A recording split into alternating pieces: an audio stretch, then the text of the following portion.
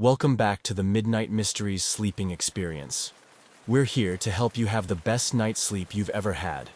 But first, like the video and comment where you're watching from as well as how late you're watching. Now get comfortable and have a nice night.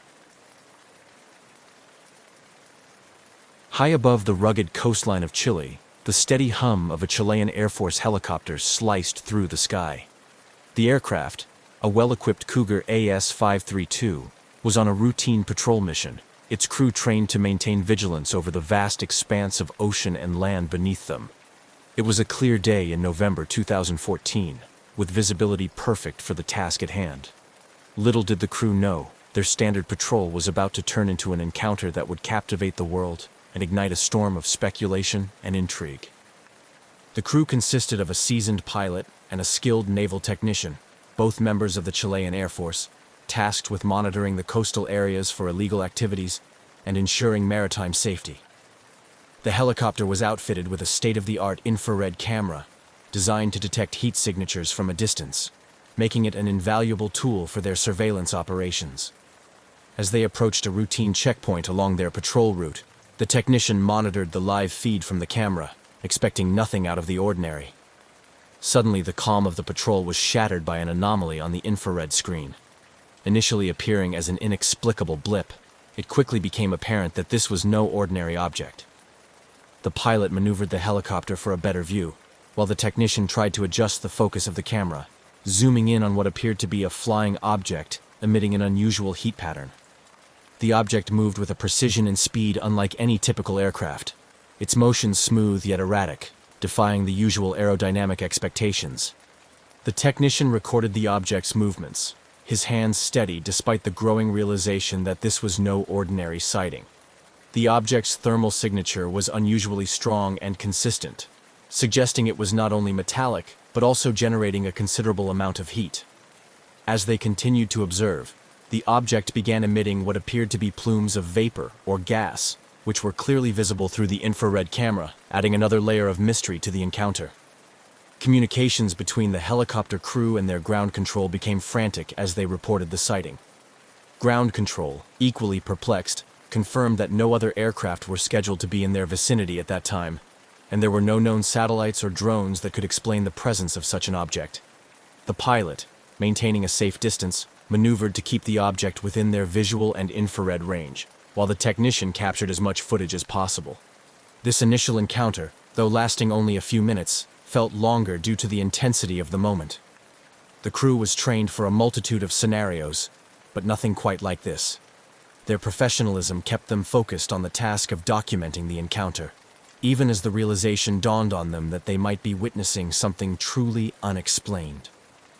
After the object finally accelerated away at a speed that was impossible for their helicopter to match, the crew was left to return to base with their footage and a barrage of questions. The debriefing that followed was intense and thorough. Military officials were cautious but intrigued by the footage, which clearly showed an object whose capabilities surpassed current known aircraft technology. This marked the beginning of what would become a widely publicized and hotly debated UFO encounter. The Chilean government, known for its transparency in dealing with unidentified aerial phenomena, took the unusual step of releasing the footage to the public and seeking help from both national and international experts to try to explain the mysterious encounter. As the news of the sighting broke, it sparked a frenzy of media coverage and public speculation. People around the world watched the grainy infrared footage, captivated by the possibility of an encounter with technology beyond our understanding. The incident not only raised questions about what might be sharing our skies, but also highlighted the growing need for cooperation in addressing phenomena that defy easy explanation. This encounter, with its compelling visual evidence, was set to become a pivotal case in the study of unidentified aerial phenomena, inviting both skeptics and believers to ponder the possibilities of what lies beyond the known frontiers of science and aviation. As the Chilean Air Force helicopter continued its patrol along the pristine coastline, the crew inside was processing the surreal encounter they had just experienced. Equipped with sophisticated technology, the Cougar AS-532 had captured something unprecedented on its infrared camera, an unidentified flying object emitting heat and strange plumes, seemingly defying the known capabilities of conventional aircraft. The technology on board was primarily designed for maritime surveillance and search and rescue missions, capable of detecting heat signatures from great distances, making it an invaluable asset in identifying vessels or individuals in distress at sea. However, on this particular day, the infrared camera had recorded something entirely out of the ordinary, a fast-moving object whose thermal signature was unlike any aircraft or drone typically observed in their operations. Back at the base, the crew's initial report via radio had already stirred considerable interest among the ground control and senior officers. As they landed, the air was thick with anticipation and curiosity. The footage captured by the technician was immediately secured for analysis, with higher-ups in the Air Force and naval intelligence being alerted to the unusual sighting. The debriefing session was thorough. The pilot and technician were asked to recount every detail of the encounter, the object's appearance, behavior, and any electromagnetic interference noticed during the sighting. Questions were pointed and precise, aiming to rule out any conventional explanations such as experimental aircraft, weather balloons, or known drones. The crew maintained that the object moved with an agility and speed that were unlike any known aerial technology, further deepening the mystery. Following the initial internal review, the decision was made to involve technical experts in analyzing the infrared footage. This analysis aimed to verify the authenticity of what was captured and to gather more insights into the physical characteristics of the object observed. Specialists in aviation technology and infrared imaging were brought in, and they set to work examining the footage frame by frame. The technical analysis focused on several key aspects: the object's heat signature, which suggested an internal power source emitting a considerable amount of energy; the plumes, which could indicate some form of propulsion or discharge; and the flight pattern, which seemed to defy conventional physics with its abrupt changes in speed and altitude. Experts used software to enhance the image quality, hoping to glean more details from the grainy footage. The examination ruled out the possibility of a small aircraft or drone, as no known models possessed the combination of speed, heat signature, and flight capabilities displayed by the UFO. Theories began to circulate among the technical team, ranging from experimental military technology from another nation to more speculative hypotheses involving non-human origins. Meanwhile, the public's reaction was growing fervent. Once the Air Force decided to release the footage to ensure transparency and seek wider input, the video quickly went viral. Across social media platforms, forums, and news outlets, people shared the footage, with many speculating about the possible explanations for the encounter. The release of the video not only confirmed the authenticity of the event, but also opened the door to global scrutiny and debate. As the story gained traction internationally, ufologists and researchers dedicated to studying unidentified aerial phenomena took keen interest. They compared the Chilean encounter with similar incidents reported around the world, noting similarities in the descriptions of the objects and their behaviors. This global context prompted discussions about a possible pattern or phenomenon that transcended national borders. The media coverage varied from factual reporting by major news networks, focusing on the details of the encounter, to more sensational coverage by tabloids, which emphasized the mystery and extraterrestrial possibilities. Documentarians and investigative journalists descended on Chile, eager to capture the story from every angle, interviewing experts, witnesses, and even skeptics. The Chilean Air Force's encounter with the UFO became a case study in how modern militaries respond to unexplained phenomena. The transparent handling of the incident by the Chilean authorities was widely praised, and it set a precedent for how such encounters could be documented and discussed openly in the public sphere. As interest in the incident continued to swell, the need for a deeper investigation became apparent. The Air Force, in collaboration with scientific and military experts both nationally and internationally, planned a comprehensive investigation aimed at uncovering more about the mysterious object. This next phase would delve deeper into the technical, environmental, and historical data available, hoping to shed light on one of the most compelling modern UFO sightings to date. After the initial debrief and the immediate technical analysis, the Chilean Air Force moved forward with a structured response to the unusual sighting. The military's first priority was maintaining operational security and confidentiality as they navigated the complexities of a potential, unidentified flying object that could have broader implications for national security. However, the decision to eventually release the footage to the public marked a pivotal shift towards transparency, aiming to demystify the situation and engage with the global community for broader insights. The aftermath of the sighting and the subsequent release of the infrared footage initiated a multi-phased response plan. Initially, the Air Force leadership conducted a series of confidential briefings with defense analysts to evaluate any potential threats that the unidentified object might pose. These meetings involved strategy discussions, reviews of radar and satellite data, and consultations with international partners to ascertain if similar incidents had been observed elsewhere. Simultaneously, the Chilean government took steps to manage the public narrative. Information about the encounter was carefully released to avoid causing undue alarm. The military's spokesperson provided measured statements that confirmed the sighting while emphasizing that it posed no immediate threat to national security. This approach was designed to maintain public confidence and prevent speculation from overshadowing facts. The leak and public response to the footage were overwhelming. Once the video was made available online, it quickly captured the attention of both national and international media, sparking a flurry of investigative reports, expert interviews, and public speculation.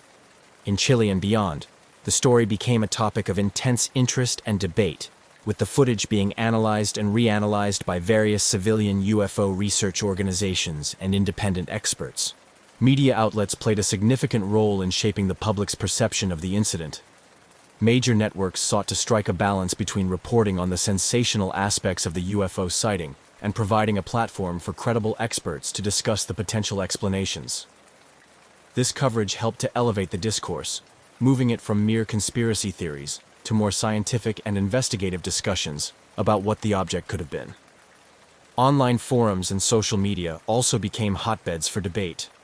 Enthusiasts and skeptics alike shared their theories, ranging from secret military technology and drones to extraterrestrial vehicles. This digital conversation expanded the reach of the incident, drawing in audiences from around the world who might not typically engage with military or aviation news. The Chilean Air Force continued to monitor these discussions closely, noting where misinformation spread and stepping in to clarify when possible. Their ongoing involvement helped to maintain a level of authority over the narrative, ensuring that the public received accurate updates as the investigation progressed. In response to the burgeoning interest, the Air Force organized a symposium where experts from various fields were invited to discuss the sighting. This event included panels with aerospace engineers, astrophysicists, military strategists, and representatives from the global UFO research community. The symposium was pivotal in fostering a multidisciplinary understanding of the sighting, highlighting the complexities involved in identifying and interpreting aerial phenomena. This collective approach not only enriched the investigation, but also demonstrated the Chilean military's commitment to transparency and scientific inquiry. By openly discussing the sighting and inviting international experts to contribute, they mitigated the risk of sensationalism and grounded the conversation in a search for verifiable truth. As the investigation moved forward, the Air Force and other involved agencies continued to sift through data, looking for any clue that might explain the nature of the mysterious object. Each piece of information, from radar signatures to historical aircraft records, was meticulously analyzed in the hope of uncovering a logical explanation for the sighting. This thorough and open approach ensured that whatever conclusions were eventually drawn, they would be based on solid evidence and careful consideration, maintaining public trust and scientific integrity throughout the process. Following the unprecedented encounter and the widespread public interest it generated, the Chilean Air Force initiated a formal and comprehensive investigation into the incident. This step was essential not only for national security purposes, but also to satisfy the curiosity and concerns of both the national and international communities. The official investigation was spearheaded by a special task force composed of experts from various fields, including military aviation specialists, aerospace engineers, and scientists specializing in atmospheric phenomena. The task force's primary goal was to analyze every aspect of the encounter thoroughly, from the technical specifications of the helicopter and its equipment, to the environmental conditions on the day of the sighting. The team started by scrutinizing the infrared footage captured by the helicopter's camera. This involved a detailed frame-by-frame analysis to understand the object's size, speed, thermal signature, and flight pattern. Special attention was given to the plumes emitted by the object, which were atypical for conventional aircraft or known drones. Experts in propulsion and aerospace technology were consulted to determine if the object could be an undocumented type of military drone or experimental aircraft, possibly from another nation. Parallel to the technical analysis, the task force investigated the electromagnetic environment during the incident.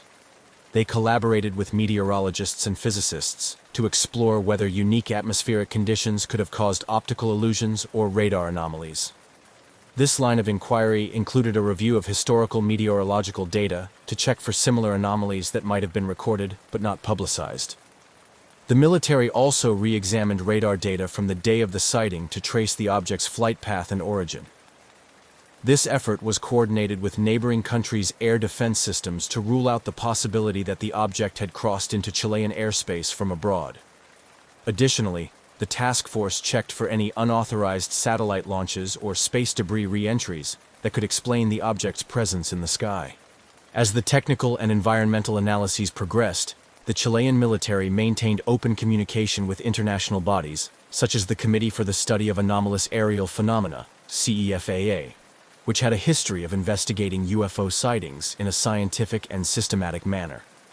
This cooperation ensured that the investigation adhered to international standards and benefited from a broader range of expertise. The official investigation also delved into the historical context, researching any previously reported similar incidents within Chile and in other parts of the world. This broader historical review helped to contextualize the encounter and provided insights into how similar sightings had been handled and interpreted by other nations' military and scientific communities. Throughout this extensive investigative process, the Chilean Air Force showed a remarkable level of transparency. Regular press releases and public briefings were organized to update the public on the progress of the investigation. These updates were crucial in managing public expectations and preventing the spread of rumors and misinformation. Furthermore, the investigation's openness attracted attention from the academic community and independent researchers, who were granted access to non-sensitive data. This collaborative approach fostered a rich dialogue between military officials, scientists, and ufologists, each bringing unique perspectives to the table.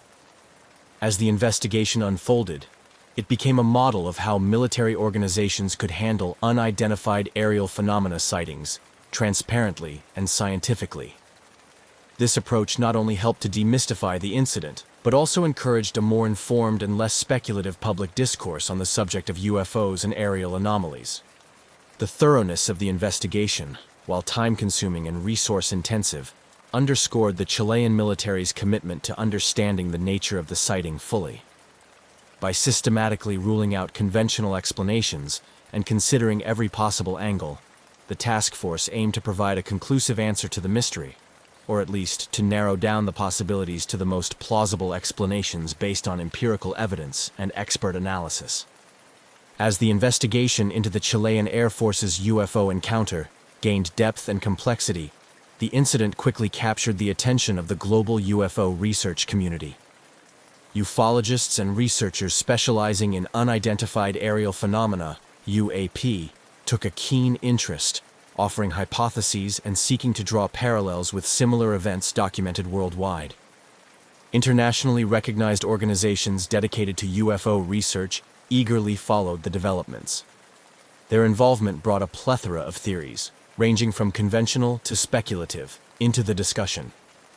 Experts from these organizations often highlighted patterns seen in other well-documented encounters, such as the movements of the UFO, its ability to emit heat and gases, and the way it interacted with its environment. These comparisons were vital in framing the Chilean event within a larger context of UAP studies, providing a comparative analysis that enriched the ongoing investigation. Researchers dove into databases of UFO sightings, pulling records of incidents that involved similar characteristics. They examined cases where objects were observed emitting heat or other types of energy, looking for clues that might explain the technology or natural phenomena behind such occurrences. This global perspective helped to situate the Chilean sighting within a broader narrative, suggesting that such encounters might be more common than previously thought and possibly indicative of a yet-to-be-understood phenomenon. The engagement with the international UFO community also opened up discussions on the need for a standardized approach to investigating UAPs. Experts advocated for the use of certain scientific methodologies and technologies, such as satellite tracking, advanced radar systems, and infrared cameras, to improve the detection and analysis of these mysterious objects. The dialogue highlighted the importance of international cooperation in sharing data and research findings, which could lead to more comprehensive understandings of UAPs. The theories proposed by the UFO research community ranged widely. Some researchers posited that the object could be an advanced unmanned aerial vehicle, UAV, from an undisclosed aeronautical development program, possibly explaining its unusual thermal and flight characteristics. Others, more inclined toward extraterrestrial hypotheses, speculated about the possibility of non-human origin, citing the advanced capabilities that seemed beyond current human technology. Skeptics within the scientific and aviation communities, however, urged caution. They warned against jumping to conclusions without concrete evidence, advocating for a more grounded approach. These skeptics pointed to past instances where alleged UFO sightings were later explained through more mundane means, such as misidentified aircraft, atmospheric phenomena, or optical illusions created by environmental factors. The Chilean Air Force, aware of the diverse range of theories, worked diligently to maintain a balanced perspective in their investigation. They collaborated with both skeptics and believers to ensure that all possibilities were thoroughly vetted. This inclusive approach not only helped in distilling the vast amount of information and speculation, but also ensured that the investigation remained anchored in verifiable evidence. In addition to the theories revolving around the nature of the UFO, the incident also sparked a renewed interest in how governments handle the disclosure of information regarding UAPs.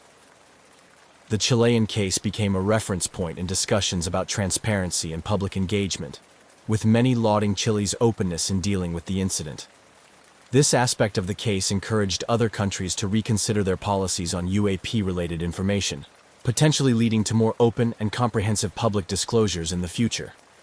As the investigation progressed, the contributions from the global UFO research community proved invaluable. They not only broadened the scope of the investigation, but also fostered a more open dialogue about UAPs that transcended national boundaries. This collaborative spirit highlighted the universal curiosity and concern surrounding unexplained aerial phenomena, and set a precedent for future encounters, emphasizing the need for a cohesive global approach to understanding these mysterious occurrences.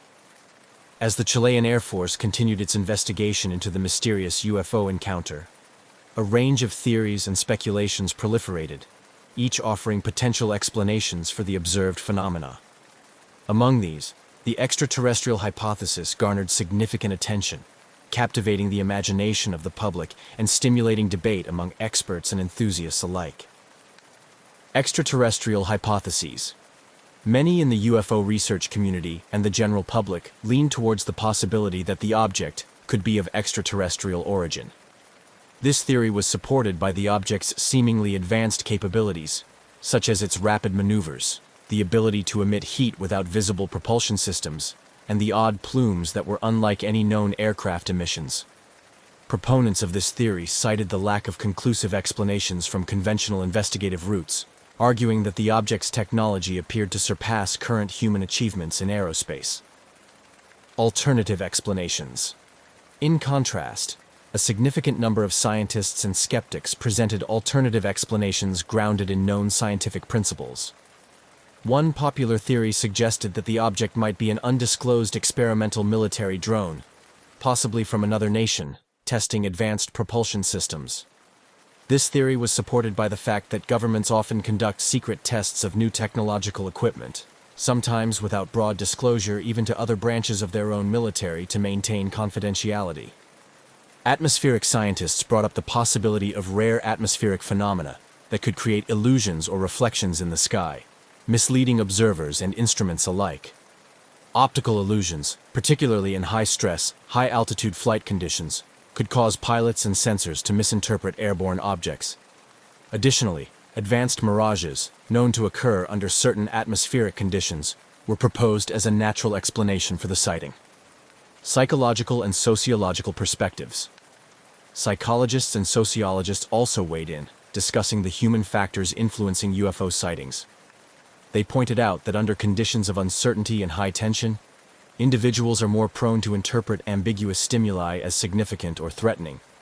This cognitive bias, known as pareidolia, where people see specific, often meaningful images in random or vague visual patterns, could explain why the crew interpreted the anomaly as a structured, intentional object. Furthermore, sociologists discuss the societal impact of UFO sightings, noting that such events often reflect broader cultural anxieties about the unknown and technology. They suggested that public fascination with UFOs and extraterrestrial life often spikes during periods of social or technological change, highlighting these incidents as manifestations of collective fears and hopes about the future. Continued scrutiny and analysis. Throughout the investigation, the Chilean Air Force remained committed to a rigorous scientific methodology, carefully analyzing all available data and consulting with international experts. They conducted simulations and recreated the flight conditions using different aircraft and sensors to see if they could replicate the observations. These experiments aimed to rule out any equipment malfunctions or environmental factors that could have led to the sighting. As the investigation drew on, the lack of conclusive evidence to support any single theory meant that the UFO encounter remained open to interpretation. This ambiguity kept the conversation alive both within and outside the scientific community, maintaining a cycle of speculation and investigation. The ongoing scrutiny not only highlighted the complexities involved in studying UFOs, but also underscored the limitations of current scientific understanding when faced with anomalies that do not fit neatly into existing frameworks. In conclusion, the diversity of theories about the Chilean UFO sighting illustrates the wide array of possible explanations that exist when confronting unidentified aerial phenomena. From extraterrestrial to experimental technology, natural atmospheric effects to psychological factors, each theory offers a different lens through which to view the mysterious encounter, reflecting the multifaceted nature of human inquiry into the unknown. The 2014 UFO encounter by the Chilean Air Force quickly transcended the confines of a mere military incident to become a significant cultural phenomenon. The public's fascination with the unknown, coupled with the mysterious nature of the event, catapulted the incident into the media spotlight, influencing popular culture and altering public perception of UFOs. Media frenzy. As soon as the footage of the encounter was made public, it ignited a media frenzy. News outlets around the world broadcasted the infrared images of the unidentifiable object, with expert commentators speculating about its origins and implications. The coverage varied widely. While some news organizations approached the story with a degree of skepticism, others leaned into the more sensational aspects, sometimes overshadowing the factual basis of the encounter with speculative commentary. This intense media attention not only heightened public interest, but also placed considerable pressure on the Chilean Air Force and other governmental bodies to provide explanations and maintain transparency. Influence on popular culture. The incident also made its way into popular culture, inspiring episodes in television series, documentaries, and influencing plot lines in science fiction novels and films. These portrayals often depicted the UFO encounter as part of a larger narrative involving government cover-ups, alien conspiracies, or as a catalyst for dramatic interstellar diplomacy. By permeating various forms of entertainment, the incident sparked a broader cultural dialogue about life beyond Earth and humanity's place in the universe. Public perception of UFOs. Perhaps one of the most significant impacts of the incident was on public perception of UFOs. Prior to the incident, public opinion on UFOs often veered towards skepticism or was marred by stigma associated with conspiracy theories. However, the transparency and seriousness with which the Chilean government handled the investigation lent a newfound legitimacy to the discussion of unidentified aerial phenomena. This shift was reflected in surveys and polls, which showed an increase in the number of people willing to consider the possibility of extraterrestrial life and other unexplained aerial phenomena. Educational impact. Academically, the incident was used as a case study in various educational settings, from university courses in astrophysics and aerospace engineering to discussions in psychology and media studies classes. In these academic environments, the incident was analyzed from multiple perspectives, including the scientific implications of the sighting, the psychological aspects of public reactions, and the ways in which media can influence public opinion. This educational engagement helped cultivate a more nuanced understanding of the complexities involved in identifying and interpreting aerial phenomena. Community involvement. The incident also galvanized community involvement, with amateur astronomers and hobbyist drone operators launching their own investigations. UFO enthusiast groups saw a spike in membership and activity, organizing skywatching events and public talks to educate people about UFO sightings and encourage responsible reporting of such events. International conferences and symposiums. The global interest in the incident led to the organization of several international conferences and symposiums, where experts from around the world gathered to share their research and theories about unidentified aerial phenomena.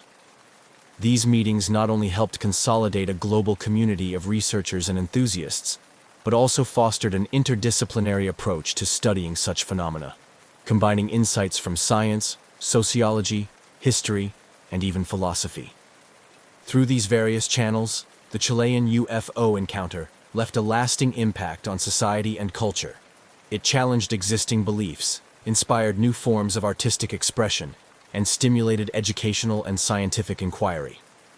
Whether as a subject of academic study, a catalyst for artistic creativity, or a phenomenon that brings communities together, the incident remains a compelling example of how unexplained events can influence multiple facets of society, sparking curiosity and debate long after the initial sighting. Despite extensive investigations and widespread discussion, the Chilean Air Force's encounter with the unidentified flying object in 2014 remains shrouded in mystery. The lack of conclusive evidence to definitively explain the UFO sighting has left many questions unanswered, fueling ongoing interest and speculation. This unresolved nature of the incident has ensured its lasting place in the public imagination and continues to influence discussions on aerial phenomena and national security protocols. The continuous interest in the case is evident in the sustained scrutiny by both official and unofficial entities. Researchers, both in Chile and internationally, persist in revisiting the incident, exploring new theories as technological and scientific advancements provide new tools for analysis. The possibility that future technology could unveil more about the nature of the UFO keeps the conversation alive, with experts anticipating breakthroughs in imaging technology, atmospheric science, and data analysis. Moreover, the incident has had a lasting impact on how military and government bodies handle reports of unidentified aerial phenomena. Inspired by the Chilean government's relatively transparent approach, other countries have reevaluated their policies on UFOs. There is a growing movement towards greater openness, driven by a combination of public interest and the potential implications of UFO sightings for national security. This shift is reflected in recent decisions by several governments to declassify portions of their UFO files, making them available for public scrutiny and academic study. The ongoing mystery of the UFO sighting has also led to a broader public discourse about the nature of such phenomena. The incident has encouraged a more serious consideration of what these sightings might mean in the context of global security and humanity's understanding of the cosmos. It challenges the scientific community to consider the limits of current knowledge and explore new frontiers in physics and other related disciplines. In popular culture, the legacy of the Chilean UFO encounter continues to inspire various forms of media expression. Documentaries, podcasts, and fictional adaptations draw on the themes and intrigue of the incident, often using it as a springboard to explore larger existential questions about humanity, technology, and the unknown. These narratives contribute to a cultural landscape where the fascination with UFOs is not only maintained, but also evolves with changing societal attitudes. Furthermore, the incident has fostered an environment where communities around the world engage in more open dialogue about UFOs without the stigma that once surrounded such discussions. Online forums, social media platforms, and public conferences continue to buzz with debates and exchanges about the Chilean sighting, among others, fostering a global community of curious minds united by a shared interest in the unexplained. In conclusion, the 2014 UFO encounter, reported by the Chilean Air Force, serves as a compelling chapter in the ongoing narrative of humanity's encounter with the unknown. It remains a poignant reminder of the mysteries that still exist in our skies, and a testament to the enduring human drive to understand the seemingly incomprehensible. As it stands, the incident not only continues to intrigue and inspire, but also shapes ongoing conversations about the boundaries of science, the responsibilities of governments, and the infinite possibilities that lie beyond our current understanding. The Learjet 35 is a sleek, nimble business jet, built for speed and comfort at high altitude. Often seen shuttling celebrities, executives, and professionals across the skies, it's a symbol of precision engineering and luxury. On October 25, 1999, one such Learjet, tail number N47BA, was scheduled for a short, uneventful flight from Orlando, Florida to Dallas, Texas. Its flight plan was simple, its weather clear, and its systems all checked out. What should have been a routine trip would instead unfold into one of the eeriest and most heartbreaking mysteries in modern aviation: the flight that flew itself. That morning began quietly at Orlando Sanford International Airport. The Learjet sat prepped and fueled on the tarmac, awaiting its crew and passengers. Among those on board would be professional golfer Payne Stewart, fresh off recent victories and with a bright career still ahead of him. Stewart, known for his charismatic presence on and off the green, was headed to Dallas for business, traveling with his agents and close companions. The crew, consisting of 2 experienced pilots, arrived early, conducted their inspections, and found everything in working order. No warning lights, no strange behavior. Nothing to suggest anything other than a smooth flight ahead. At 9:19 a.m. Eastern Time, the Learjet taxied down the runway and lifted effortlessly into the morning sky. Controllers noted a smooth ascent and acknowledged a routine check-in as the plane climbed through 23,000 feet. The crew confirmed their heading, received clearance for further ascent, and switched frequencies as instructed. But after that final handoff to a new air traffic controller, radio silence. Repeated calls to the aircraft went unanswered. Controllers began to suspect a simple communications issue. Perhaps the crew was just slow to tune to the new frequency. It happens. But the silence continued. Minutes turned to more than 10. Then 20. As the Learjet continued climbing to its cruising altitude of 39,000 feet, concern quietly began to spread through the radar stations watching its steady path. There were no turns off course, no erratic behavior, no deviation in altitude. It flew with an eerie steadiness, almost like a textbook autopilot demonstration. But the longer it flew without a response, the more unusual the situation became. Air traffic control centers along its path continued to attempt contact, escalating alerts and reaching out to the aircraft again and again. Nothing. When the plane crossed into Missouri airspace and still had not responded, the Federal Aviation Administration began coordinating with military authorities. NORAD, the North American Aerospace Defense Command, was notified, and preparations began to scramble fighter jets. The goal was to intercept the Learjet, attempt visual contact, and determine whether the crew was in distress or the aircraft had been hijacked. But even as the military moved into action, there was still no sign of deviation. The jet flew northwesterly, passing over Georgia, Alabama, Mississippi, and into the Midwest.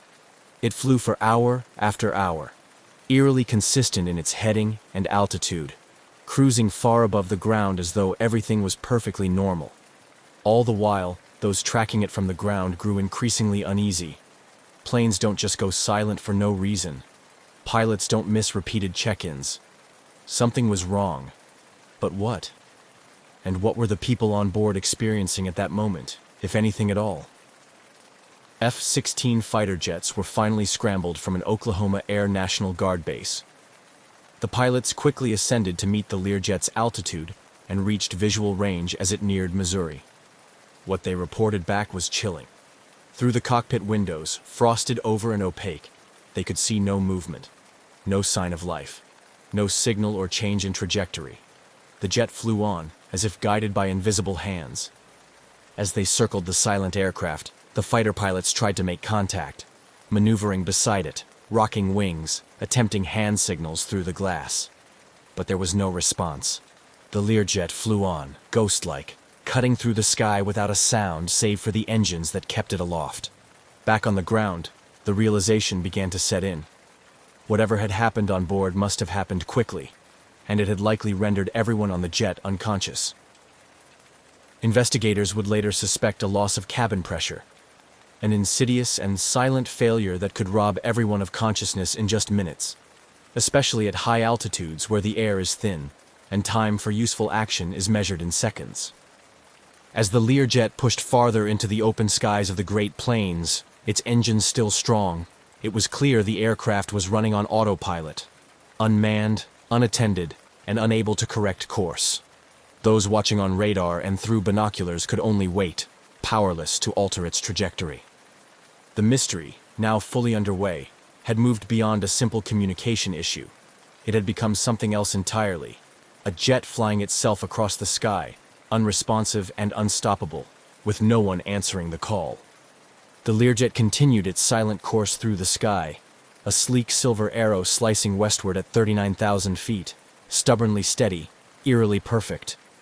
Below it, the United States slowly unfurled, from the green forests of Georgia to the brown fields of Kansas, oblivious to the lifeless aircraft tracing its path across the heart of the country. From the ground, it looked like just another jet, business as usual. But from within radar rooms and military command centers, the reality was growing darker by the minute. After repeated failed attempts to contact the crew, FAA controllers initiated what's known as an INREC, an information request notice, signaling concern for a flight no longer in communication. As the jet drifted into increasingly unfamiliar territory, a heightened state of alert kicked in. This was no minor radio failure. Something was seriously wrong. NORAD scrambled its fighter jets shortly after 10 a.m. Central Time. Pilots from the Oklahoma Air National Guard were directed toward the rogue aircraft. Flying at supersonic speeds, they caught up to the Learjet near Springfield, Missouri. The intercept was coordinated not only to assess the situation visually, but to act swiftly in case of hijacking or other security threats. What they found instead was more unsettling than any armed conflict they had trained for. The F-16s closed in on the Learjet's left side, approaching carefully. Through the aircraft's rounded windows, the fighter pilots tried to catch any sign of movement. Someone at the controls, a passenger shifting in their seat. But the cockpit windows were fogged or frosted, difficult to see through. At one point, one of the fighter pilots reported seeing what appeared to be condensation, or ice, coating the interior of the glass. There were no signs of a conscious crew. No response. No deviation. The plane simply continued. Communicating back to NORAD, the fighter pilots confirmed that the Learjet was behaving like it was on autopilot. It maintained altitude, speed, and heading with textbook precision, just as it had from the beginning. One pilot reported seeing what looked like the silhouette of someone slumped forward in the cockpit, still, unmoving. There was little else the military could do. They had orders not to shoot unless the aircraft was determined to pose an imminent threat to populated areas, and this one, chillingly, posed none. It was headed toward open plains, so the fighters stayed with it, shadowing its strange journey, while more jets were launched to take over escort duties further along the projected route. Back at the FAA, the focus shifted toward trying to understand what could have led to such a situation. The most immediate suspicion: hypoxia. Loss of cabin pressure at high altitude can quickly rob a person of consciousness, within 30 to 60 seconds, without supplemental oxygen. If the pressurization system had failed, and the crew didn't respond in time, the results could be tragic and quiet. In just a few short minutes, everyone on board could have slipped into unconsciousness without ever realizing the danger. The Learjet 35's pressurization system was generally reliable, but like any system, it was vulnerable to failure. Investigators already knew the dangers from previous incidents. One of the most infamous had occurred in 1971, when an airline crew suffered a similar loss of pressure and was rendered unconscious until their autopilot brought them safely, and unintentionally, back to land. But those cases were rare, and never this prolonged. With the Learjet's radio silence stretching into hours, the reality settled hard. It was almost certain that everyone on board had been incapacitated early in the flight. The only thing keeping the aircraft airborne now was its autopilot system, steadily maintaining course, oblivious to the fate of those it carried. The aircraft continued its path over Nebraska, its fuel slowly burning away. In the final hour of its flight, fighter pilots noted the jet was beginning to drift slightly off course.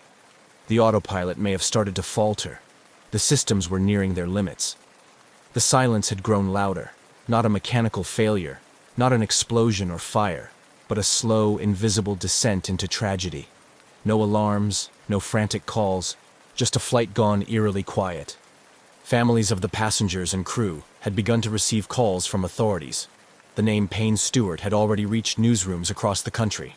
The media, sensing something serious and strange, began circling. But for now, no one could confirm what had happened. Only that a jet with 6 souls on board was high in the sky, unresponsive, and on a steady heading toward nowhere. The flight that began with such normalcy had now passed its halfway mark, ghosted by jets and trailed by questions. All anyone could do was wait. Wait for the inevitable end, and for the investigation that would follow. Whatever had happened up there, it was unfolding at 500 miles an hour, far above the ground, inside a cabin where no one could speak to the outside world. The Learjet soared high over the midwestern sky, the sun glinting off its polished fuselage as it maintained its unbroken, unwavering path.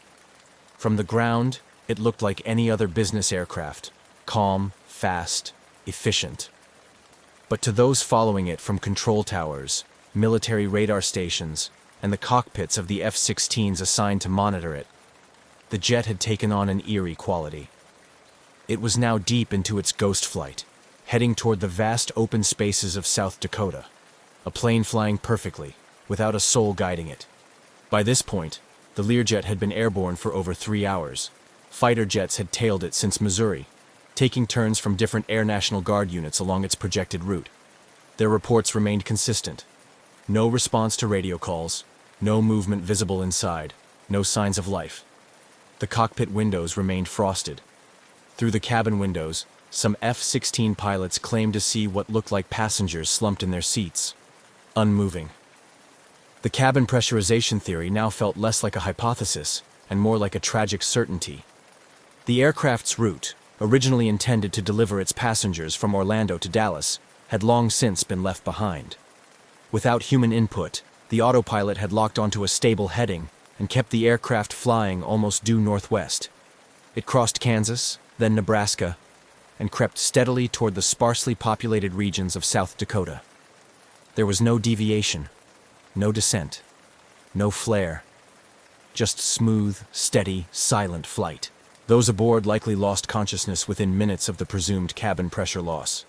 At 39,000 feet, the air is far too thin for human survival without pressurization or supplemental oxygen. If the system had failed and the crew hadn't quickly donned their oxygen masks, they would have slipped into unconsciousness before even fully realizing what was happening. Hypoxia doesn't come with flashing warning lights or piercing alarms. It arrives like a soft veil. Confusion, fatigue, and then nothing. And in the calm quiet of a smooth climb, it's easy to miss until it's too late.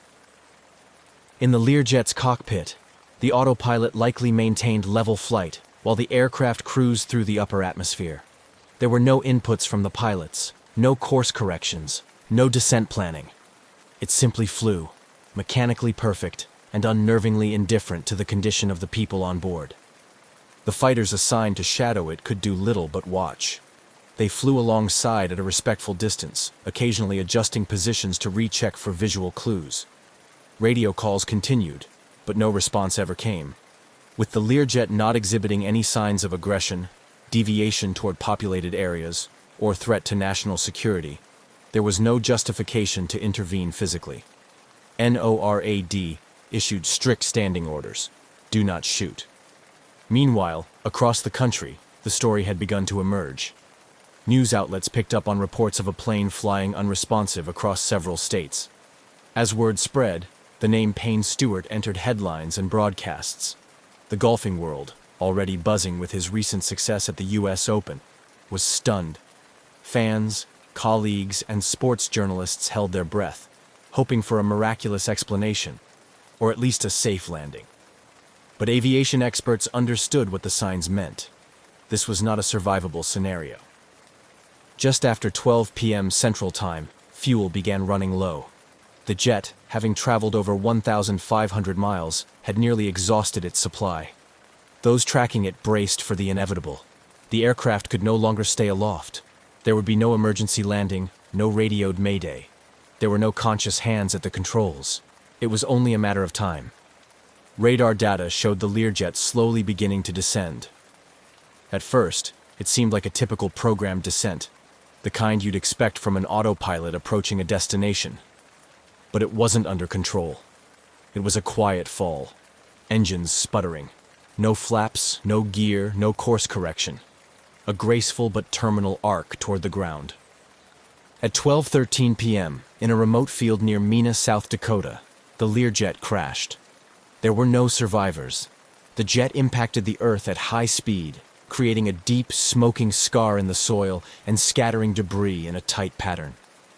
Local authorities and emergency responders were quickly on scene, but the outcome was as expected. The aircraft had completed its journey with tragic precision, flying itself right to the end. The news was swift and sobering. The wreckage confirmed what had already been feared. Among the 6 lost were Payne Stewart, his 2 agents, and the 2 experienced pilots who had flown many such routes before. The country mourned. The aviation world reeled. But more than grief, what followed was a haunting sense of disbelief. A modern aircraft with a seasoned crew, perfect weather, and no distress call, simply vanishing into radio silence and flying on until it could fly no more. Now, the questions began. What exactly had happened inside that cabin? Could anything have been done to save the crew? And how, in the age of radar and redundancy, could a plane become so utterly silent and still so deadly? The crash site investigation would soon begin, but the mystery and the sense of quiet horror had already settled in. The crash site near Mena, South Dakota, was eerily quiet. In the middle of a wide, open pasture, far from any major town or highway, a long scar marked the spot where the Learjet 35 had come to rest. Investigators arrived to find wreckage strewn across the field, much of it buried or fragmented from the high-speed impact. There was no fire, no smoke clouding the horizon, just twisted metal and solemn stillness, a fitting end to a flight that had unfolded in haunting silence. The National Transportation Safety Board, NTSB, quickly secured the site. Their investigators began methodically collecting debris, photographing the scene, and marking the positions of recovered parts. The aircraft had disintegrated on impact, and there were no survivors to offer insight into what had happened in the sky above. But even in devastation, patterns emerge. Investigators knew that answers could still be found, if not in the wreckage itself, then in the systems that had quietly guided the aircraft on its final path. Within days, the flight data recorder, FDR, and cockpit voice recorder, CVR, were recovered. These devices, often referred to as the plane's black boxes, were damaged but largely intact. The FDR contained a record of the aircraft's performance, altitude, heading, engine parameters, over the final minutes of the flight. The CVR held up to 30 minutes of cockpit audio, continuously overwritten unless something triggered a need to preserve it. What they found on the voice recorder was unsettling in its emptiness. For the vast majority of the tape, there was no conversation. No last-minute panic, no emergency troubleshooting, no calls for help. Just the quiet hum of avionics, the occasional autopilot engagement tone, and eventually, nothing at all. The silence on the CVR confirmed what had already been suspected. The crew likely lost consciousness early in the flight. The remaining hours, the jet had flown itself. Further analysis of the flight data showed that the aircraft had performed normally for the first few minutes after takeoff. The climb was steady, the speed within normal limits, and all signs pointed to a well-handled departure. But around the time the aircraft reached its cruising altitude, 39,000 feet, everything stopped changing. The jet leveled off and held that altitude for the remainder of the flight, until the engines flamed out from fuel exhaustion hours later. The most probable cause was now becoming clear: a loss of cabin pressurization, which had gone unnoticed or unaddressed by the crew in the critical early moments. Without pressurization at that altitude, the atmosphere inside the cabin would have thinned rapidly. Hypoxia would have set in, quietly, lethally. Hypoxia is one of aviation's most insidious dangers. At 39,000 feet, the time of useful consciousness without supplemental oxygen is around 15 to 30 seconds. Pilots are trained to recognize its symptoms: lightheadedness, euphoria, impaired judgment, tunnel vision. But those early signs are subtle, easy to misinterpret or miss entirely, especially in a routine flight with no warning alarms. If the pressurization failure was gradual and the oxygen masks weren't deployed immediately, both pilots could have become incapacitated before they even realized what was happening. With the pilots unconscious and the passengers likely affected just as quickly, the aircraft's autopilot became the only force keeping the Learjet in the air. And it did exactly what it was programmed to do: maintain heading, altitude, and speed. For hours it executed its duties with mechanical precision, while the human presence inside faded into unawareness. The pressurization system itself became the focus of a detailed mechanical analysis. Every valve, sensor, and backup system was studied. No major defects were found, but due to the nature of the crash, some components could not be recovered or tested. Investigators concluded that either the pressurization system had failed silently, or the warning indicators failed to trigger the crew's attention in time.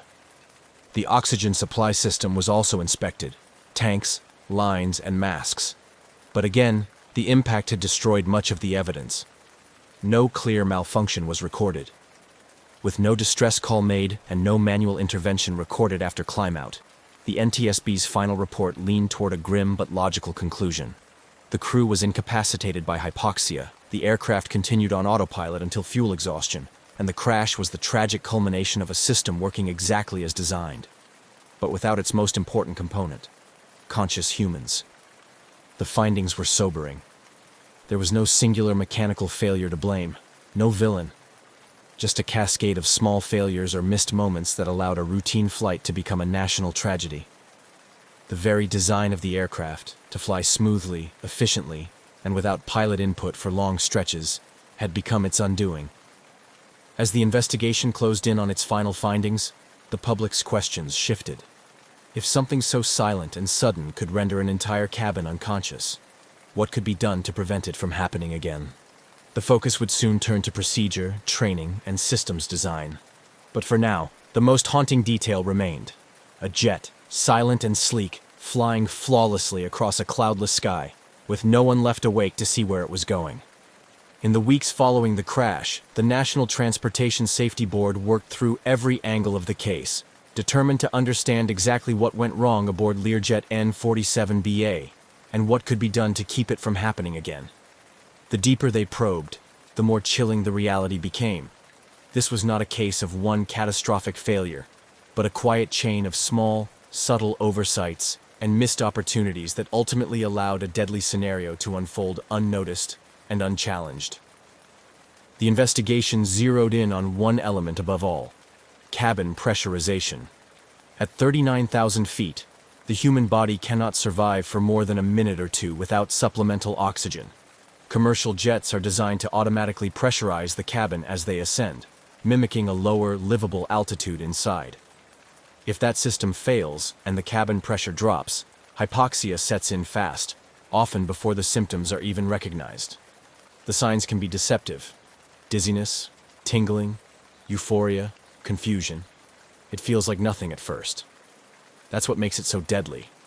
The Learjet's pressurization system was mechanically sound during its most recent inspections, with no known issues on record. But because the aircraft was destroyed upon impact, investigators couldn't recover every component.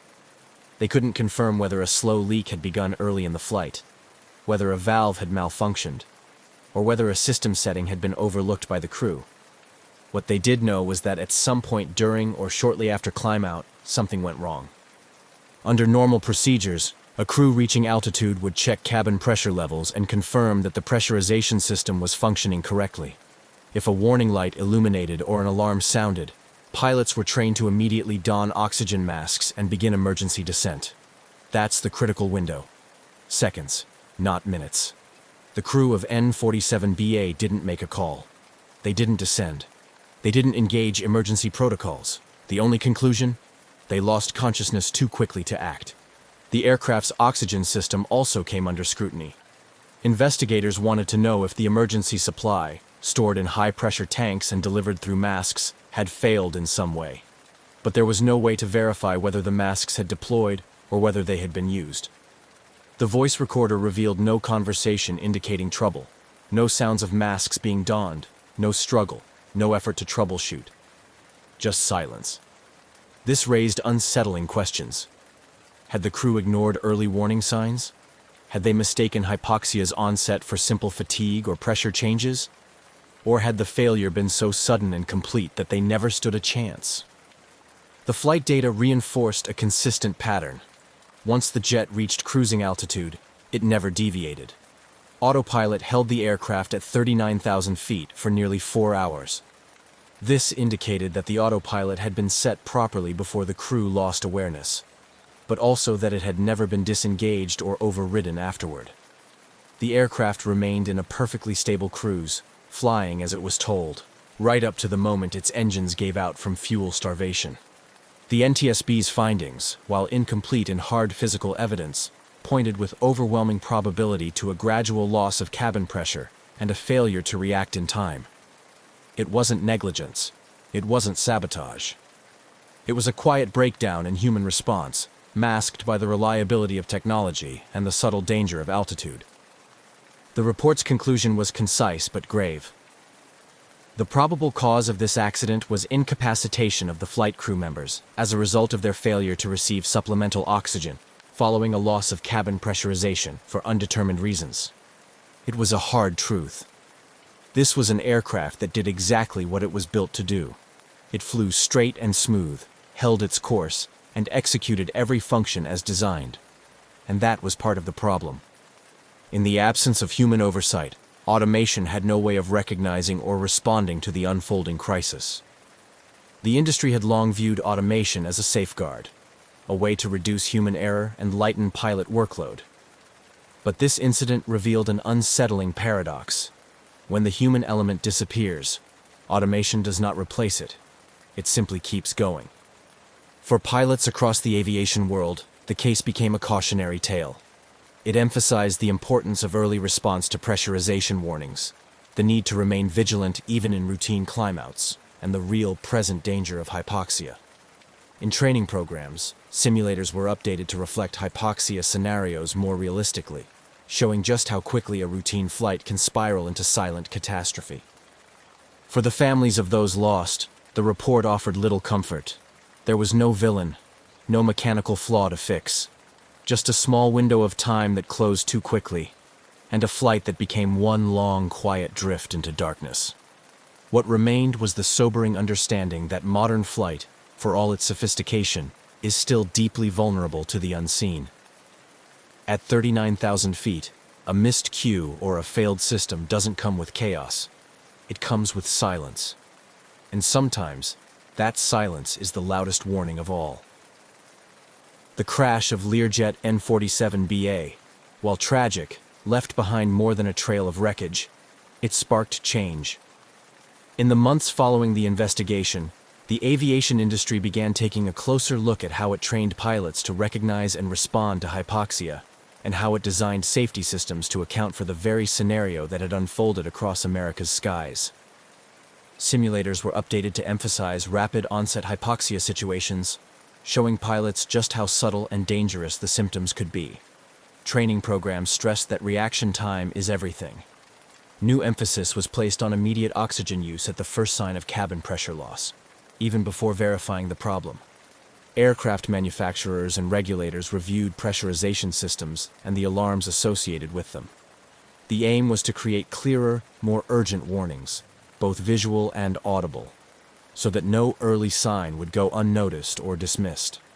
Some aircraft began including additional automation that could descend a plane automatically in the event of pilot incapacitation. But perhaps the most lasting impact was in the collective mindset of aviation professionals. The Learjet incident reminded the industry that high-altitude flight isn't just about navigating clear skies. It's about respecting the invisible risks that come with them. At 39,000 feet, there is no room for hesitation, no second chances. The ghost flight of October 25, 1999, became a case study, not just in system failure, but in how quickly silence can fall when vigilance slips for even a moment. It wasn't just a story of a jet that flew itself. It was a quiet call to action that rippled through the aviation world, changing how pilots prepare, how aircraft are designed, and how deeply the human element matters, even in the most advanced flying machines. News of the ghost flight spread rapidly in the hours after the crash. By the time the Learjet came to its tragic end in a South Dakota field, the story had already gripped the nation. It wasn't just that a high-profile figure like Payne Stewart was aboard. It was the deeply unsettling nature of what had occurred. A plane, flying perfectly straight for hours, with no one in control. The public response was swift, emotional, and widespread. Vigils were held across the country. Golf fans, friends, and colleagues gathered not only to honor Stewart's legacy, but to try and process the surreal nature of the event.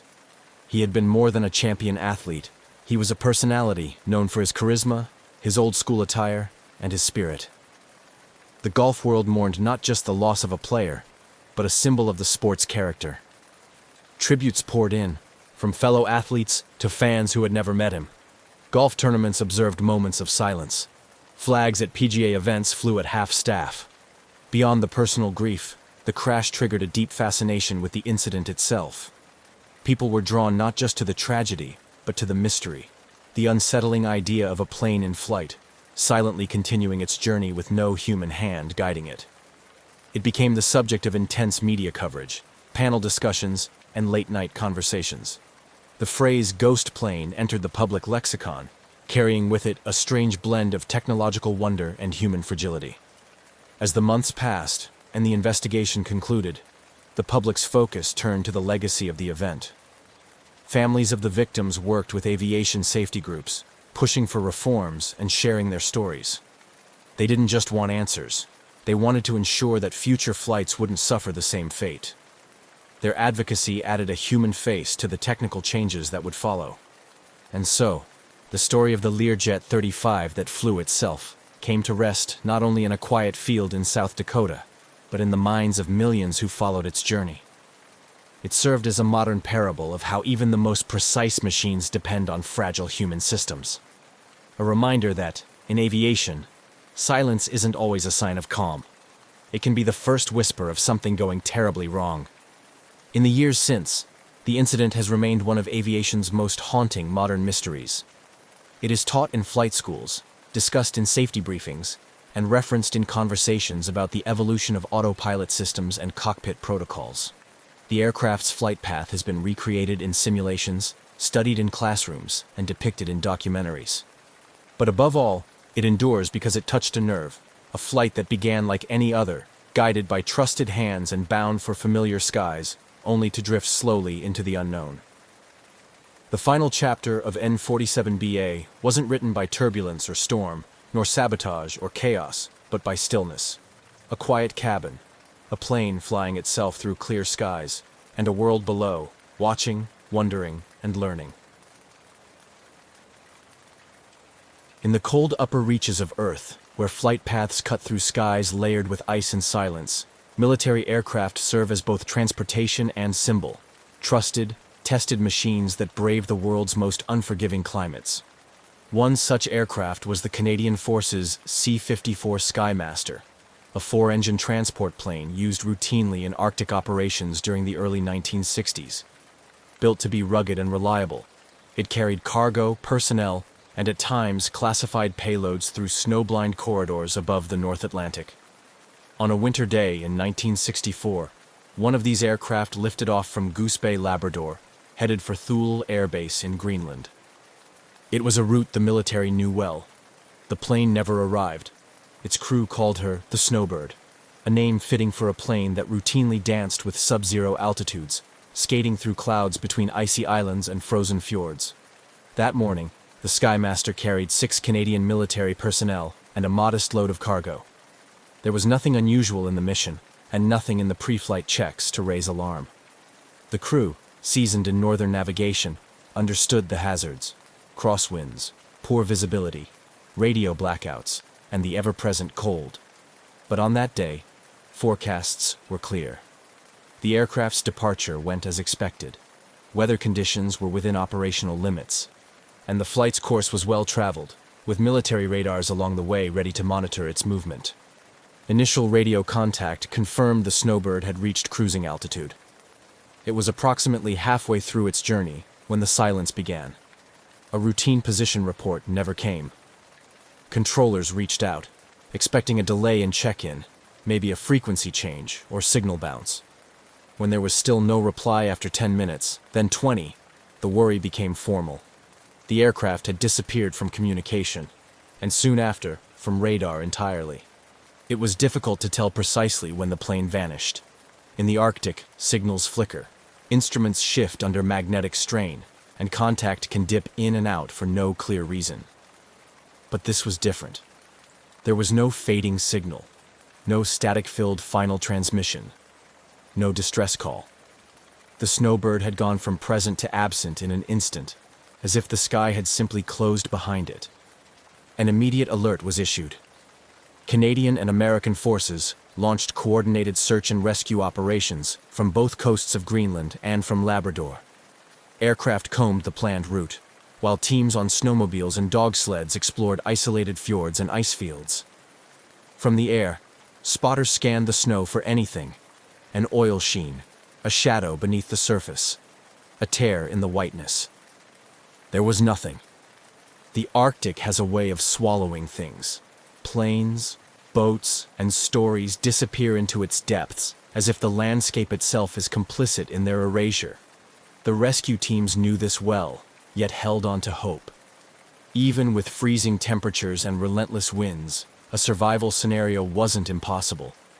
Emergency beacons had been known to fail in the cold. Crews had survived crash landings in worse conditions. But as days passed, hope thinned. No emergency beacon had activated. No visual trace of the aircraft or its crew was ever spotted. The grid widened, helicopters refueled mid-air to extend their range, and coastlines were flown over again and again. Search ships traced the edge of drifting ice, sonar pinging into black water beneath fractured floes. But still, there was nothing. No wreckage, no sound, no signal. Only the low growl of engines slicing through silence. After 2 weeks, the operation was scaled back. The official presumption was that the snowbird had gone down somewhere over the ocean or ice shelf, breaking apart and sinking below visibility. The cause remained unknown. Icing, mechanical failure, navigational error, any could be possible. But there was no data to support any theory. The Arctic, as always, offered no clues. In the aftermath, families were told the search had ended. They were left with no grave, no explanation, only a cold void where answers should have been. For the military, it was logged as a loss during routine transport. Tragic, but not unprecedented. The Cold War had many such silences. Still, for those who followed the story closely, something felt off. This wasn't just a disappearance. It was the complete absence of any trace. No debris, no distress, no drifted parts. In Arctic aviation, even violent crashes tend to leave marks. The snowbird, it seemed, had simply left the sky. Years would pass before questions resurfaced, and strange findings would cast shadows on the official account. But in 1964, the snowbird vanished with barely a sound, and the ice, as it often does, closed itself around the mystery. In the hours following the disappearance, a sense of urgency swept across Canada's northeastern military network. The Arctic is no place for delay. If the snowbird had made an emergency landing, time was already working against its crew. At temperatures well below freezing, with daylight brief and wind speeds cruel, survival was a narrow window. Every hour without contact tightened that window further. The initial assumption was straightforward: mechanical failure or navigational disorientation. It had happened before, though rarely with no warning at all. The military's first step was to backtrack the flight's last confirmed location. The snowbird had been on course, flying at altitude over the Labrador Sea, approaching Greenland's western edge. The radar contact had been faint, normal for that region, but it hadn't returned. That's when the search began. Rescue efforts launched from Goose Bay, from Thule, and from U.S. bases scattered along the North Atlantic corridor. Aircraft equipped with infrared scanners flew grid patterns day and night. Their crews peered through frosted windows, tracing white on white, searching for the unnatural. A wing, a shadow, a glint of aluminum in the snow. Helicopters ventured into fjords and valleys, landing on remote ice to investigate dark spots or anomalies picked up by satellite images. Naval ships patrolled the open waters north of Baffin Island, ready for any sign of debris. Canadian Rangers, indigenous guides trained for Arctic survival, joined foot patrols through the rough terrain, probing the snowdrifts and rock fields for answers. Despite these immense efforts, no distress signal was ever recorded. The Snowbird's emergency beacon, designed to activate automatically in a crash, had not transmitted. Not even a fragment of wing or fuselage was found. Radios crackled with possibilities. Had the beacon failed? Had the plane broken apart mid-air? Could it have sunk under thin ice and vanished beneath the surface? Search teams remained hopeful in the first few days.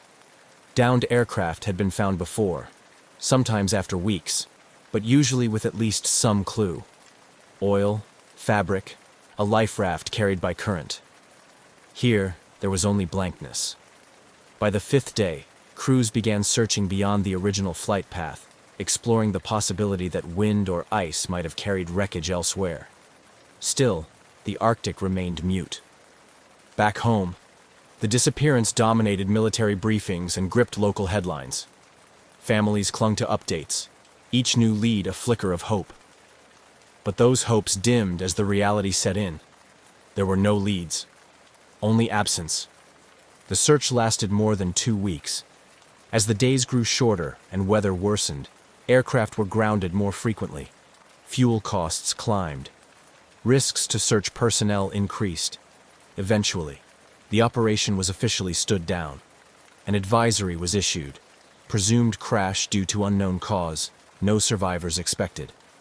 Officially, the file was closed. The Snowbird and its crew had been lost during routine Arctic transit, likely due to mechanical or weather-related failure. But privately, among the pilots and officers who had searched, that answer never truly settled. It wasn't just the disappearance. It was the precision of it, the completeness, the lack of trace, in a region where even the fiercest crashes often leave scars on snow and ice. In the following years, the story faded from headlines, but not from memory. In mess halls and on northern airstrips, the name Snowbird was still spoken quietly. It became something of a ghost flight, a reminder of the unforgiving sky and the limits of technology in a place ruled by cold and silence. Some mysteries in the Arctic are buried under layers of snow. Others, it seems, are lost in the space between radar blips and the quiet places where nothing answers back. The Snowbird had become one of them. Weeks had passed since the Snowbird vanished into Arctic air, and the official search had ended. But for those involved in the operation, pilots, radar technicians, search and rescue teams, the silence that followed was almost more unnerving than the disappearance itself. Usually, something turned up. A piece of metal, a fuel slick, a bit of fabric drifting in the sea. But the Snowbird left no signature behind. It was as if the plane had simply never existed. Despite the search being scaled down, a few aircraft continued flying the route unofficially, mapping areas not originally covered. These weren't missions on the record. They were quiet loops through unflown corridors, motivated by instinct more than protocol. In the north, there's a kind of unspoken obligation among air crews. If one of your own goes missing, you keep looking, even if no one tells you to. The Canadian military reviewed every radar record from that day. Cold War surveillance systems along the Arctic Circle, shared between NORAD and Canadian Air Command, logged aircraft movements minute by minute. Controllers double-checked the last known ping, noted at a routine altitude just before the signal blinked out. There had been no climb, no sudden descent. Just a faint echo. Then nothing. What puzzled many was the absence of disruption. No deviation, no loss of speed, no signal of an unfolding emergency. The Skymaster had been cruising cleanly, as if everything was normal right up until it wasn't. For seasoned aviators, this was the detail that stuck. If it had been weather, why no call? If it had been mechanical, why no signs of distress?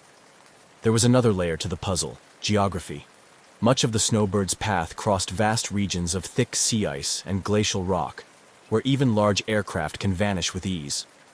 A controlled ditching into frozen water might pull an entire fuselage under the surface in minutes. If ice closed over the site quickly, any physical trace would be sealed away until thawed, if it thawed at all. But even in such cases, fragments often escape. The Arctic moves constantly, pushing wreckage to shorelines or thinning over time. Here, nothing moved. The case grew colder. Military reports were filed, classified, and stored. Families were offered words of sympathy and the kind of closure that came without explanation. In remote bases, the snowbird was quietly memorialized, not with statues or ceremonies, but with stories told over quiet meals and on long northern flights. Pilots would glance at the ice below and wonder where it might be, if it was even still whole. Years passed. The Cold War deepened. Technology advanced. Satellites began to map the Earth more fully, and aerial surveillance stretched farther across the globe. Still, nothing turned up. Occasionally, blips appeared on radar near Greenland's coast, unidentified returns that vanished as quickly as they came, but none could be traced back to the snowbird. Each time, teams followed up, hopeful, only to find ice shadows, trick reflections, or nothing at all. Eventually, the case took on a different kind of silence, the kind that turns mystery into legend. The snowbird wasn't just a lost aircraft anymore. It became a symbol among northern flyers, the one that got away, the flight that never called, never cried out, and never came home. Its memory was carried not in archives, but in cautious glances toward the horizon and unspoken respect for a sky that offers no guarantees. And then, long after the search had ended, long after official channels had stopped looking, something unexpected surfaced. A fragment, a hint, a small piece of metal bearing an identification code, one that matched the missing aircraft. But it was found far from where it should have been. The silence, it seemed, was not the end of the story. It was only the beginning of something stranger. More than a decade had passed since the snowbird vanished, and the trail had long gone cold. Official records were boxed and archived, families had received their final letters, and those involved in the original search had either moved on or retired. The loss had become history, quiet, unresolved, and filed away. But for those who remembered, the story never really faded. It lingered in the background, resurfacing from time to time in aviation circles, in northern mess halls, and in the memories of those who had flown that same corridor and looked down, wondering. In communities across Labrador and coastal Greenland, where northern skies and military aircraft are a part of daily life, the snowbird was not forgotten. Locals recalled the low hum of search planes overhead during those weeks in 1964, the strange quiet that followed, and the stories that trickled through afterward. There were murmurs of an aircraft seen briefly in a blizzard, lights low on the horizon, then gone. Whispers of strange signals caught on old civilian radios. These were passed off as folklore, perhaps even stress-tinged memories in harsh conditions. But the persistence of those stories hinted at something deeper. For the families of the lost crew, time didn't dull the questions. Without wreckage, there was no grave. Without cause, no closure. Every few years, one of the relatives would write to the Canadian military or Department of National Defense, asking if anything new had been found. The answers never changed. Nothing new to report. Still, the story stayed alive in the shadows. Aviation researchers began to include the snowbird in growing lists of unexplained flight disappearances, cases where aircraft had gone missing without distress calls, in fair weather, with no trace. These were often mentioned in the same breath as much larger, more well-known mysteries. But unlike those, the snowbird had occurred in a time and place where isolation itself could erase evidence. As new generations of pilots were trained, instructors occasionally told the story, not to frighten, but to remind. Of vigilance, of unpredictability, of how even the best machines and the most experienced crews could disappear without a sound. The snowbird became a cautionary tale, a ghost flight of the North. By the late 1970s, as Cold War tensions continued to shape Arctic airspace, Renewed interest in the region's history brought a few researchers back to the Snowbird's file. It wasn't prompted by any new evidence, just curiosity, and a sense that something about the case had never quite fit. One aviation historian began collecting anecdotal accounts from locals in eastern Greenland. Another started reviewing old magnetic mapping charts from the 1960s, looking for interference anomalies that could have affected navigation. What they found were inconsistencies, odd weather patterns logged around the time of the flight, irregular compass readings reported by other aircraft in nearby airspace that same week, and early military radar data that showed a blip deviating far from the Snowbird's intended route, but never explained. None of it proved anything, but it was enough to reopen interest. Questions began to resurface. Could the aircraft have veered hundreds of miles off course? Was the failure not mechanical, but navigational? Or had something else entirely interfered? And then came the reports of debris. Small, scattered, and oddly located. The story of the Snowbird, it seemed, wasn't quite finished. Somewhere in the far north, something had begun to re-emerge from the ice. It began quietly, almost without notice. In the late 1970s, a geological survey team working along the southeastern fjords of Greenland, hundreds of miles off the Snowbird's planned route, came across something unusual wedged into a narrow ravine. A section of corroded metal, half buried in scree, bearing faded stenciled markings. At first, it was assumed to be debris from a weather balloon, or perhaps Cold War military equipment dumped long ago. But one technician, a former airman, recognized the style of the code. When the fragment was analyzed more closely, it revealed part of a serial number, one that matched the Canadian Force's missing Skymaster, the Snowbird. The news was passed through official channels, quietly at first, and then with growing curiosity. This wasn't where the plane was supposed to be, not remotely. The debris had been found nearly 150 miles east of its intended flight path, tucked into terrain so remote and rugged that no aircraft would have flown there without good reason. More pieces followed. Over the next 5 years, hikers, hunters, and Arctic researchers reported other small finds. A cracked portion of an engine cowling, an aluminum panel warped by exposure, a boot sole hardened by time. These artifacts were found far apart, often in inaccessible places, scattered like breadcrumbs in a region known for its glacial shifts and bitter wind. But none of it fit. The distribution of the parts didn't suggest a violent crash or an explosive breakup. In fact, many were oddly intact, showing little of the damage expected from a high-speed impact. There were no scorch marks, no melted edges. Some theorized that the aircraft might have made a forced landing, hard but survivable, and that the Arctic's slow, grinding elements had carried the remains far from the original site. Still, there was no fuselage, no engines, no instruments or cockpit remains, just fragments, mysteriously far from where they should have been. For many, it raised more questions than it answered. How did they end up there? Had the plane been blown that far off course by wind or navigational failure? Or had it landed and then somehow disappeared? The Snowbird was no longer just a lost aircraft. It was now a riddle with pieces that didn't quite add up. The rediscovery of Snowbird's fragments reignited a quiet storm of questions within aviation circles. What was once a closed case, another Cold War-era loss to the Arctic, was now a live puzzle.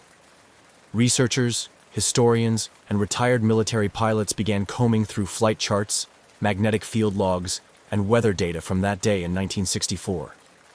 Theories that had once been dismissed were now revisited with fresh interest. Among the first ideas re-examined was navigational interference. In the 1960s, flying over the high latitudes often meant flying through areas where compasses became unreliable due to magnetic variation. Some theorized that the Snowbird's instruments could have been thrown off by a geomagnetic storm, an intense solar event known to disrupt radios, compasses, and even early autopilot systems. It wasn't out of the question. In fact, archived solar weather data showed mild solar activity during the week of the disappearance. Not enough to cause chaos, but perhaps enough to confuse a flight already vulnerable to Arctic variables. Another theory returned to the human element. Could the crew have made a decision to divert the flight, perhaps due to a mechanical issue they chose not to radio in? If they attempted a detour toward a more visible or familiar coastal route, It might explain the strange easterly position of the recovered debris. But again, that left another question. Why no distress signal? Investigators also reconsidered the possibility of a slow, controlled descent.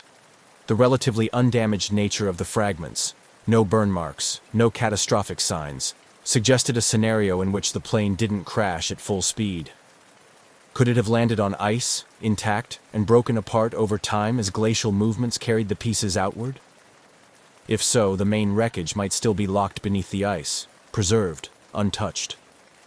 As these ideas circulated, a more unsettling possibility also emerged: interference of another kind.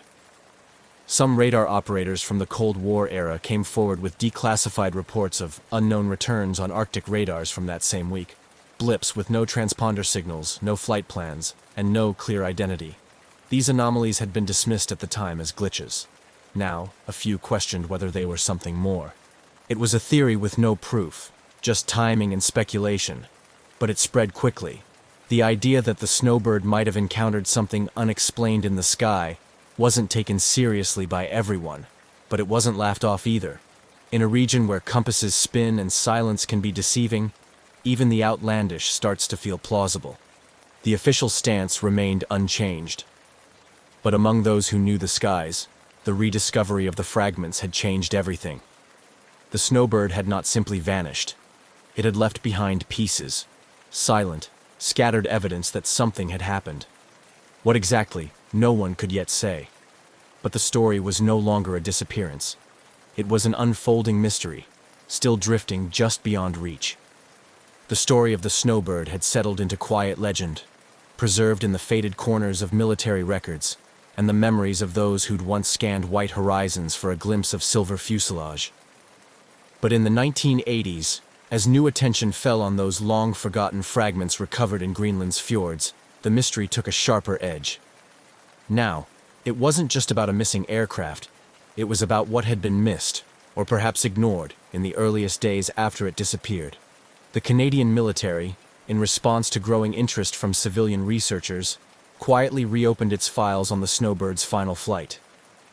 What they found surprised even those who had been involved from the beginning. Alongside the official reports of the search and recovery efforts were logs that had never been fully reviewed. Handwritten notes from radar operators, preliminary transcripts, and internal communications between airbases and early NORAD listening posts.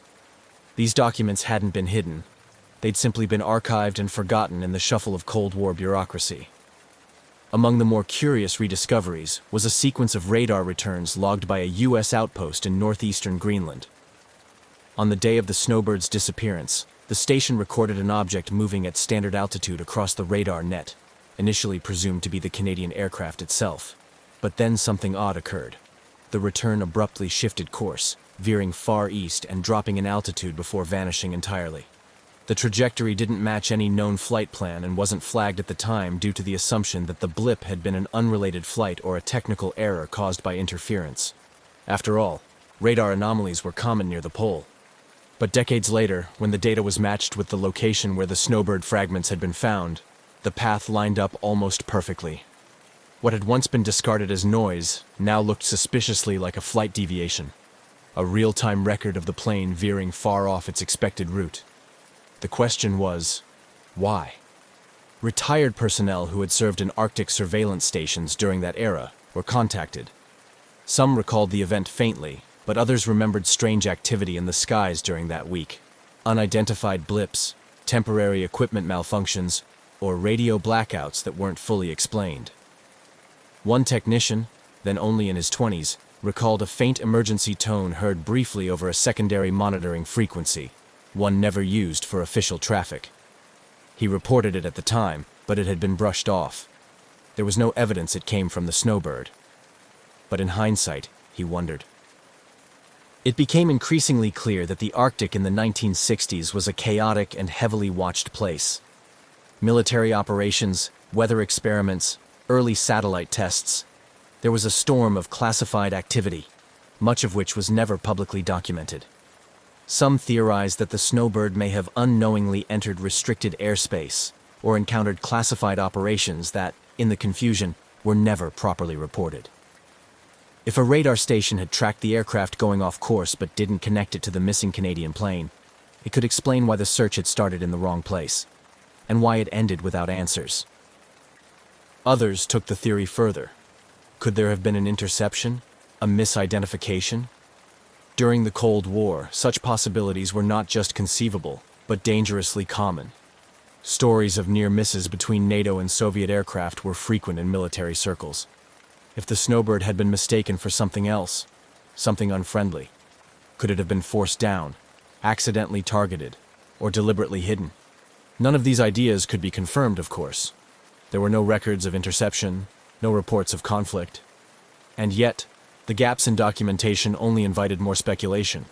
If the fragments were found in a location inconsistent with any plausible crash arc, and if no distress call was made, then something about the disappearance defied conventional explanation. Still, not everyone embraced the darker theories.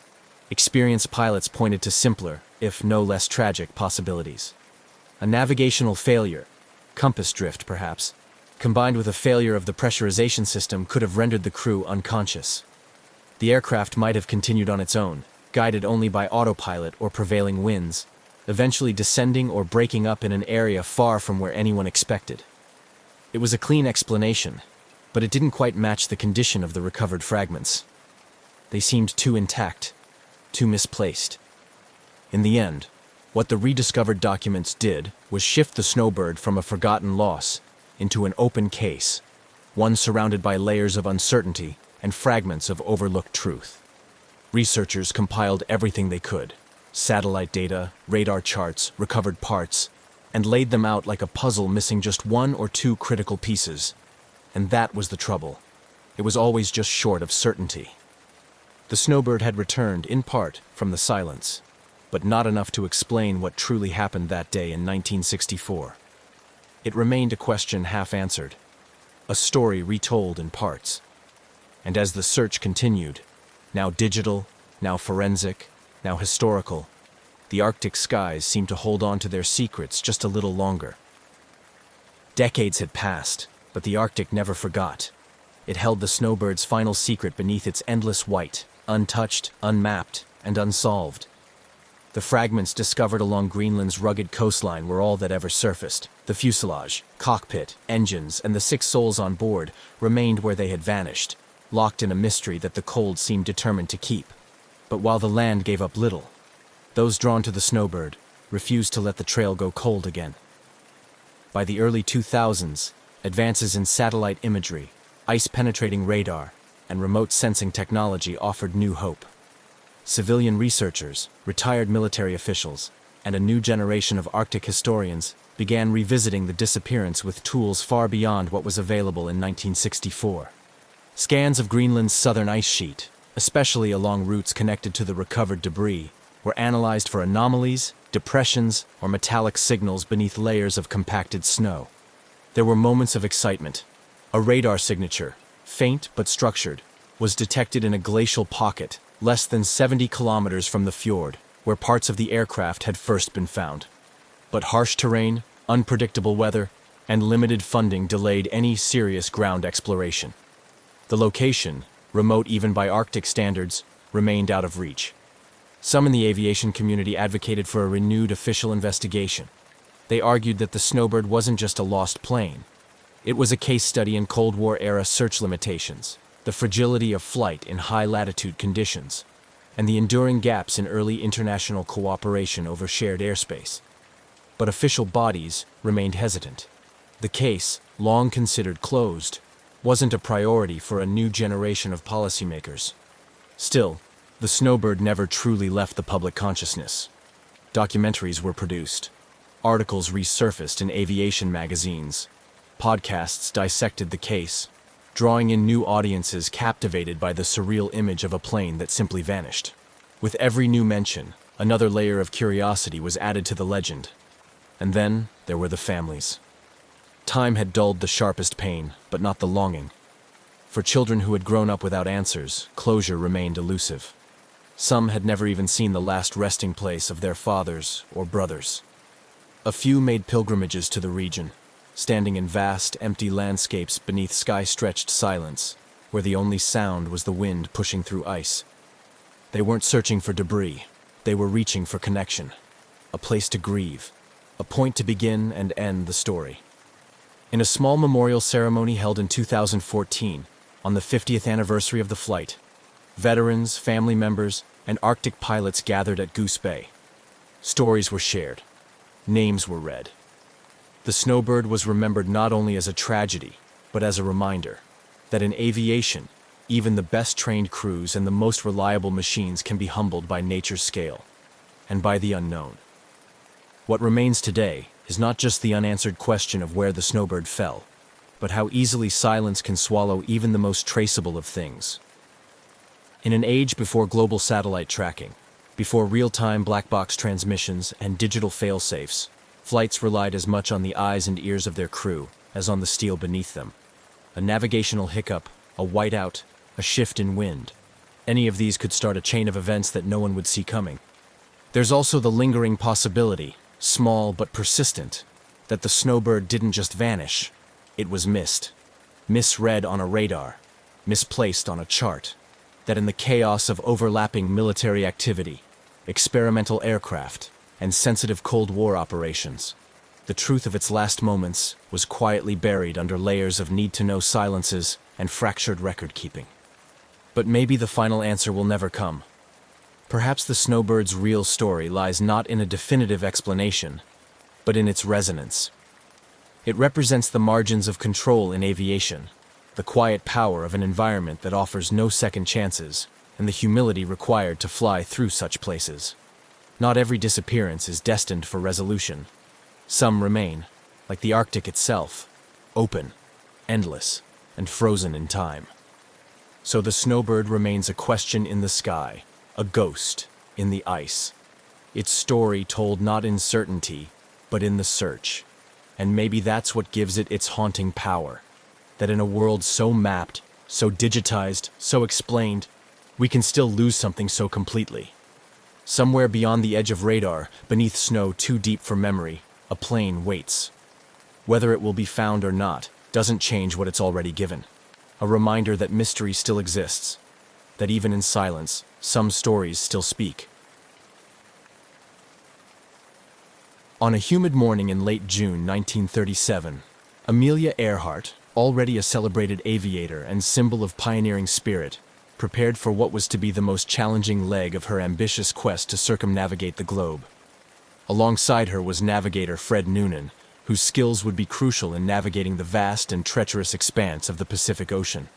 Their aircraft, a modified Lockheed Electra, was equipped with additional fuel tanks, transforming the cabin into a cramped space filled with just enough room for the pilots and essential navigation equipment.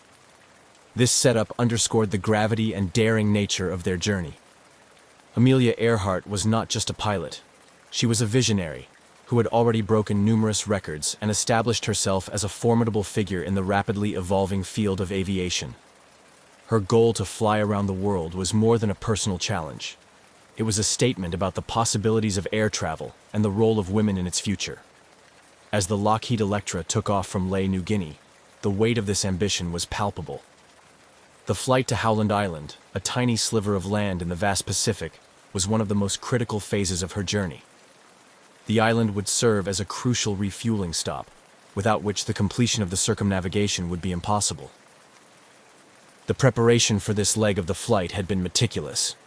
Earhart and Noonan had spent countless hours poring over maps and flight charts, calculating and recalculating their planned route to account for the myriad of challenges they faced, including unpredictable weather patterns and potential navigational errors. The Lockheed Electra itself had undergone numerous modifications to maximize its range and reliability, tweaks that were tested and retested to meet the exacting demands of their journey. Their departure from Lae on July 2nd was watched by a small crowd, a mix of well-wishers and press, all aware of the significance of the moment. Earhart, ever the emblem of confidence and calm, waved from the cockpit, her expression one of determined focus. As the engines roared to life and the plane lumbered down the runway, there was a collective holding of breath among those watching. Once the aircraft lifted into the sky, it disappeared into the clouds, leaving behind an air of hopeful anticipation.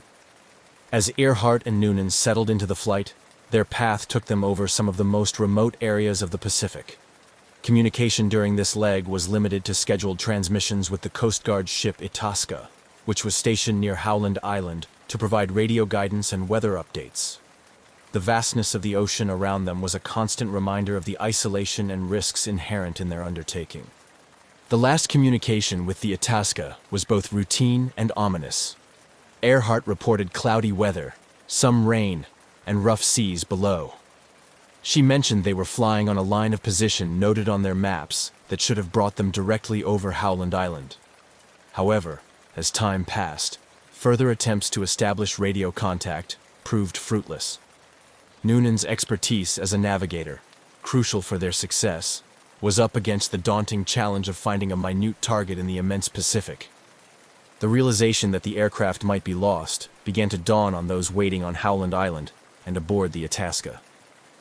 The scheduled radio checks came and went without a word from the Electra.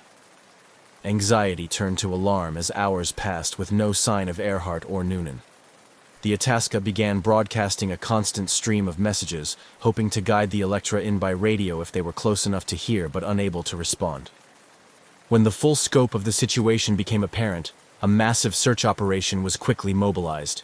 The U.S. Navy and Coast Guard, along with other available Pacific military resources, launched one of the most extensive search and rescue missions of the time. Planes and ships scoured thousands of square miles of ocean, retracing Earhart's planned route and exploring other areas where she might have gone down. Despite these efforts, no trace of Amelia Earhart, Fred Noonan, or the Lockheed Electra was ever found. The disappearance became one of the greatest aviation mysteries of the 20th century, prompting a myriad of theories and continuing explorations that spanned decades. Amelia Earhart's legacy, fueled by her daring and her mysterious fate, continued to inspire adventurers and aviators, ensuring that her story, emblematic of the era's bold strides in aviation and the lingering risks of uncharted territories, would not be forgotten. As Amelia Earhart's Lockheed Electra soared across the Pacific Ocean towards Howland Island, her voice crackled over the radio in what would become the last transmissions ever received from the famed aviator. These brief communications conveyed a mix of routine flight updates and growing concern. The weather was worsening, and despite the Electra being equipped for long distances, navigating to such a minuscule target in the vast Pacific was proving more challenging than anticipated. On the morning of July 2, 1937, as Earhart and her navigator, Fred Noonan, approached the vicinity of Howland Island, the tension aboard the Itasca, a U.S. Coast Guard cutter stationed nearby to support the flight, was palpable. The ship served as Earhart's lifeline to landing safely, equipped to guide her in with radio bearings. Earhart's transmissions, however, indicated she was having difficulty finding the island and receiving the radio signals meant to guide her approach. Earhart's last known transmission, fraught with static, indicated that she believed they were on course but could not see the island. She mentioned running low on fuel and requested that the Itasca take bearings on her signal. Despite the urgency in her voice, the specifics of her position remained unclear, complicating the Coast Guard's ability to provide effective assistance.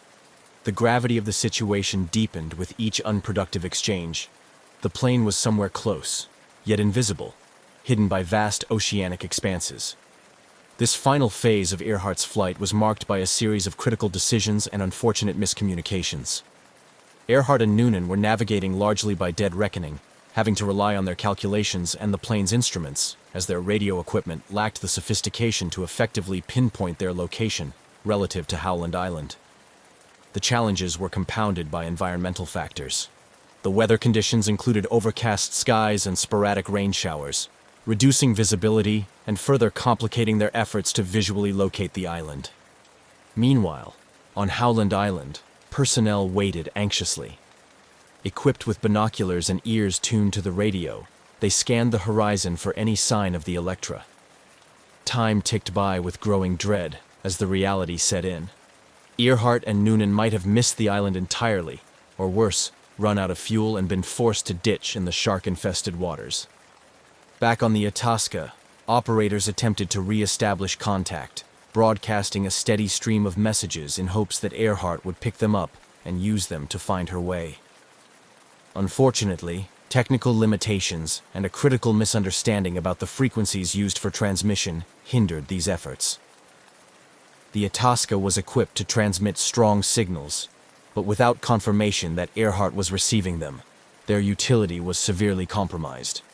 As hours passed without further contact, the situation escalated into a full-blown crisis. The initial search efforts were frantic, with the Itasca deploying its resources to scour the possible areas where the Electra might have gone down. Aircraft from the island joined in, expanding the search grid and covering larger areas in desperate hope of spotting debris, an oil slick, or any sign of life. This period of uncertainty marked the beginning of one of the most enduring mysteries in the annals of aviation. The disappearance of Amelia Earhart and Fred Noonan prompted a massive response, not just from the immediate search teams, but from the international community. Their fate captured the world's imagination and triggered widespread speculation. Theories abounded, each trying to make sense of how such a well-equipped and well-planned mission could end so abruptly and without a trace. The search for Earhart and Noonan continued for weeks, becoming one of the most extensive and costly in history. Ships and planes combed thousands of square miles of ocean, but the Pacific, vast and inscrutable, offered no clues. As the search efforts proved fruitless, the hope of finding them alive dwindled, leaving behind a haunting legacy of mystery and a poignant narrative of ambition and courage that continues to inspire and intrigue to this day. As the realization dawned that Amelia Earhart and Fred Noonan might indeed be lost at sea, the scale of the search operation intensified dramatically. The United States government, spurred by public interest and the significance of Earhart's international stature, mounted an unprecedented rescue effort. This initiative quickly became one of the largest and most expensive search and rescue operations in history, emphasizing the urgency and desperation to find the missing aviators. Within hours of their last radio contact, the U.S. Navy and Coast Guard mobilized a fleet of ships and aircraft to scour the vast area surrounding Howland Island, the intended destination of Earhart's flight. The Itasca, already in the area and initially tasked with providing navigational assistance to Earhart, became the central hub for the initial search efforts. It was joined by other U.S. naval vessels and aircraft, including the battleship Colorado, which launched its float planes to cover an even broader area. The search strategy was multi-pronged and exhaustive. Planes were dispatched to fly grid patterns over thousands of square miles of ocean, looking for any signs of the Electra or its occupants. Ships crisscrossed the suspected areas where Earhart might have gone down, their crews keeping a vigilant lookout for debris or oil slicks that might indicate the location of a crash.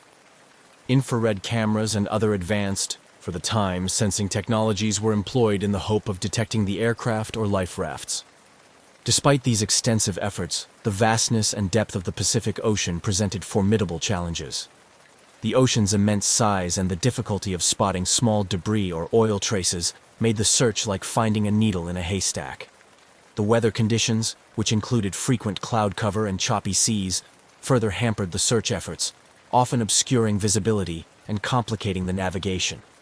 As days turned into weeks, the urgency of the search began to wane, with each passing day reducing the likelihood of finding Earhart and Noonan alive. The emotional toll on the search teams and the public was considerable. Each day brought hope that was met with disappointment, a cycle that repeated itself relentlessly. The exhaustive nature of the search also brought about logistical strains and raised questions about the feasibility of continuing the operation indefinitely. Internationally, the disappearance of Amelia Earhart became a media sensation, captivating audiences around the world. Newspapers and radio broadcasts provided daily updates on the search, fueling public fascination and concern. This global attention not only underscored Earhart's significance as a cultural icon, but also highlighted the emerging interconnectedness of the world through modern communications and aviation. The U.S. government, aware of the high public and international stakes, continued to pour resources into the search. However, after spending today's equivalent of millions of dollars and covering hundreds of thousands of square miles without any success, the difficult decision was made to conclude the official search. On July 19, 1937, just over 2 weeks after their disappearance, the search for Amelia Earhart and Fred Noonan was officially called off. The conclusion of this extensive search operation marked a somber moment. It was a testament to the limitations of even the most determined and resource-intensive rescue efforts of the time. The failure to find any trace of Earhart, Noonan, or the Electra left a void filled with speculation, sorrow, and unresolved mystery. This outcome not only deepened the enigma surrounding their fate, but also set the stage for decades of theories and explorations, each aiming to provide some resolution to one of the greatest aviation mysteries of the 20th century. The disappearance of Amelia Earhart and Fred Noonan over the Pacific Ocean in 1937 catalyzed a myriad of theories and extensive speculation that sought to explain the fate of these two aviators. Over the years, several prevailing theories emerged, each supported by various degrees of evidence and expert opinion, reflecting the persistent intrigue and the complex nature of their unsolved disappearance. The crash and sink theory is perhaps the simplest and most widely accepted explanation. It posits that Earhart's Lockheed Electra ran out of fuel while searching for Howland Island, leading to a crash into the vast Pacific Ocean. This theory is supported by the last transmissions from Earhart, which indicated that they were running low on fuel. The absence of any confirmed debris or oil slick could be attributed to the immediate sinking of the aircraft in deep water, leaving little trace on the surface to be detected by the search teams. Another compelling theory is the Gardner Island hypothesis, which suggests that after failing to locate Howland Island, Earhart and Noonan might have attempted an emergency landing on another island within the Phoenix Islands, now part of the Republic of Kiribati. Nikumaroro, formerly known as Gardner Island, has been the focus of this theory. Subsequent visits and expeditions to Nikumaroro have uncovered artifacts potentially linked to Earhart and Noonan, including pieces of plexiglass that may have come from the Electra's windows, and an old-fashioned sextant box similar to those Noonan would have used. Supporters of the Gardner Island scenario argue that Earhart and Noonan could have survived for some time as castaways. This theory gained traction with the discovery of human bones on the island in 1940, although initial examinations in the early days were inconclusive, and later analyses led to more questions than answers. Modern forensic techniques continue to examine these findings, adding layers of scientific inquiry to the historical mystery. A more controversial theory involves speculation of capture by Japanese forces, suggesting that Earhart and Noonan might have landed or crashed in the Japanese-controlled Marshall Islands. Some proponents of this theory argue that they were taken as prisoners under the suspicion of being American spies, and that their ultimate fate was covered up amidst the geopolitical tensions leading up to World War II. However, this theory is based largely on anecdotal evidence and has been met with skepticism by mainstream historians due to the lack of concrete archival proof from US or Japanese sources. Each of these theories has been the subject of books, documentaries, and continued research, reflecting the global fascination with Earhart's story and the human desire for resolution. Expeditions to the South Pacific, particularly to Nikumaroro, have utilized modern technology such as satellite imagery, sophisticated sonar, and cadaver dogs to search for any trace of Earhart, Noonan, or their aircraft. These efforts have often been spearheaded by organizations like the International Group for Historic Aircraft Recovery, TIGHAR, which has dedicated decades to investigating the Earhart mystery. The public's fascination with these theories is not merely about solving a mystery, but also about connecting with the past and understanding more about a time when global aviation was still in its early, daring days. Earhart's legacy as a pioneering aviator and a symbol of courage, adventure, and the limitless potential of human ambition continues to inspire these investigative efforts. Each new piece of evidence, whether it conclusively supports a particular theory or deepens the mystery, contributes to the ongoing narrative surrounding Amelia Earhart's final flight. While definitive answers may still elude those who seek them, the pursuit of these answers serves as a testament to the enduring impact of her life and the intriguing nature of her disappearance. In the decades following the disappearance of Amelia Earhart and Fred Noonan, advancements in technology and methodology have rejuvenated efforts to solve one of aviation's greatest mysteries. These modern investigations have not only provided new leads, but have also refined our understanding of what might have happened to Earhart's Lockheed Electra on that fateful day in 1937. One of the most persistent efforts has been led by the International Group for Historic Aircraft Recovery, which has conducted numerous expeditions to Nikumaroro Island, formerly known as Gardner Island. This atoll, part of the Phoenix Islands in the Republic of Kiribati, is central to the hypothesis that Earhart and Noonan may have landed there when they could not locate Howland Island. Tegar's expeditions have focused on systematic searches both on the island and in the surrounding waters, employing advanced forensic techniques and technologies. Significant among the findings from these expeditions are items that could plausibly be linked to Earhart, Noonan, or their aircraft. These include fragments of a plexiglass window that closely matches the type used in the Lockheed Electra and an aluminum panel that appears to be aircraft debris. Additionally, the discovery of a 1930s woman's shoe, a jar of anti-freckle cream — Earhart was known to dislike her freckles — and improvised tools suggest the possibility of castaways attempting to survive. Moreover, Tegar's efforts have extended to analyzing bone fragments and other biological material found on the island. Initial analyses in the past were inconclusive, or led to the determination that they were from a male, which contradicted the hypothesis that they might belong to Earhart. However, with the advent of more sophisticated DNA technology, these materials are under continuous re-examination, holding out the possibility that one day they might conclusively link them to Earhart. These expeditions have also benefited from technological advancements in satellite imagery and underwater robotics. High-resolution satellite images have allowed researchers to scour the island for signs of an aircraft from the comfort of their laboratories before setting foot on the island. Underwater drones, equipped with cameras and sonar, have explored the deep waters around Nikumaroro for any signs of the wreckage, which would be definitive proof of the plane's final resting place. Despite these promising leads, each expedition has also underscored the monumental challenges of such an endeavor. The remote location of Nikumaroro, combined with its harsh environment, means that each trip is not only costly but also fraught with logistical difficulties. The coral reefs surrounding the island pose a hazard, potentially hiding and even destroying evidence of the Lockheed Electra's landing or crash. The modern search for Amelia Earhart is also marked by collaborations that span governments, private entities, and enthusiasts, each bringing their expertise and resources to bear on this enduring mystery. These collaborative efforts reflect a larger trend in the field of historical and archaeological research, where multidisciplinary approaches are increasingly seen as vital to solving complex puzzles. Parallel to Tegar's efforts, other groups and individuals have pursued different leads. Some have focused on analyzing historical records and personal accounts from individuals in the Marshall Islands, where some locals have long claimed that Earhart and Noonan were captured by the Japanese. These investigations often involve combing through Japanese and American archives for any overlooked clues that might shed light on the aviator's fate.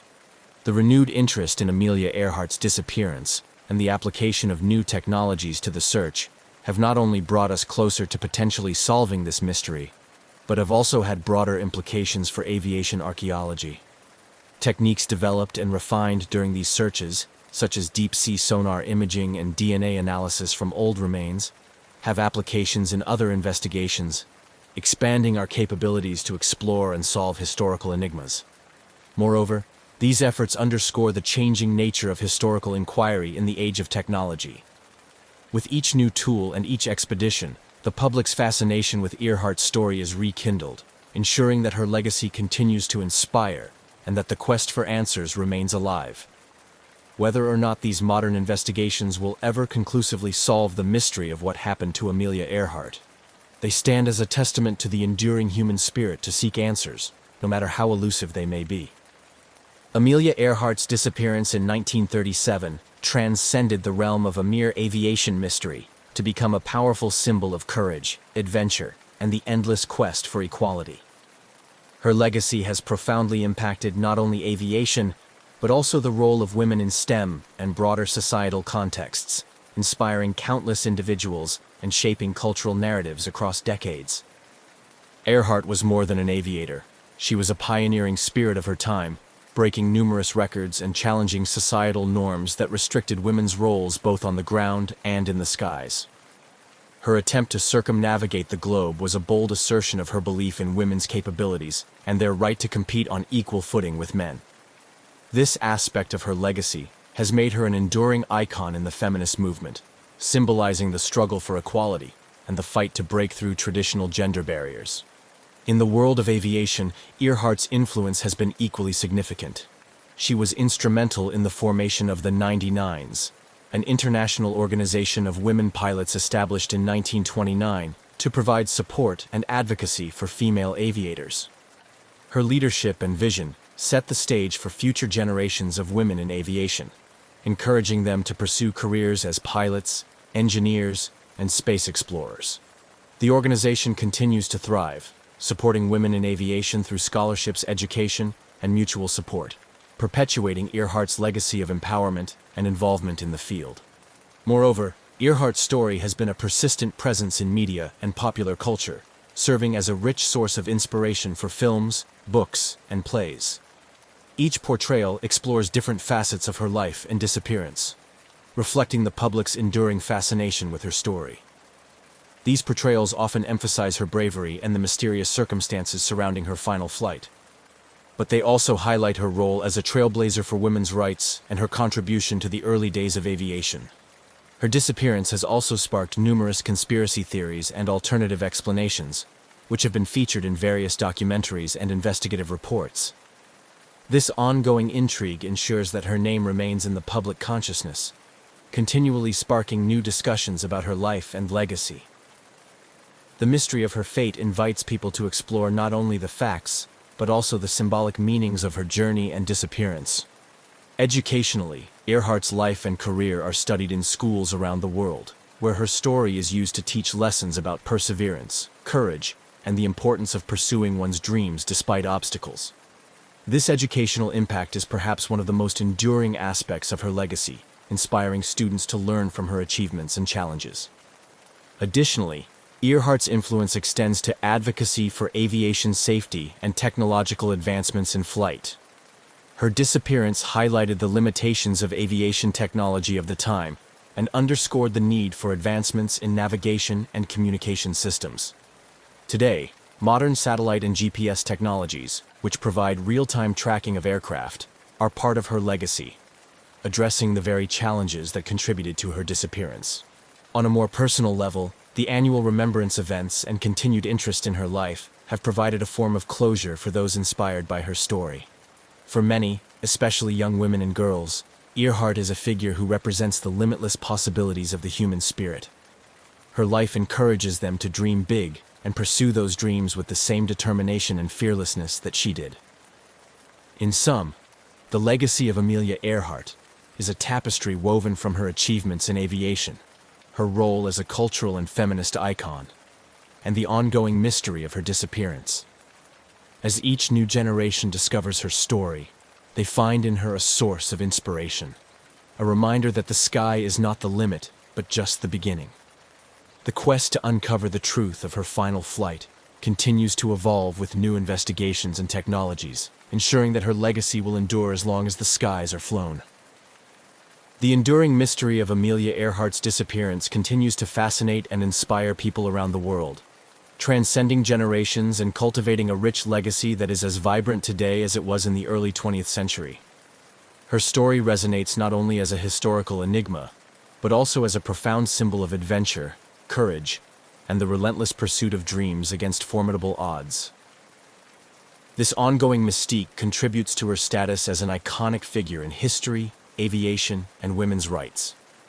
Amelia Earhart's legacy is commemorated in various ways, from museums and educational programs to annual events that celebrate her life and achievements. Institutions like the Amelia Earhart Birthplace Museum in Atchison, Kansas, which was her childhood home, serve as custodians of her legacy, offering insights into her life and the era she influenced so deeply. These venues play a crucial role in educating the public and preserving the memory of Earhart's pioneering spirit. Moreover, Earhart's attempt to circumnavigate the globe and her subsequent disappearance have become a powerful narrative used in educational curricula across various disciplines. Schools and universities leverage her story to teach about early aviation history, the challenges of global navigation, and the societal context of the 1930s, particularly regarding gender roles and expectations. Educators also use her story to instill values of perseverance and resilience, highlighting how her life was a testament to overcoming obstacles and breaking barriers.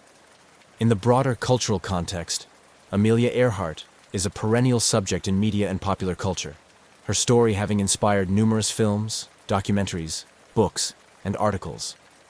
Each new project that seeks to unravel the mystery of her disappearance or celebrate her achievements reintroduces her legacy to a new audience, ensuring that her impact is not confined to history books, but continues to be relevant in contemporary discussions about gender, technology, and exploration.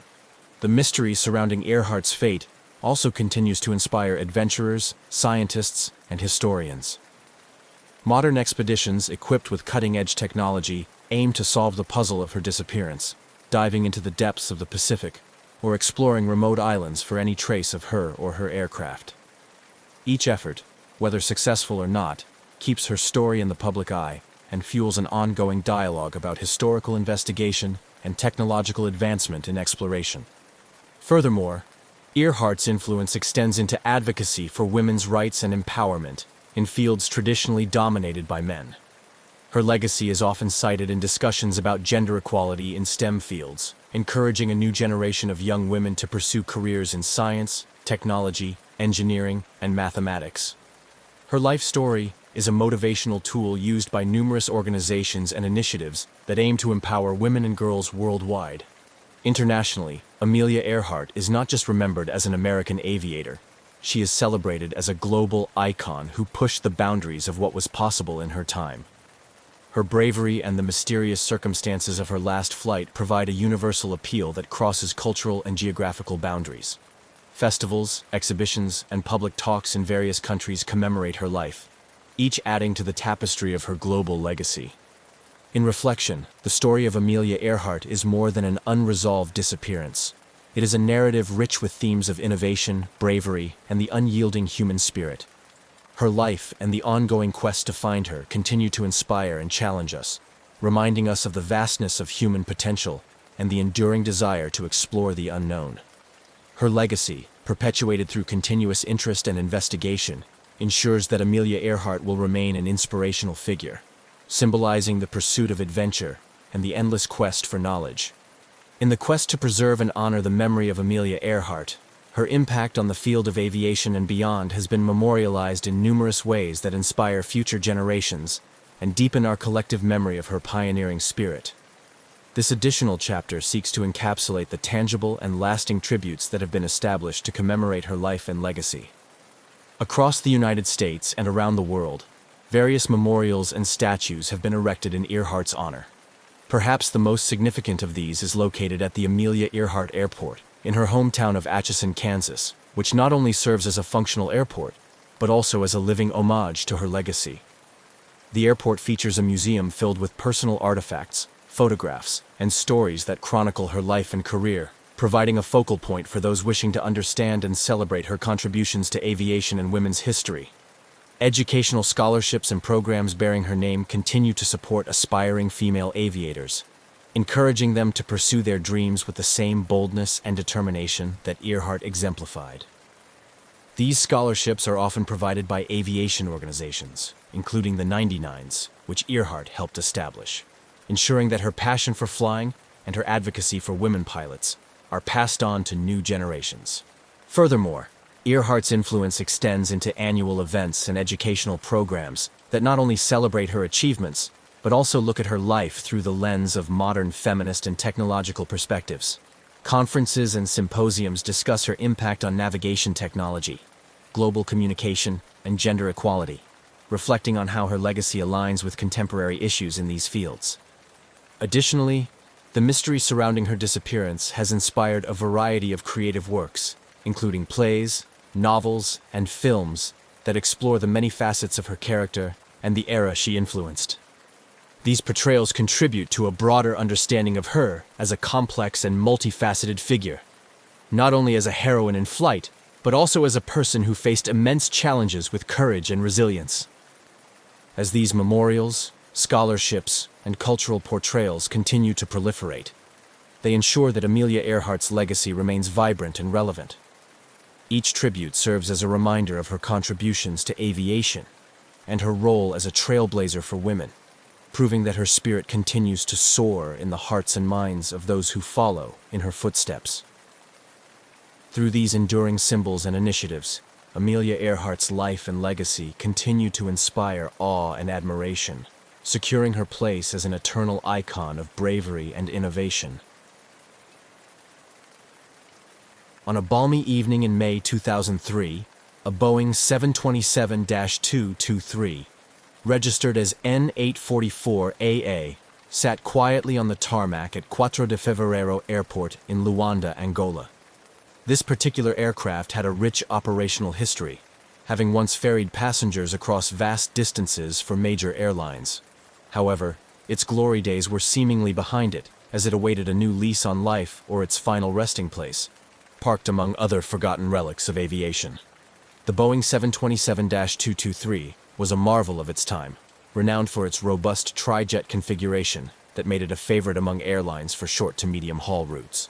By the time it arrived in Luanda, this particular aircraft had transitioned from a commercial airliner to a potential cargo plane, reflecting the common fate of many aging aircraft. Its journey to Angola was a far cry from the bustling routes it once dominated. Here, it was meant to find new purpose in the cargo transport sector, a plan that never fully materialized. The aircraft's presence in Angola was emblematic of the broader context in which this mystery unfolded. Angola, at the time, was a nation grappling with the aftermath of a prolonged and devastating civil war that had only recently concluded. The war had left its airports, like many other infrastructures, in a state of disrepair and underregulated. Security protocols were lax, and oversight was minimal, conditions ripe for the unusual and the illicit. In this setting, the Boeing 727 had been grounded for over a year, accruing substantial parking fees and becoming a fixture on the airport's periphery. Maintenance on the plane was sporadic at best, performed just enough to keep it from complete dilapidation, with hopes still lingering for its eventual return to service. The aircraft was under the oversight of a company that had hoped to convert it for cargo use, though these plans had stalled indefinitely. On May 25, 2003, the airport buzzed with the usual activity, oblivious to the history about to be made. The Boeing 727, which had been a static feature for so long, was about to take center stage in one of aviation's most baffling mysteries. As the sun began to set, reports emerged of unusual activity near the aircraft. Witnesses later recounted seeing a small group of men boarding the plane, though details were murky and no official record of a scheduled flight existed. What followed next was as audacious as it was perilous.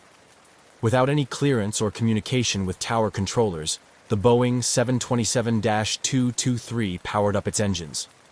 Those on duty watched in disbelief as the aircraft taxied along the runway, its navigation lights off, maintaining a ghostly discretion.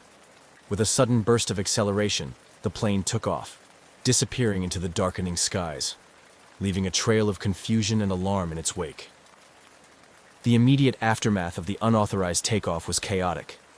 Airport personnel scrambled to alert local authorities and aviation agencies, while the control tower made frantic attempts to establish radio contact with the now rogue aircraft.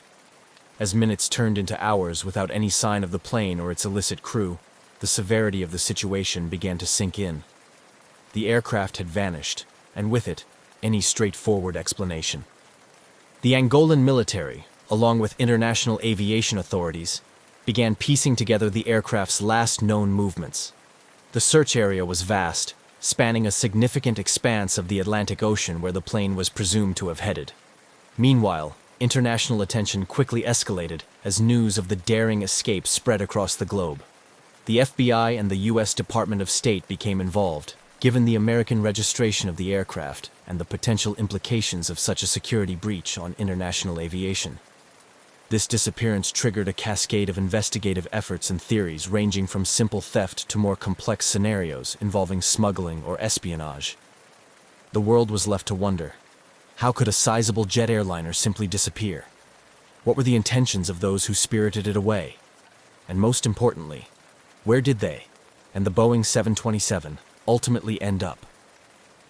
As the mystery deepened, the Boeing 727's unauthorized flight became a symbol of post-war Angola's challenges and the broader issues facing global aviation security. This incident was not just a case of an aircraft disappearance. It was a stark reminder of the vulnerabilities that existed in the international system. Vulnerabilities that could allow a fully loaded jet airliner to vanish into the night. As the initial shock of the Boeing 727's unauthorized takeoff began to wane, focus shifted to piecing together the puzzle of how such an event could occur. Investigations kicked into high gear, with international cooperation threading through efforts to trace the aircraft's potential routes and ultimate fate. The scenario was baffling. A large commercial jet had seemingly vanished into thin air, prompting a cascade of theories and extensive search operations. Authorities scoured flight data and radar records, attempting to chart a possible path the aircraft could have taken after its dramatic departure from Luanda. Given the Boeing 727's fuel capacity and the last known heading, calculations were made regarding its maximum range, pointing search efforts towards the Atlantic Ocean and beyond. However, the vastness of the ocean and the lack of precise tracking data from the time of disappearance significantly hampered these efforts. The Angolan government, embarrassed by the breach of its airport security, ramped up its involvement, collaborating closely with international agencies including the FBI, which had opened an investigation due to the American registration of the aircraft. The FBI delved into the backgrounds of those known to have been associated with the aircraft in the days prior to its disappearance. They scrutinized maintenance records, interviewed airport staff, and investigated the murky business dealings surrounding the aircraft's presence in Angola. Meanwhile, speculation abounded. One prevailing theory suggested that the aircraft had been stolen for its value as a flying machine, possibly to be used by rogue operators outside of the mainstream aviation industry. Another theory proposed that the plane was commandeered for smuggling purposes, given Angola's history as a hub for the illegal diamond trade. The idea that the aircraft could be repurposed for illicit activities in distant lands added a layer of urgency to the investigations. Adding to the complexity were numerous sightings reported across Africa and even South America. Each report prompted a flurry of activity, with local authorities scrambling to verify the accuracy of these claims. Yet none of these sightings were substantiated, and the aircraft remained elusive, as if it had indeed managed to ghost away into another part of the world. The international aviation community was also on high alert, as the disappearance highlighted significant vulnerabilities in global aviation security. The ease with which the aircraft was commandeered and removed from a supposedly secure international airport led to widespread discussions about the need for enhanced security measures. This incident acted as a catalyst for regulatory changes, prompting airports worldwide to tighten security protocols, especially concerning aircraft storage and access. Simultaneously, the mystery of the missing Boeing 727 captured the public's imagination, drawing attention from aviation enthusiasts, conspiracy theorists, and the media. Forums and websites popped up with people theorizing about the fate of the aircraft, each adding their layer of speculation to the story. The intrigue was magnified by the dramatic nature of the aircraft's disappearance and the backdrop of Angola's political and economic climate. As weeks turned into months without any trace of the aircraft, the fervor of the initial search began to diminish.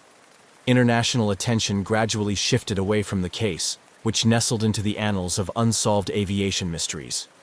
However, the impact of this event continued to resonate, influencing policy and procedures within the aviation industry.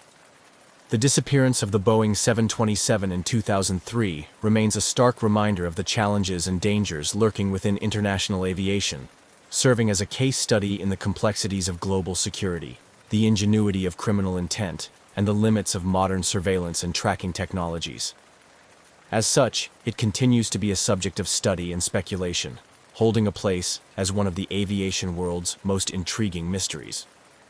As the Boeing 727-223 mysteriously lifted off from Luanda Airport without authorization, the immediate realization of its disappearance kicked off a frantic response from both local authorities and international agencies. The aircraft's sudden and unauthorized departure prompted an immediate and extensive search operation that would span multiple countries and vast expanses of the Atlantic Ocean. Initially, the primary concern was the potential threat an aircraft of such size could pose if used for malicious purposes. Given the global climate of heightened security, particularly in the post-9/11 era, the disappearance of a large jet fueled fears of terrorism.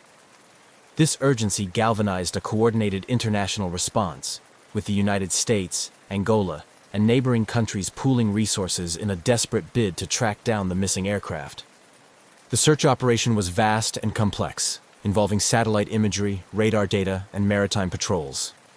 The U.S. Navy deployed ships and aircraft to scour the Atlantic, focusing on the aircraft's last known trajectory, which suggested it might be heading east over the ocean. Despite these efforts, the vast open waters and the lack of a precise last known position hampered the search efforts.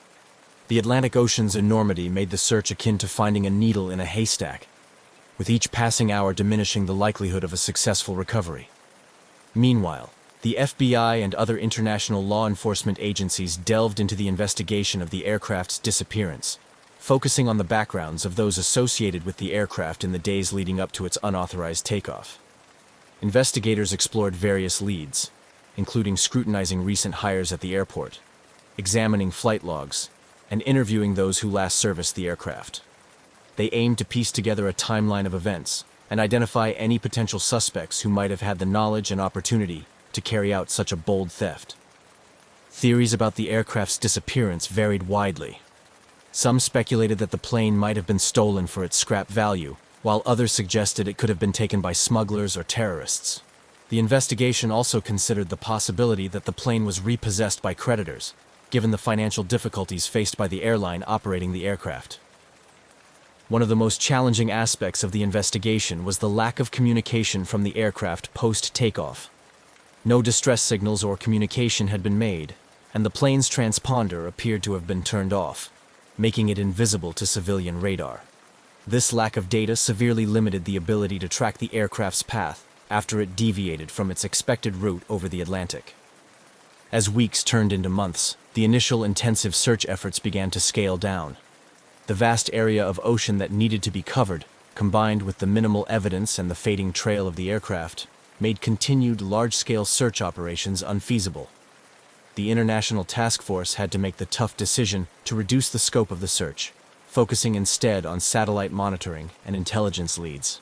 This phase of the search operation saw a shift in focus from a rescue mission to an investigative quest, as hope of finding the aircraft, or understanding its disappearance, faded. The mystery of what happened to the Boeing 727 continued to puzzle investigators and captured the imagination of the public worldwide. The case highlighted significant gaps in international aviation security and raised uncomfortable questions about the ease with which an aircraft could be commandeered and disappear. The unresolved nature of the disappearance left a lasting impact on global aviation policies, prompting a re-evaluation of airport security measures, particularly in countries with less stringent regulatory environments like Angola. The incident acted as a catalyst for change, leading to tighter security protocols and increased cooperation between international aviation and law enforcement agencies. As the active search concluded without success, the story of the missing Boeing 727 settled into a narrative of mystery and speculation, joining the ranks of other unsolved aviation mysteries. It remains a subject of intrigue, a case study in aviation security vulnerabilities, and a stark reminder of the complexities of protecting global aviation from a range of threats.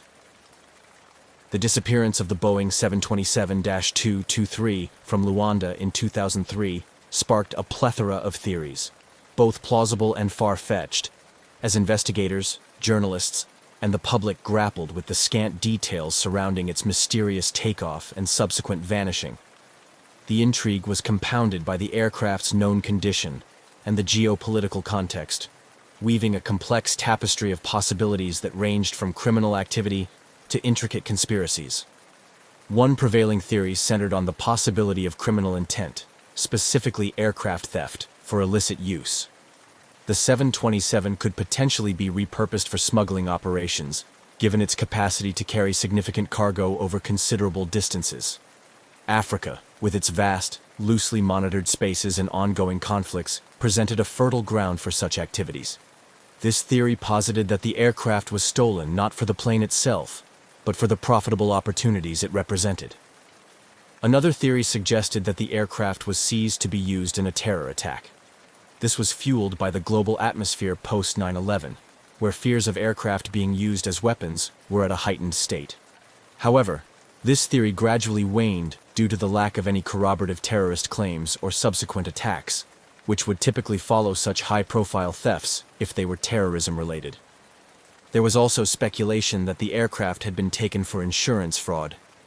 The idea was that the owner, perhaps facing financial difficulties, might have arranged for the aircraft to disappear in order to claim insurance money. This theory was supported by the aircraft's extended period of inactivity and accumulating fees at Luanda Airport, suggesting financial distress. However, detailed investigations into the insurance policies and financial state of the owning company yielded no substantial evidence supporting this theory. Adding to the web of speculation were numerous reported sightings of the aircraft after its disappearance. Reports came from various parts of Africa and even more remote regions, claiming sightings of an aircraft matching the description of the missing 727. Each report prompted bursts of activity from investigators and sometimes local authorities, but none led to any concrete findings. The elusive nature of these sightings only deepened the mystery, fueling more speculative theories among those following the case.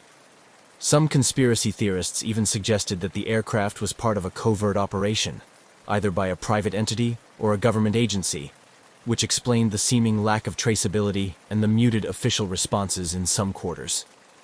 These theories often drew on the historical context of covert operations in Africa during the Cold War, suggesting a continuation of such practices in a new geopolitical guise. Amidst these swirling theories, the investigation faced significant challenges. The primary issue was the lack of physical evidence. Without wreckage, flight data recorders, or confirmed sightings post-takeoff, investigators had little to work with beyond the theoretical. The vast potential area where the aircraft could have gone down or landed, given its fuel capacity and range, made any search and recovery operation daunting and likely impractical. The international aspect of the case also posed legal and logistical hurdles.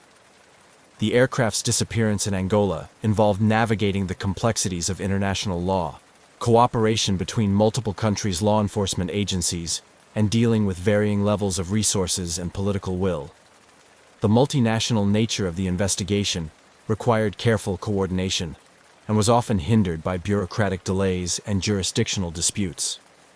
As the years passed, the lack of new evidence and the dimming prospects of solving the case led to a gradual reduction in active investigation efforts. However, the interest in the case did not entirely fade. It remained a popular topic among aviation enthusiasts, mystery aficionados, and conspiracy theorists, who continued to dissect every piece of available data and proposed new angles and insights. The story of the missing Boeing 727 became a part of the larger narrative of modern aviation mysteries, often compared to other incidents like the disappearance of Malaysia Airlines Flight MH370. It served as a stark reminder of the vulnerabilities in global aviation security and the challenges faced in securing older aircraft and preventing unauthorized use. In sum, the disappearance of the Boeing 727-223 is a multifaceted mystery that encapsulates the complexities of international aviation, the challenges of cross-border criminal investigations, and the enduring human fascination with unsolved mysteries. As such, it continues to intrigue and baffle, a modern legend that provokes both professional curiosity and imaginative speculation. The mysterious disappearance of the Boeing 727-223 in 2003 had a significant impact on global aviation security, particularly highlighting the vulnerabilities in aircraft management and airport security in less regulated regions. This incident spurred an overhaul of security measures and policies to prevent similar occurrences in the future, reflecting on the lessons learned from such a startling event. The disappearance underscored the critical need for stringent security protocols at airports around the world, especially in countries where oversight might not be as rigorous due to economic or political challenges. Following the incident, there was a concerted push to implement more comprehensive tracking systems for all aircraft. The idea was to ensure that airplanes could be monitored in real time, not just from takeoff to landing, but also while parked on the tarmac to prevent unauthorized access and use. One of the direct outcomes was the enhancement of the International Civil Aviation Organization's ICAO standards and recommended practices.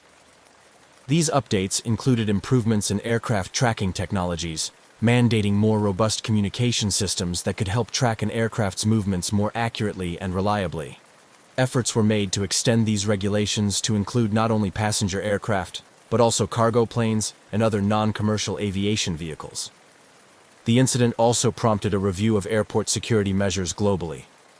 There was a renewed emphasis on controlling access to aircraft, requiring more stringent checks for ground staff and maintenance crews who had direct access to planes. Additionally, the installation of better perimeter security measures, such as surveillance cameras and motion detectors around critical areas like parking bays and hangars, became more prevalent. In many countries, the regulatory bodies responsible for aviation safety began conducting regular audits and inspections to ensure compliance with these enhanced security measures.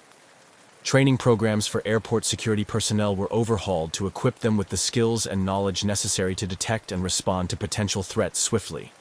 These training initiatives often included modules on crisis management and emergency response to better prepare staff for unusual situations like the one that led to the Boeing 727's disappearance. Moreover, the incident highlighted the importance of international cooperation in aviation security. The ease with which the aircraft was taken from an international airport in Angola and disappeared without trace pointed to gaps not just in physical security measures, but also in the coordination between different countries' aviation authorities. In response, there was a stronger push for shared databases and communication networks that could help track aircraft across borders and jurisdictions more effectively. This collaborative approach was seen not only in operational measures, but also in legal and regulatory frameworks.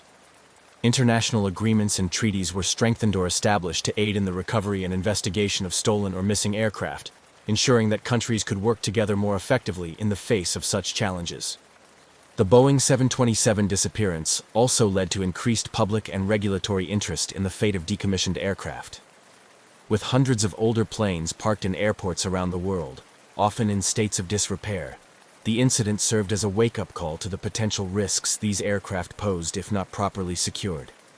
Guidelines for the storage, maintenance, and final disposal of decommissioned planes were tightened to prevent them from becoming security liabilities. As these new measures and policies took effect, the aviation community reflected on the profound implications of the Luanda Boeing 727 incident. It became a case study in the vulnerabilities and potential risks facing global aviation, driving home the need for vigilance, preparedness, and continuous improvement in security practices.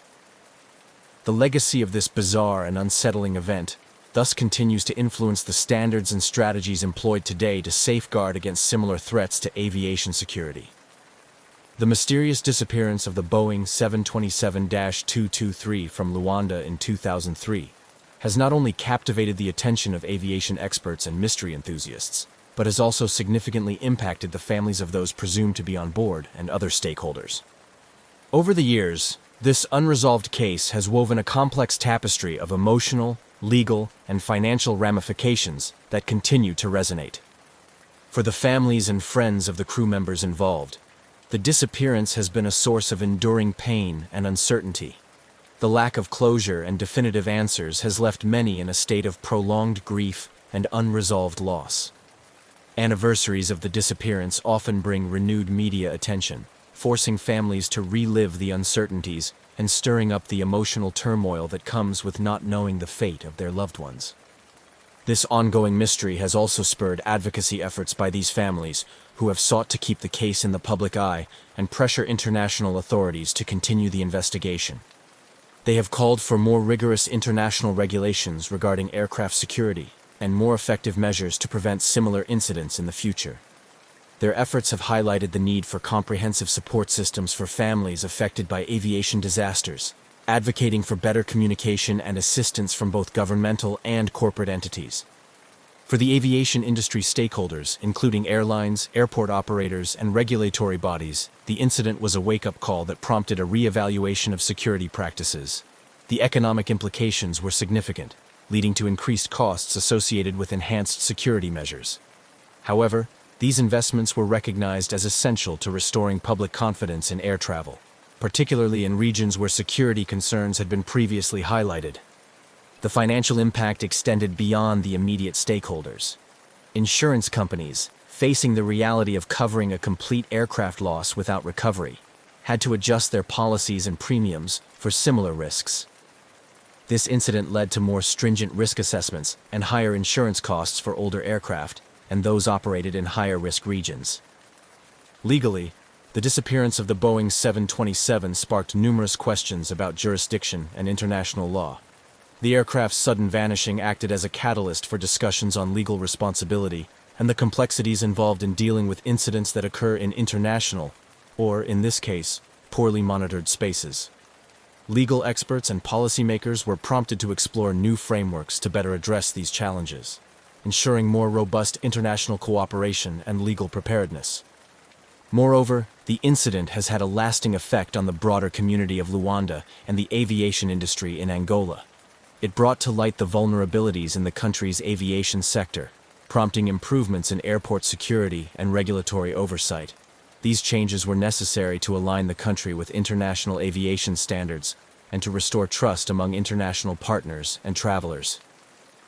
The story of the missing Boeing 727 also continues to fuel academic and professional discourse within the fields of aviation safety, security, and crisis management. Universities, safety organizations, and industry conferences often refer to the case as a study point for discussions on risk management, emergency response, and the socio-economic impacts of aviation security failures. As we reflect on the broader implications of this unresolved mystery, it becomes clear that the disappearance of the Boeing 727-223 is more than just an aviation anomaly. It is a multifaceted issue that touches on human, legal, and socio-economic fields. The ongoing discussions and policies that have emerged in the wake of this incident underscore the complex interplay between global aviation practices and the need for a cohesive approach to addressing such unprecedented events. This case remains a poignant reminder of the ever-present need for vigilance, innovation, and cooperation across all levels of global aviation. The mysterious disappearance of the Boeing 727-223 from Luanda Airport in 2003 has left an indelible mark on the global aviation community, prompting an ongoing re-evaluation of security measures and practices. The incident not only highlighted significant security lapses, but also demonstrated the potential consequences of operational oversight failures. This section explores the initial impacts and responses within the aviation industry and regulatory environments, highlighting the changes spurred by this incident. Following the aircraft's unauthorized departure and subsequent disappearance, there was an immediate recognition among global aviation authorities of the need for stringent security enhancements. This event underscored vulnerabilities at airports in countries with less rigorous regulatory oversight, particularly in post-conflict nations like Angola, where infrastructure might be compromised or outdated. As a result, international aviation regulatory bodies, including the International Civil Aviation Organization, ICAO, began to scrutinize existing security protocols, especially concerning aircraft on the ground. One significant change was the implementation of stricter controls on access to aircraft. Airports worldwide were urged to reassess their perimeter security, ensuring that all areas were adequately monitored and that access to aircraft was strictly controlled through biometric checks and electronic badge systems.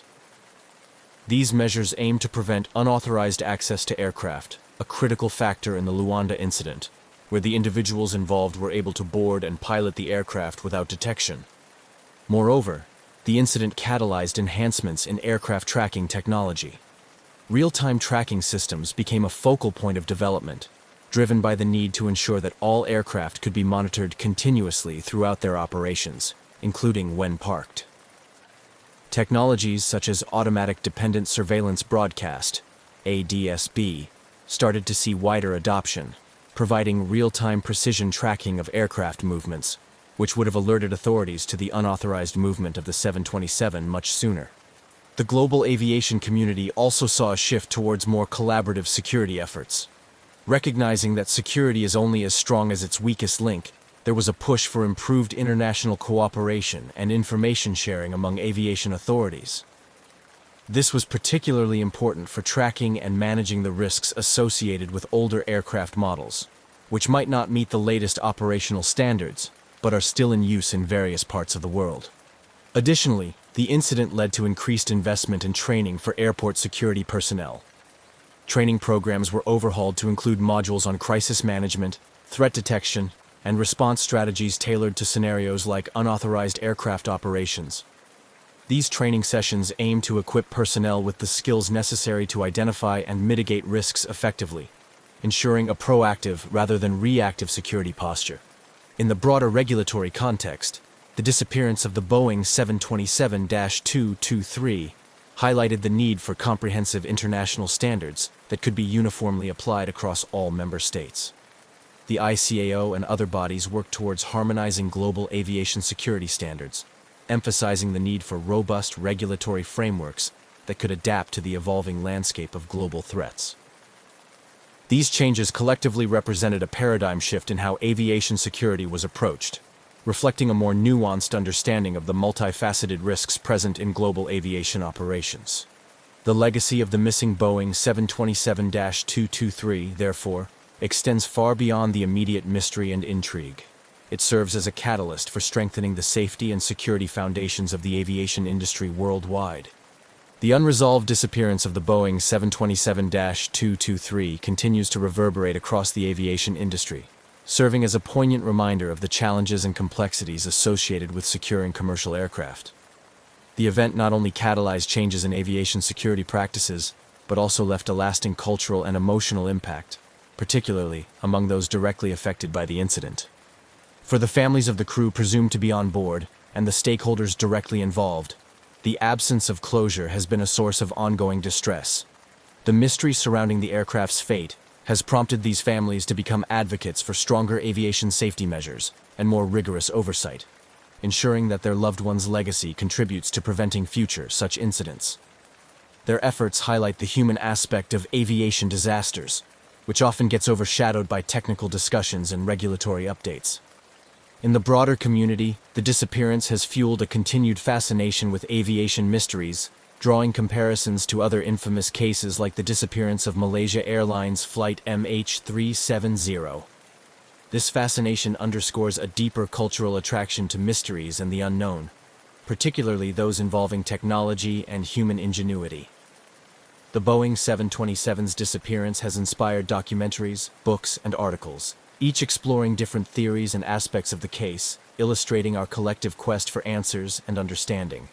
Moreover, the incident has had educational implications, becoming a case study in aviation security courses and seminars around the world.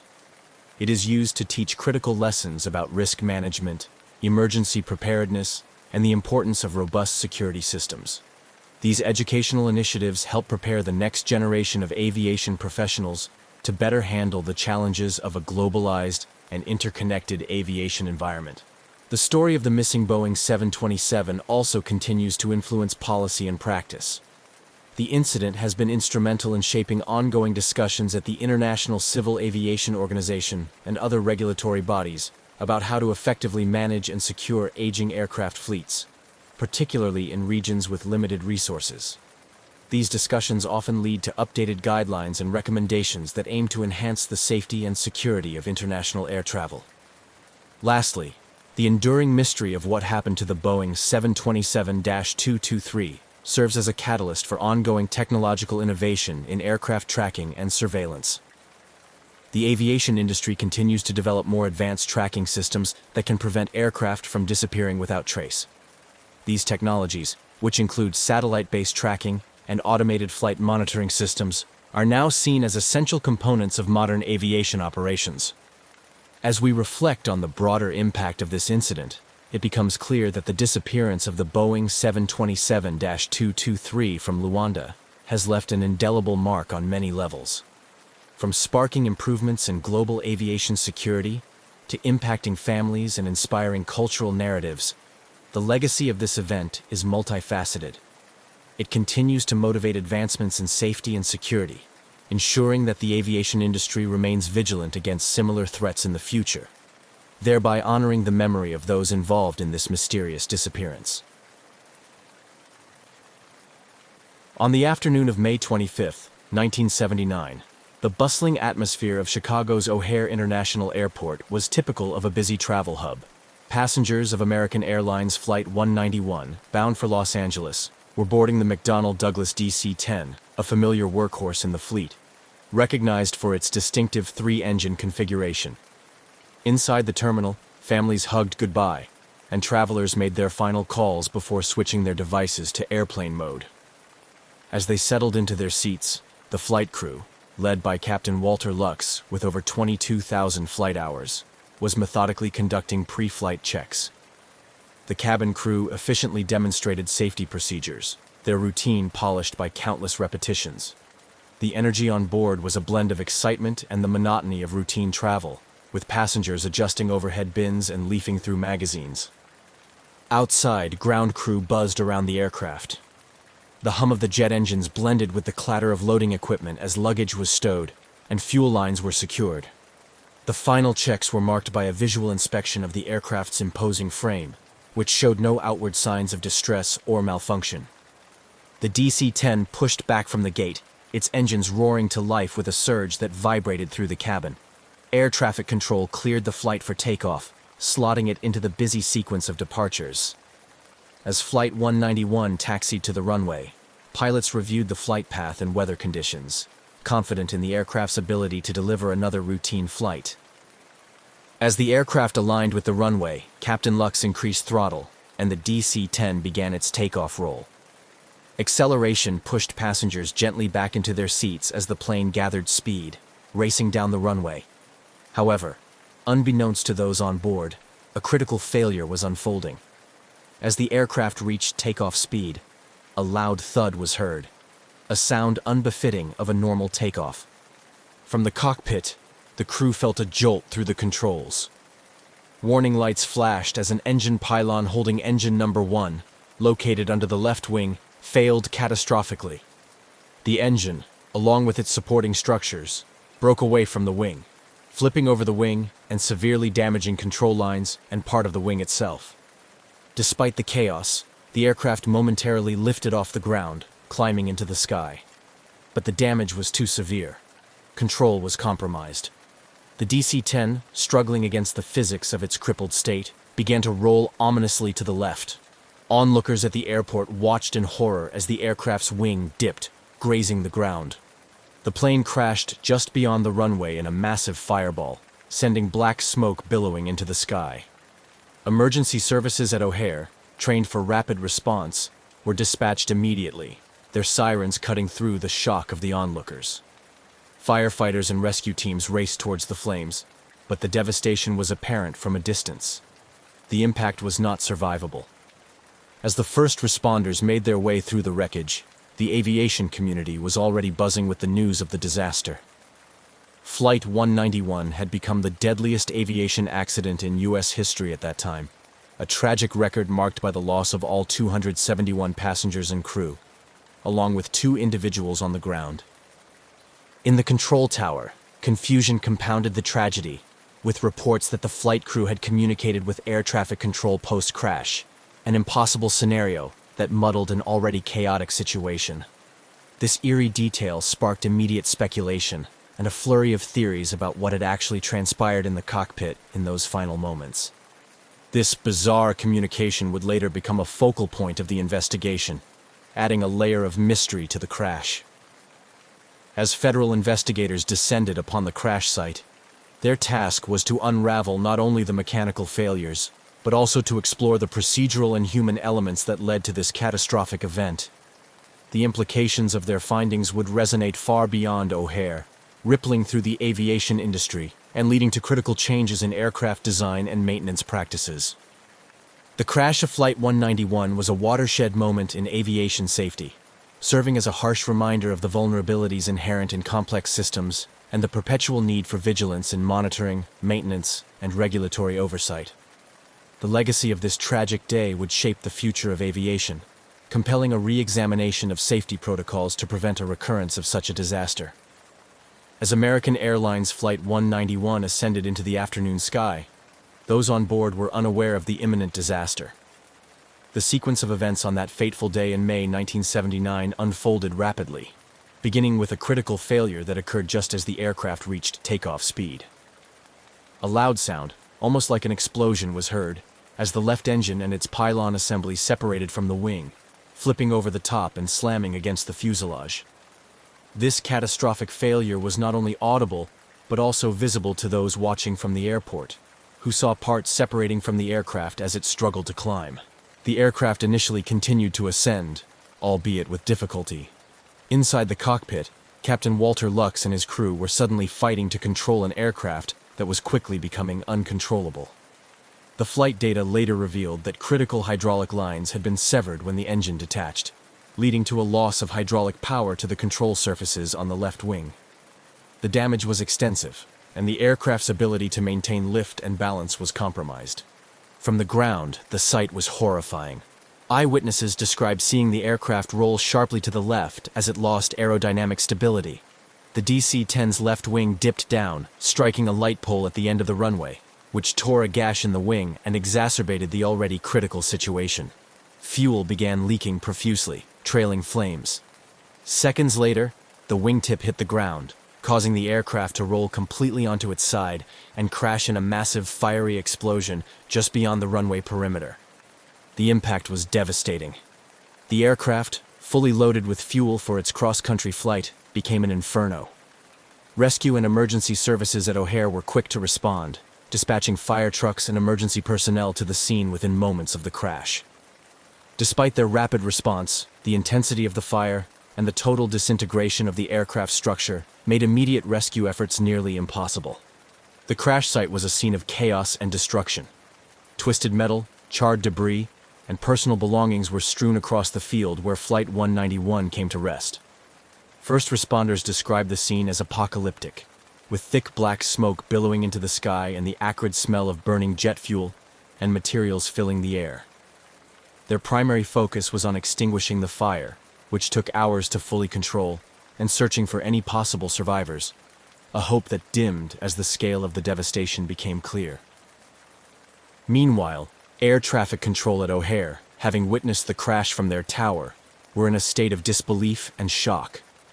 They immediately initiated emergency protocols, which included shutting down the airport to incoming and outgoing traffic. The control tower personnel, trained for emergencies but seldom confronted with a disaster of such magnitude, worked to manage the crisis, coordinating with on-site emergency teams and rerouting flights scheduled to land or depart. As news of the disaster spread, the National Transportation Safety Board, NTSB, was alerted, and a team of investigators was quickly assembled and dispatched to the site. Their task was daunting: to determine what caused Flight 191 to crash so disastrously just moments after takeoff. Initial theories ranged from catastrophic mechanical failure to possible pilot error, but the eyewitness accounts and early examination of the debris pointed strongly to a failure related to the aircraft's left engine and pylon. In the days following the crash, the area around the crash site was cordoned off as a massive investigation unfolded. Pieces of the aircraft were meticulously catalogued and examined. The engine and pylon were of particular interest, given their unusual behavior during the takeoff roll. Investigators began the painstaking process of tracing the maintenance history of the aircraft, particularly recent work done on the engines and pylons, which had involved a technique known as the milk stool method. This method was suspected to potentially stress the pylon structure unduly. As the NTSB delved deeper into the aircraft's maintenance records and the procedures used during recent repairs, they uncovered significant lapses in compliance with McDonnell Douglas's maintenance specifications. It became evident that shortcuts taken during maintenance could have led to structural weaknesses, setting the stage for the failure observed during the aircraft's final takeoff. The immediate aftermath of the crash not only focused on determining the cause, but also on supporting the families of the victims. American Airlines and various agencies set up support centers to assist relatives and loved ones, providing them with information and helping to manage the overwhelming grief that swept through the community. The airline industry, too, was forced to confront the potential implications of the disaster, as it became apparent that the crash of Flight 191 could have profound effects on public confidence in air travel, and particularly in the DC-10 model. The disaster of Flight 191 thus became a critical moment in aviation history, prompting a re-evaluation of aircraft maintenance practices and regulatory oversight, and raising serious questions about the safety protocols adhered to by airlines and their maintenance contractors. This tragic event not only resulted in the loss of 273 lives, but also marked a turning point in how aircraft maintenance was approached and regulated, with reverberations felt across the entire aviation industry. Following the catastrophic crash of American Airlines Flight 191, just moments after its takeoff from O'Hare International Airport, a perplexing and chilling detail emerged that added a layer of mystery to an already tragic event. According to reports, air traffic control received a communication from the pilot of Flight 191 after the aircraft had already crashed. This bizarre occurrence sparked a mix of confusion, speculation, and intense scrutiny among investigators, media, and the public. The alleged post-crash communication was first noted by air traffic controllers who were in a state of shock after witnessing the aircraft's abrupt descent and explosion. The claim was that a transmission, purportedly from Captain Lux, came through, even though the aircraft was visibly in flames on the ground. This transmission was described as garbled and brief, with some interpreting it as a routine final approach message, which was haunting given the timing and context. This eerie twist propelled the National Transportation Safety Board, NTSB, and the Federal Aviation Administration, FAA, to delve deeper into the incident, examining every possible angle to understand how such a transmission could have occurred. Investigators began by scrutinizing the air traffic control audio recordings from that day, looking to verify the authenticity of the reported transmission and to pinpoint its origin. Technical experts were brought in to analyze the communication systems of the DC-10, along with the procedures followed by air traffic control. One theory considered was that there might have been a cross-channel interference or a malfunction in the communication equipment that replayed a previous message from Flight 191. Another possibility explored was a phenomenon known as phantom transmission, where stress and expectation lead listeners to misinterpret background noise or static as voice communications. Simultaneously, the broader investigation into the crash itself was gaining momentum. Autopsies and forensic analyses were underway to identify the victims and understand the dynamics of the crash impact. As each victim was respectfully identified and returned to their families, the community began to mourn the tremendous loss, with vigils and memorials springing up across the country. The investigation also focused on gathering and analyzing eyewitness accounts from other pilots, airport staff, and passengers who were at O'Hare at the time of the incident. These accounts were crucial in reconstructing the sequence of events leading up to the crash and provided additional context for the mysterious transmission. Some witnesses corroborated the timeline of the crash and the subsequent transmission, while others were unsure, adding to the ambiguity surrounding the event. As weeks turned into months, the NTSB compiled a detailed report that combined technical findings with human factors analysis. The goal was not only to provide answers about the crash, but also to address the haunting question of the post-crash communication, which remained a topic of fascination and horror. The final report suggested that the most likely explanation was a misinterpretation of static or a technical glitch that coincidentally mimicked a voice transmission. This conclusion, however, did little to quell the public's intrigue and the emotional impact of the incident on the families of the victims and the survivors. The idea that the pilot might have communicated post-crash had a profound effect, highlighting the human aspects of the tragedy. It served as a poignant reminder of the unexpected and often inexplicable nature of catastrophic events.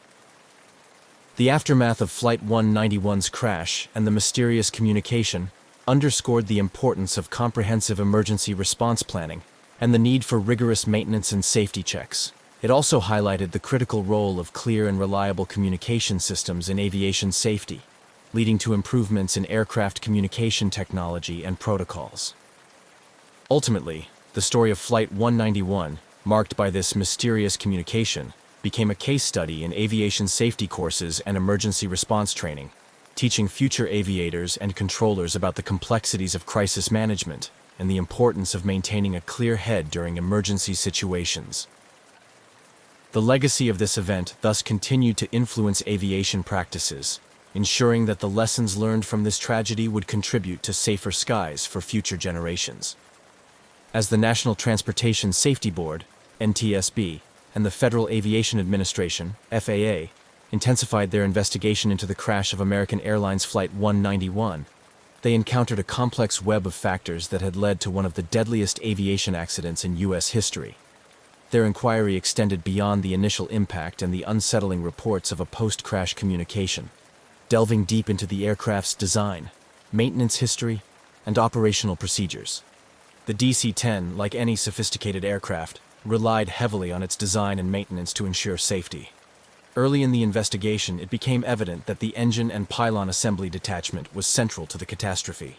Analysis revealed that the pylon attachment points had been subjected to maintenance using a procedure known as the milk stool method shortly before the incident. This method, though not standard, had been used to expedite the maintenance process, but was now under scrutiny for its potential to impose undue stress on the structure of the aircraft. Investigators discovered that during this procedure, improper handling and insufficient support of the engine assembly might have caused microscopic cracks or stress points at critical junctures of the attachment. Over time, and under the strain of regular flight operations, these weaknesses likely propagated, leading to the catastrophic failure witnessed during Flight 191's takeoff. As the technical analysis continued, the NTSB focused on the aircraft's flight data and cockpit voice recorders, which provided crucial insights into the final moments before the crash. The recordings captured the flight crew's routine pre-takeoff checks and the initial realization of a severe malfunction shortly after liftoff. The crew's attempts to manage the rapidly evolving situation were evident, showcasing their professionalism and training under extreme stress. However, the loss of critical control systems made disaster unavoidable. Eyewitness accounts and ground video footage also played a significant role in piecing together the events leading up to the crash.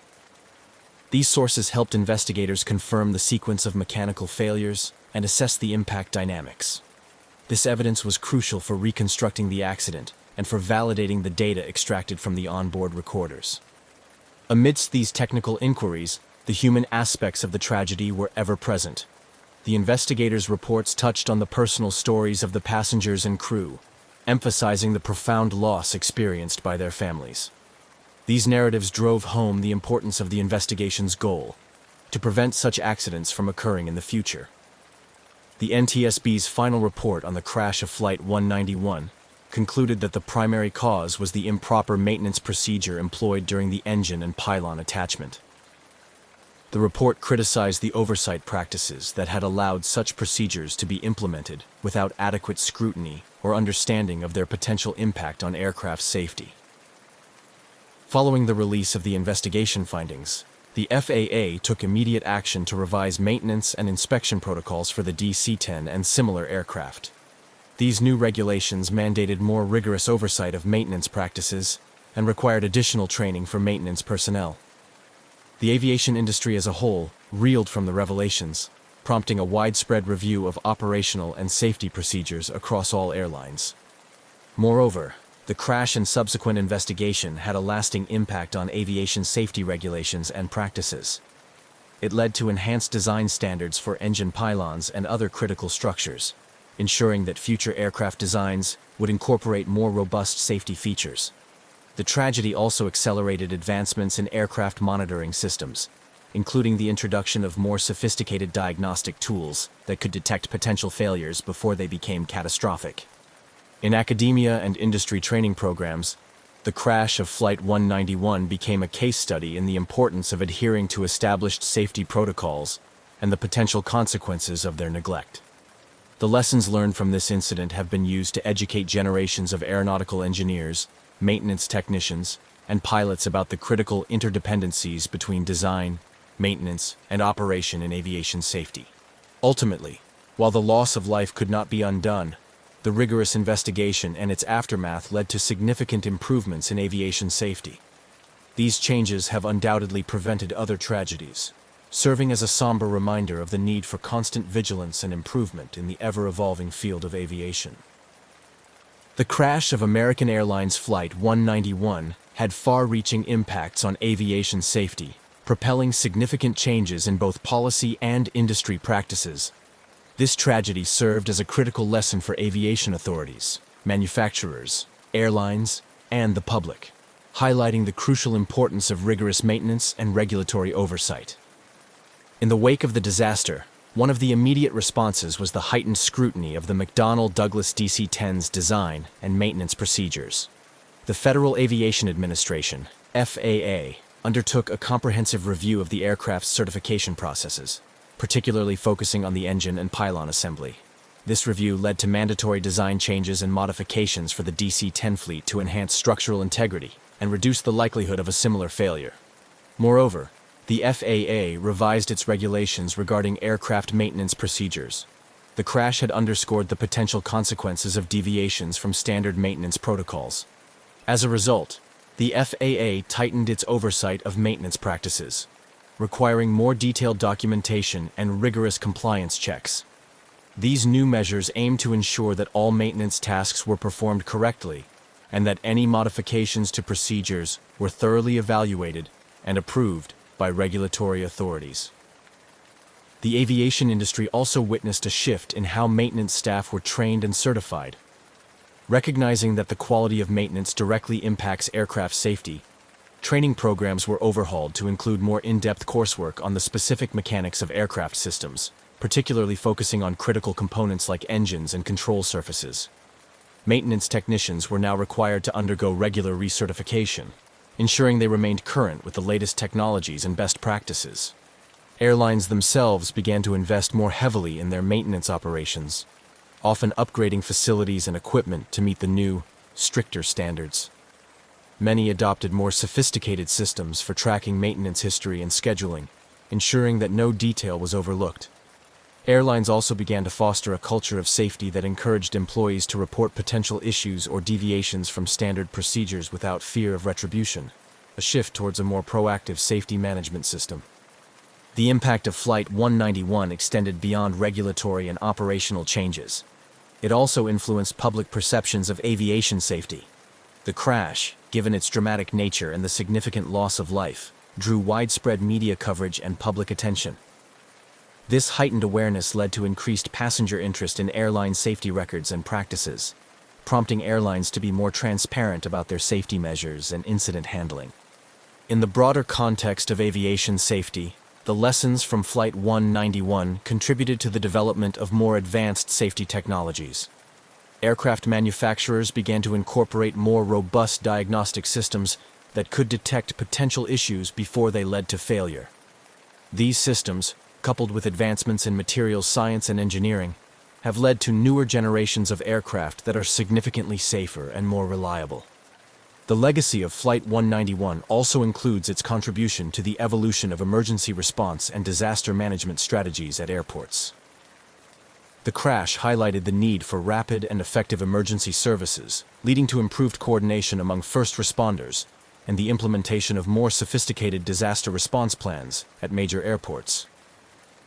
Reflecting on the crash and its aftermath, the aviation industry recognizes that such tragedies, while devastating, provide critical opportunities for growth and improvement. The changes spurred by the Flight 191 disaster have undeniably enhanced the safety of air travel, turning the lessons learned from a moment of tragedy into enduring contributions to the safety and reliability of commercial aviation. The commitment to learning from past mistakes ensures that the legacy of those lost in Flight 191 continues to influence positive changes in aviation safety standards, helping to safeguard future generations of air travelers. The crash of American Airlines Flight 191, while a profound tragedy, catalyzed significant advancements in aviation safety and regulatory practices. However, the emotional and psychological impacts on the families of the victims and the broader community were deep and enduring. This chapter explores the personal ramifications of the disaster, the continuing mystery of the reported post-crash communication, and how these elements have influenced cultural perceptions and ongoing safety dialogues. For the families and friends of the 273 victims, the crash was a devastating blow that left a permanent scar. The sudden loss inflicted profound grief and a persistent quest for answers and justice. Support networks, both formal and informal, sprang up in the aftermath, providing counseling and a platform for shared grieving and mutual support. American Airlines and various community organizations established funds and memorials to honor the memory of the deceased, aiming to provide a semblance of solace to the bereaved. In addition to these support mechanisms, the families became pivotal advocates for aviation safety reforms. Driven by their personal losses, many relatives engaged with regulatory bodies, participated in safety conferences, and worked alongside lawmakers to push for stringent safety regulations. Their efforts ensured that the lessons from the crash translated into concrete legislative and industry changes, embedding their loved ones' legacies within the framework of improved aviation safety standards. The incident's mysterious aspect, particularly the report of a post-crash communication from the aircraft, added a layer of intrigue and continued public interest in the crash. This unresolved detail fueled speculation and numerous conspiracy theories, which found their way into media portrayals, books, and documentaries. The eerie nature of the alleged communication led to various interpretations, some seeing it as a technical anomaly, while others speculated about less explainable causes. These speculations and the dramatic nature of the crash itself captured the public's imagination, embedding the incident firmly within the cultural landscape. The story of Flight 191 has been recounted in numerous television programs and articles, often highlighted during discussions on aviation safety and disaster management. The crash is frequently cited in academic and training scenarios, serving as a grim reminder of the potential human cost of safety failures and the importance of adherence to maintenance protocols. Moreover, the incident spurred a re-evaluation of how airline disasters are communicated to the public and managed in the media. The need for timely and transparent information became apparent, leading to better communication strategies that focus on providing accurate updates and managing public relations sensitively and respectfully in times of crisis. The ongoing dialogue about the crash of Flight 191 and its implications has also influenced the development of new technologies aimed at preventing similar tragedies. Innovations in aircraft design, diagnostics, and materials have all been driven, at least in part, by the lessons learned from this disaster. Additionally, advancements in simulation and training tools have allowed pilots and crew members to prepare more thoroughly for a wide range of emergency scenarios. Reflecting on the broader impact, the legacy of Flight 191 extends beyond changes in policy and practice. It has become a poignant narrative of loss, resilience, and reform. The continued public and professional interest in the crash demonstrates the complex interplay between human factors and technological advancements in shaping aviation safety culture. It underscores the importance of learning from past mistakes and ensuring that the memories of those lost continue to drive improvements in an ever-evolving industry, ensuring their legacy contributes positively to the safety of future air travel. As the aviation community reflected on the aftermath of the crash of American Airlines Flight 191, it became evident that the incident had significantly altered the trajectory of aviation safety and regulatory practices. This part of the story delves into how the lessons learned from the crash have been implemented over time and continue to influence aviation safety today. The comprehensive investigation that followed the crash of Flight 191 led to significant enhancements in aircraft design and maintenance. One of the most critical changes was the revision of the Federal Aviation Administration (FAA) regulations concerning aircraft maintenance procedures and inspection protocols. The crash had exposed serious flaws in the way engine attachments and other critical components were inspected and maintained. In response, the FAA mandated more stringent inspection routines, specifically targeting the attachment points of engines to the wings, and introduced requirements for more detailed reporting by maintenance crews.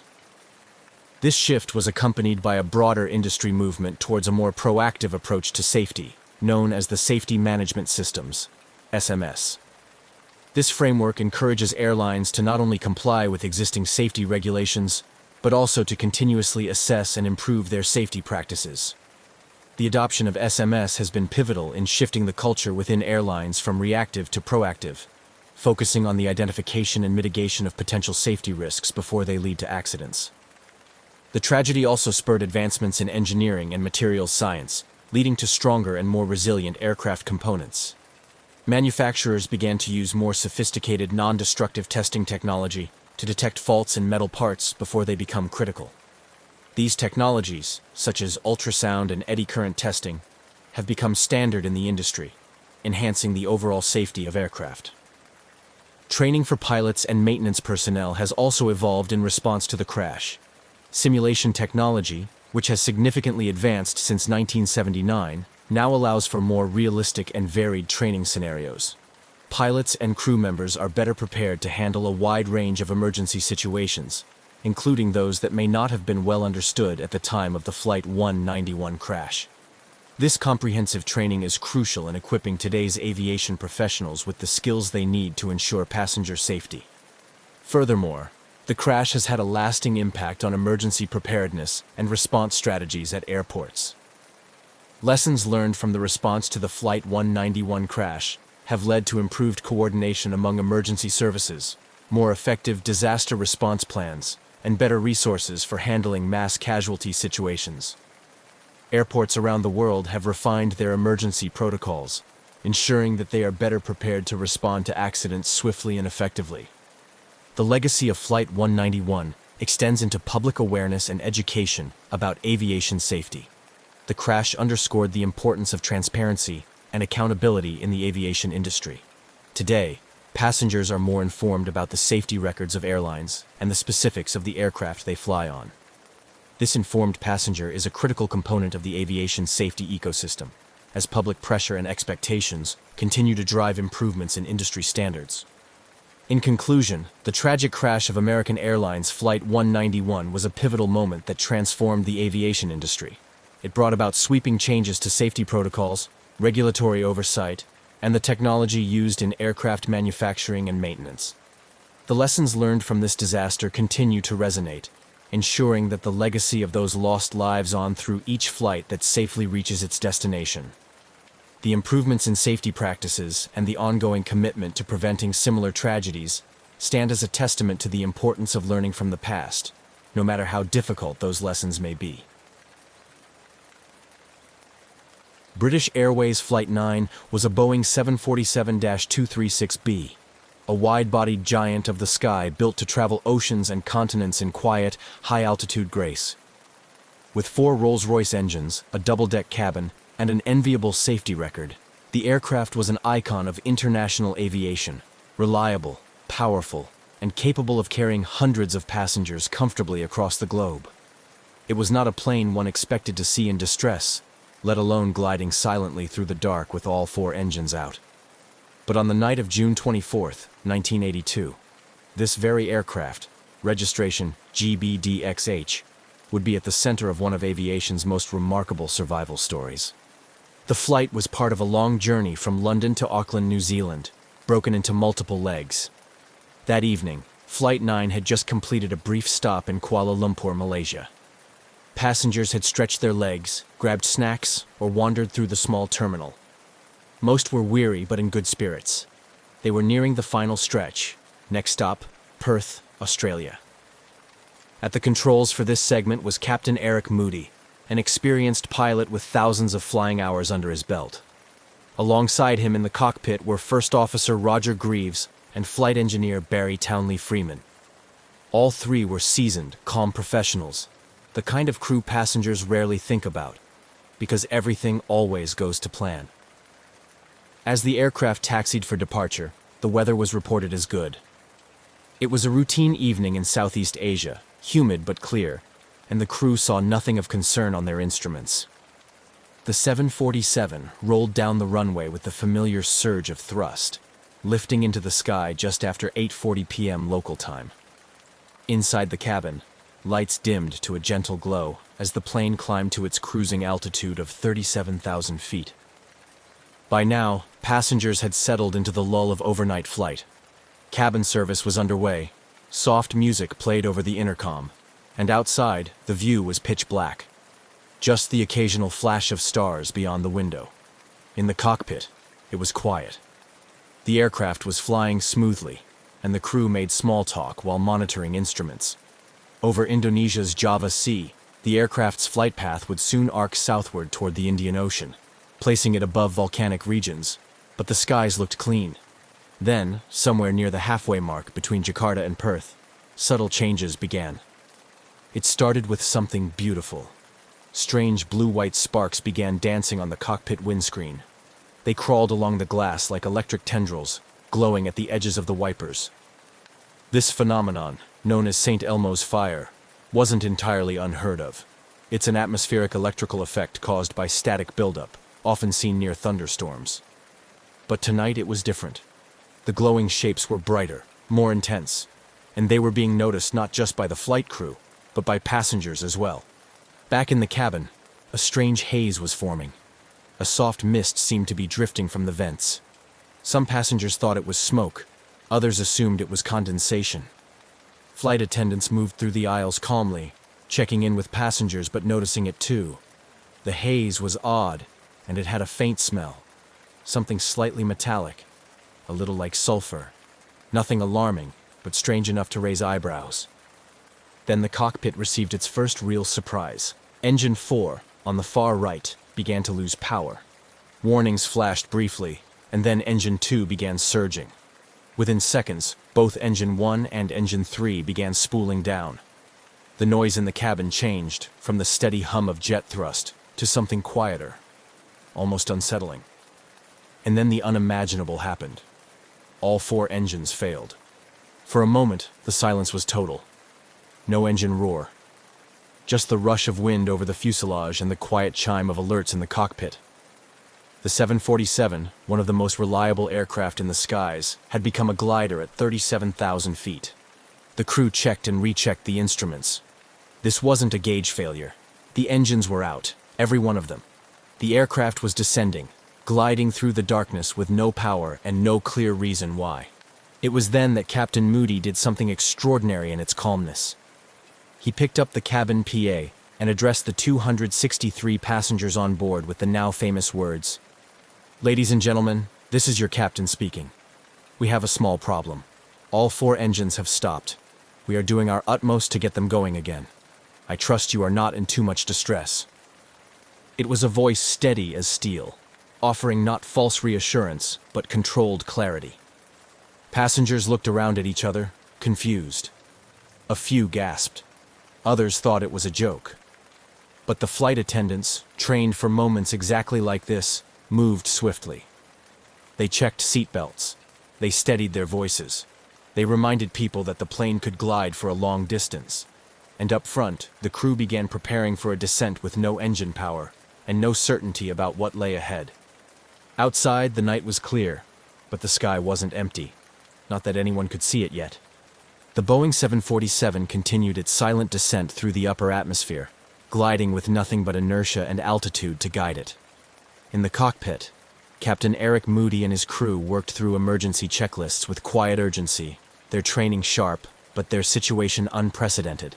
4 engines out, no power, no warning, and no clear explanation.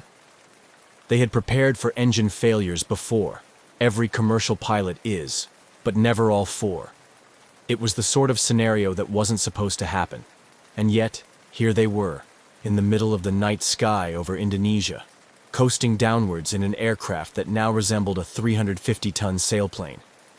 Inside the cabin, time seemed to slow. Flight attendants, despite their own uncertainty, moved efficiently through the aisles.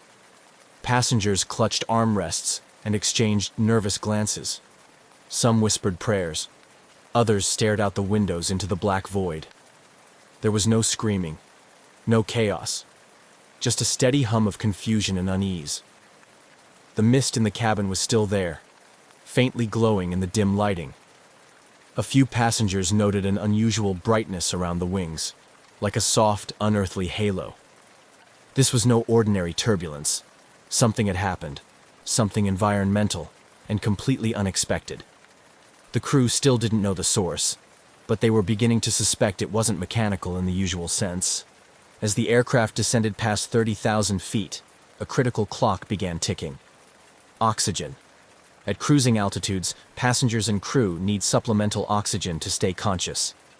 The aircraft had deployed emergency oxygen masks automatically when the engines failed, but they were only designed to function for a limited time, about 15 minutes, long enough to get the plane down to breathable altitudes. Captain Moody and First Officer Greaves performed glide calculations quickly. The 747 could descend at roughly 2,000 feet per minute with no power. That gave them maybe 20 minutes before they'd be near sea level. If they couldn't restart the engines by then, they'd need a plan B. Jakarta was the nearest viable airport, but reaching it depended on distance, descent rate, and a heavy dose of luck. They began trying to restart the engines, first in sequence, then out of sequence. Fuel valves were adjusted, ignition switches recycled, airflow was monitored. Nothing. The engines refused to respond. At this point, the crew made the difficult decision to declare an emergency with Jakarta Air Traffic Control. The transmission was calm but urgent. Total engine failure. Initiating descent. Requesting immediate vectors for possible landing. The controllers, stunned, began relaying instructions, advising vectors to Halim Perdanakusuma International Airport, Jakarta's primary field. What no one in the aircraft knew was that they were flying directly through a dense, invisible ash cloud, part of a massive plume released hours earlier by Mount Galunggung, a volcano in West Java that had erupted without warning. Volcanic ash doesn't show up on traditional weather radar, and it doesn't look like a thunderstorm cloud from the outside. It's dry, fine, and composed of glass-like particles that can sandblast a windshield and choke jet engines. The volcanic ash had entered all four of the 747's engines, melting internally at high temperature, coating turbine blades, and then solidifying as it cooled. The engines had essentially suffocated, starved of clean air and jammed by glass dust. And because this phenomenon was not widely understood at the time, the crew had no idea what they were up against. Still descending, they passed through 25,000 feet, then 20,000.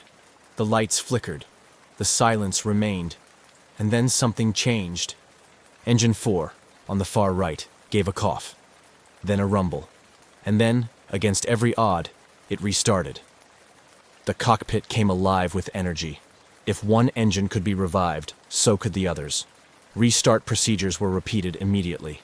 Moments later, Engine 3 sputtered to life, then Engine 1. Within another minute, Engine 2 followed. All four engines were back, but celebration was premature. The engines had only come back online after the plane had descended beneath the ash cloud. It wasn't until they had cleared the volcanic particles that clean airflow allowed combustion again. And now, having regained power, the aircraft was still in a precarious position, descending, engines unstable, and visibility worsening by the second. The windshields, now coated with a layer of ash and microscopic debris, had been rendered nearly opaque. The crew could barely see forward.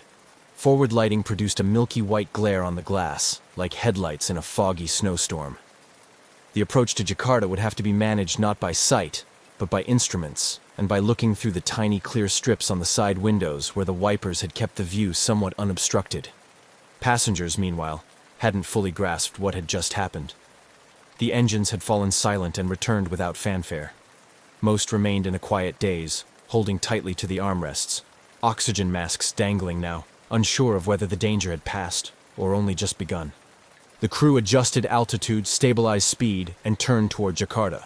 The flight, once a simple overnight leg, had now become a race against further ash exposure, fuel calculations, and a difficult approach into an unfamiliar airport. With limited visibility, potential engine damage, and 263 lives in the balance. British Airways Flight 9 was no longer a glider, but it wasn't out of danger. As the crew steadied the now breathing engines and recalibrated their approach toward Jakarta, the stress inside the cockpit remained razor sharp. The 747 had dropped from 37,000 feet to below 13,000 during the terrifying engine outglide. With the engines back online, they were climbing slightly to maintain safe maneuvering altitude, but none of the four power plants could be trusted yet. Captain Eric Moody, calm as ever, knew the aircraft had passed through something dangerous. Volcanic ash still wasn't even on the flight crew's radar, literally and figuratively. But the damage it had caused was evident in every system readout. The engines were now operational, but only just. And the flight deck's view of the outside world was a ghostly blur. The front windscreen, once a clear panel offering visibility for miles, was now frosted with a fine, gritty residue, etched by the abrasive glass particles of volcanic ash. Headlights reflected off it in a white, opaque haze. From the captain's seat, forward visibility was next to nothing. They could see a little more through the outer side windows, where the wipers had pushed away enough ash to form narrow slits of clarity. But the view directly ahead was like staring into a lit fog. Instrument flight rules, IFR, would have to carry them through the landing. That meant relying entirely on gauges, sensors, radio beacons, and air traffic control guidance. It wasn't uncommon in bad weather or fog, but this was different. The ash damage added an unpredictable element to everything. From airspeed indicators to engine temperature readings, everything had to be double-checked. Meanwhile, back in the cabin, the atmosphere was a mix of subdued tension and whispered relief. The engine's return brought a noticeable change in sound, and with it, a flicker of hope. But no announcement had yet come explaining what had happened. The flight attendants, trained for every possible scenario, kept the passengers calm with measured voices and quick, practiced movements. They offered reassurances, collected used oxygen masks, and quietly passed information back to the cockpit. Then came the announcement. Captain Moody's voice crackled over the intercom, deliberate, composed, and unmistakably British. He informed the passengers that all 4 engines had temporarily failed, and that the aircraft had descended to a lower altitude before successfully restarting them. He offered no dramatics, no guesswork, just facts. He ended with a line that would later be remembered by those on board for its surreal restraint. "We trust you are not in too much distress." The tone of the announcement left many passengers blinking in disbelief. The word temporarily didn't seem to carry the gravity of what they'd just endured. But Moody's cool demeanor had its effect. Panic never truly took hold. Instead, there was a strange kind of stillness, the calm that follows when people realize they're part of something far bigger than themselves, but are being led by someone who won't let go of the wheel. Below them, the lights of Jakarta began to come into view, dim through the smeared glass of the side windows. The aircraft had been cleared for approach to Halim Perdanakusuma International Airport, a military civilian facility with a long enough runway for a wide-bodied 747. But this was no ordinary landing. With forward vision compromised and concerns still hanging over the engine's reliability, the crew approached the descent with surgical precision. The autopilot assisted in keeping their trajectory clean, while instruments guided them along the glide path. They flew almost blind, save for those narrow bands of semi-clear vision and the glowing instruments inside the flight deck. As they neared 6,000 feet, small sparks danced along the wing edges again. St. Elmo's fire, the same eerie electrical phenomenon from earlier. It was a reminder. They might not be entirely clear of the ash cloud yet. The atmosphere remained unpredictable. Any moment, an engine could surge or fail again. The crew made final landing checks. Landing gear down, flaps extended, speed adjusted, altitude descending. Through the side window, Moody could just make out the lights of the runway, but he would need help lining up. First Officer Greaves leaned to his side to aid with visuals, while Flight Engineer Townley Freeman monitored the engine's delicate parameters.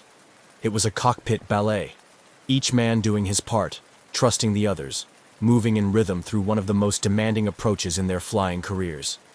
As the runway drew closer, there was no drama in the cabin, no countdown, no fanfare. Just the familiar pitch change as the aircraft flared, then the heavy thud of wheels touching down. The landing was firm, but smooth. The crowd of flight attendants, quietly gripping seatbacks, began to breathe again.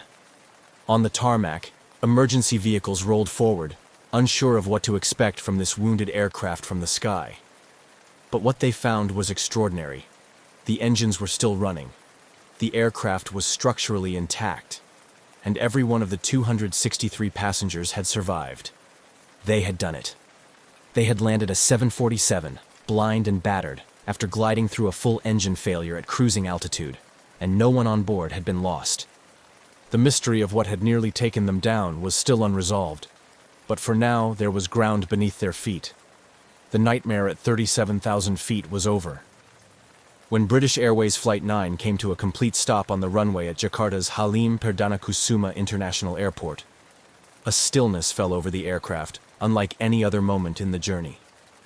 After hours of tension, a powerless glide from 37,000 feet, and a descent through an obscured sky, the sound of engines idling on solid ground felt surreal. Passengers looked around, as if waiting for someone to tell them what had really happened.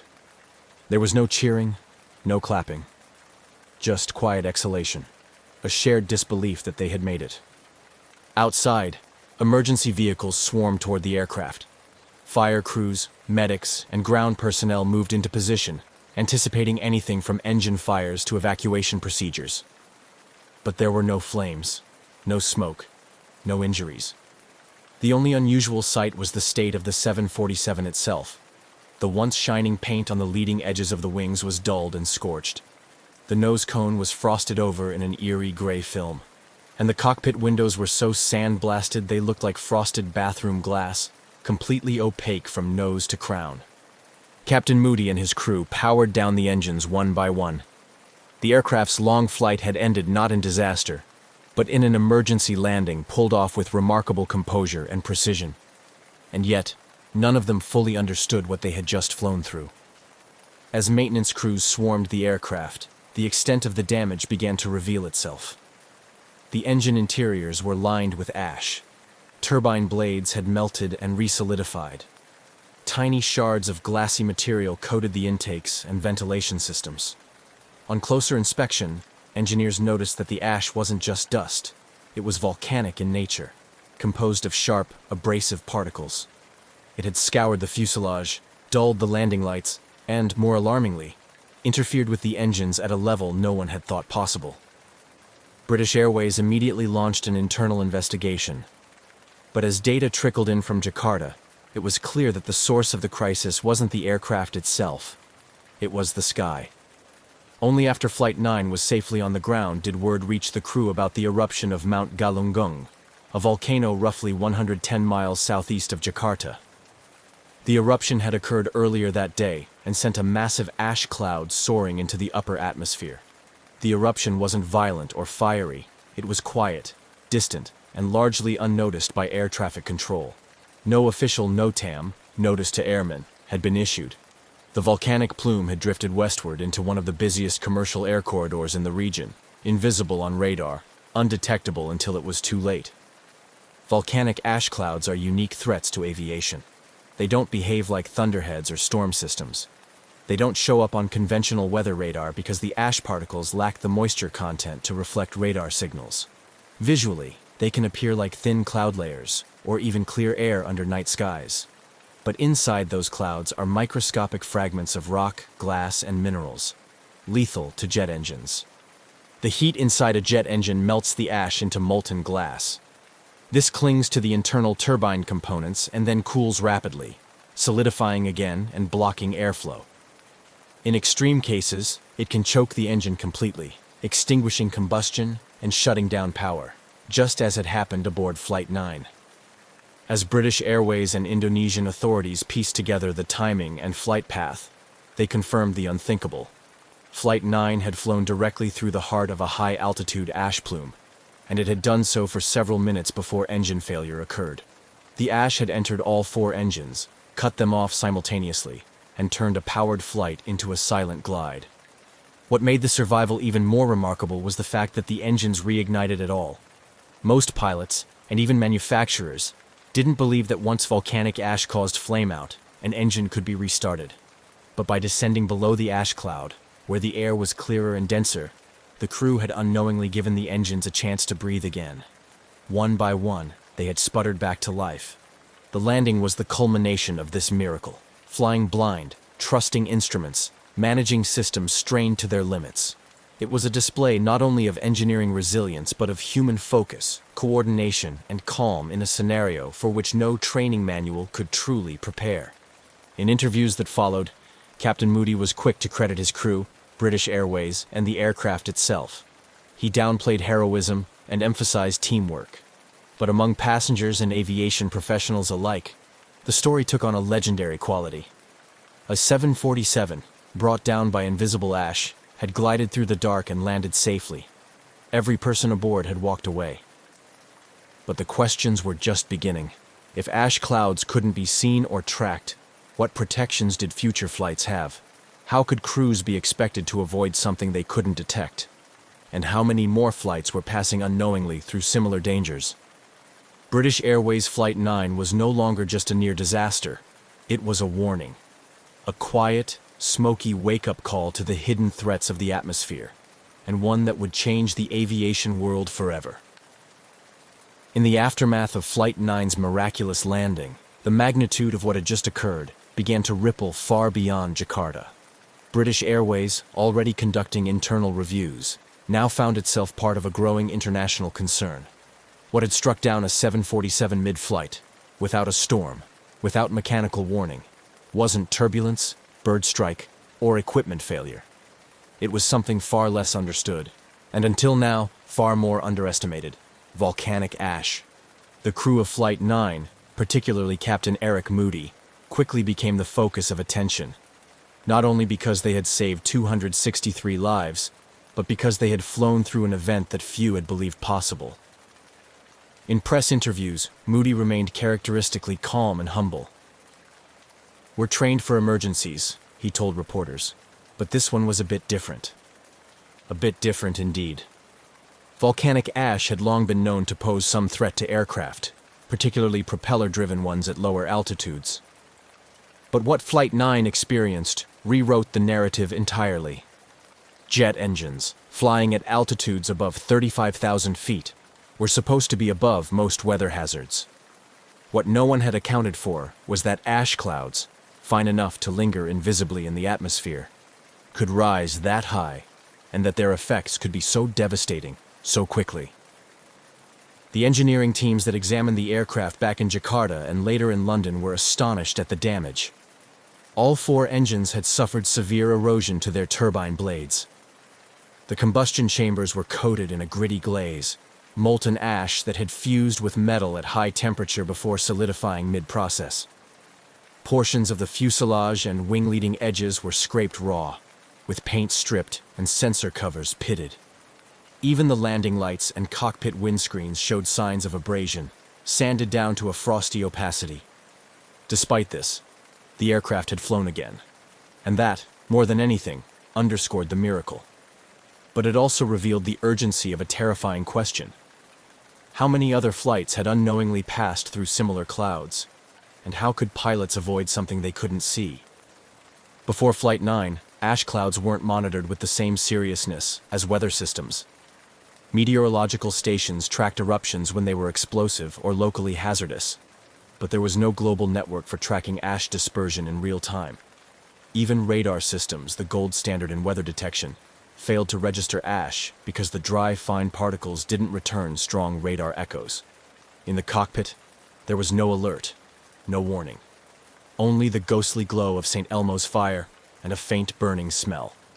Flight 9 had highlighted a blind spot, both literal and systemic. The aviation world responded swiftly. Within weeks, international aviation bodies, including the International Civil Aviation Organization, ICAO, and major weather agencies, convened emergency meetings. Volcanologists were brought in. Ash behavior at altitude was analyzed. Flight 9 had shown that a jet could lose all engines at once, and that a modern aircraft, even one as large and robust as a 747, was not immune to a silent hazard lurking in plain air. New protocols were drafted. Airlines began training pilots to recognize early symptoms of ash encounters: the sudden static discharge, unusual smells, engine surging, and forward visibility loss. Emergency checklists were updated. Perhaps most importantly, aviation authorities started to develop the world's first volcanic ash advisory centers, VAACs, a global network designed to monitor volcanic activity and issue real-time advisories to aircraft flying in affected zones. Satellite monitoring of ash plumes also advanced significantly in the years that followed. Earth-observing satellites could now track sulfur dioxide and ash dispersal with far greater accuracy, enabling warning systems that could alert air traffic control, dispatchers, and pilots more effectively than ever before.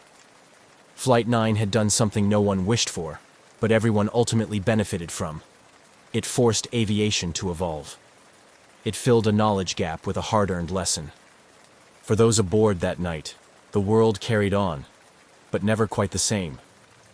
Passengers spoke later of a strange peace during the descent, of how calm the cabin remained even as oxygen masks fell and the engines went quiet. Many credited the demeanor of the flight attendants, who moved like clockwork, keeping passengers steady in the face of the unknown. Captain Moody and his crew received widespread recognition. Their teamwork under pressure became a case study in aviation training programs around the world. Pilots and instructors referenced Flight 9 as the benchmark for poise and process during emergencies. It was not just a near disaster. It was a masterclass in how to fly through one. And in the years to come, other flights would encounter volcanic ash. Some would divert early, thanks to new detection. Others, like the 2010 Eyjafjallajökull eruption in Iceland, would ground hundreds of flights altogether, a decision made not out of fear, but from the lessons learned aboard Flight 9. What was once invisible now had a name, a path, and a plan. The night sky was still dark, but no longer unknowable. Because one flight, flying blind over Indonesia, had opened the world's eyes. While British Airways Flight 9 had returned safely to solid ground, the shockwaves from its brush with disaster continued to ripple through the aviation world.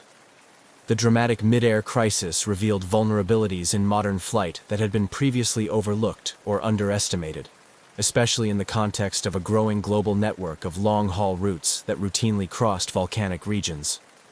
Jakarta Air Traffic Control, stunned by the event, began working more closely with geophysical agencies to understand what exactly had happened above their skies. It turned out that Mount Galunggung had erupted earlier on the same day as the flight, an event largely unnoticed outside local geological circles. The eruption had released a massive column of ash high into the atmosphere, and with the right combination of upper-level winds, that plume drifted silently into international airspace. The problem was, no one had known it was there.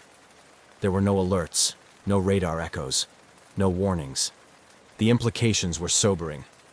In the months that followed, attention turned toward developing long-overdue protocols for how volcanic activity should be communicated to pilots. What happened to Flight 9 could not be allowed to happen again. At the time, there was no unified global method for identifying and reporting ash in real time. That changed quickly.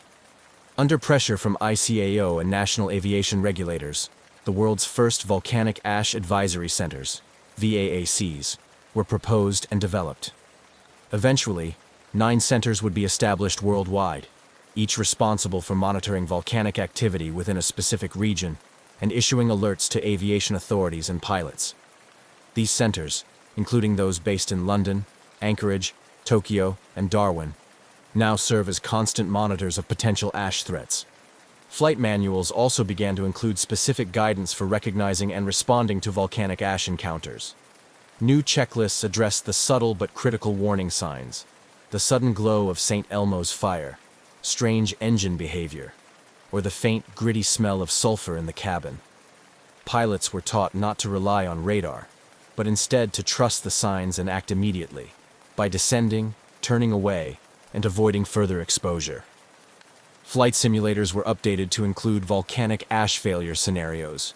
For the first time, engine flameouts caused by ash could be replicated in training environments.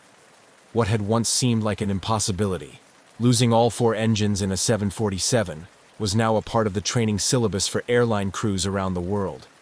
Engine manufacturers, too, took note. Rolls-Royce and other leading companies studied the damage to Flight 9's power plants in exhaustive detail. The molten ash had entered the combustion chamber, fused onto blades, then cooled into glass. Engineers began designing turbines more resistant to such damage and refining protocols for testing engines after suspected ash exposure.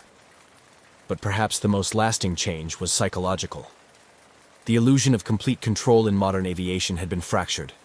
Pilots and passengers alike had been reminded that the sky, so vast, so seemingly predictable, still held secrets.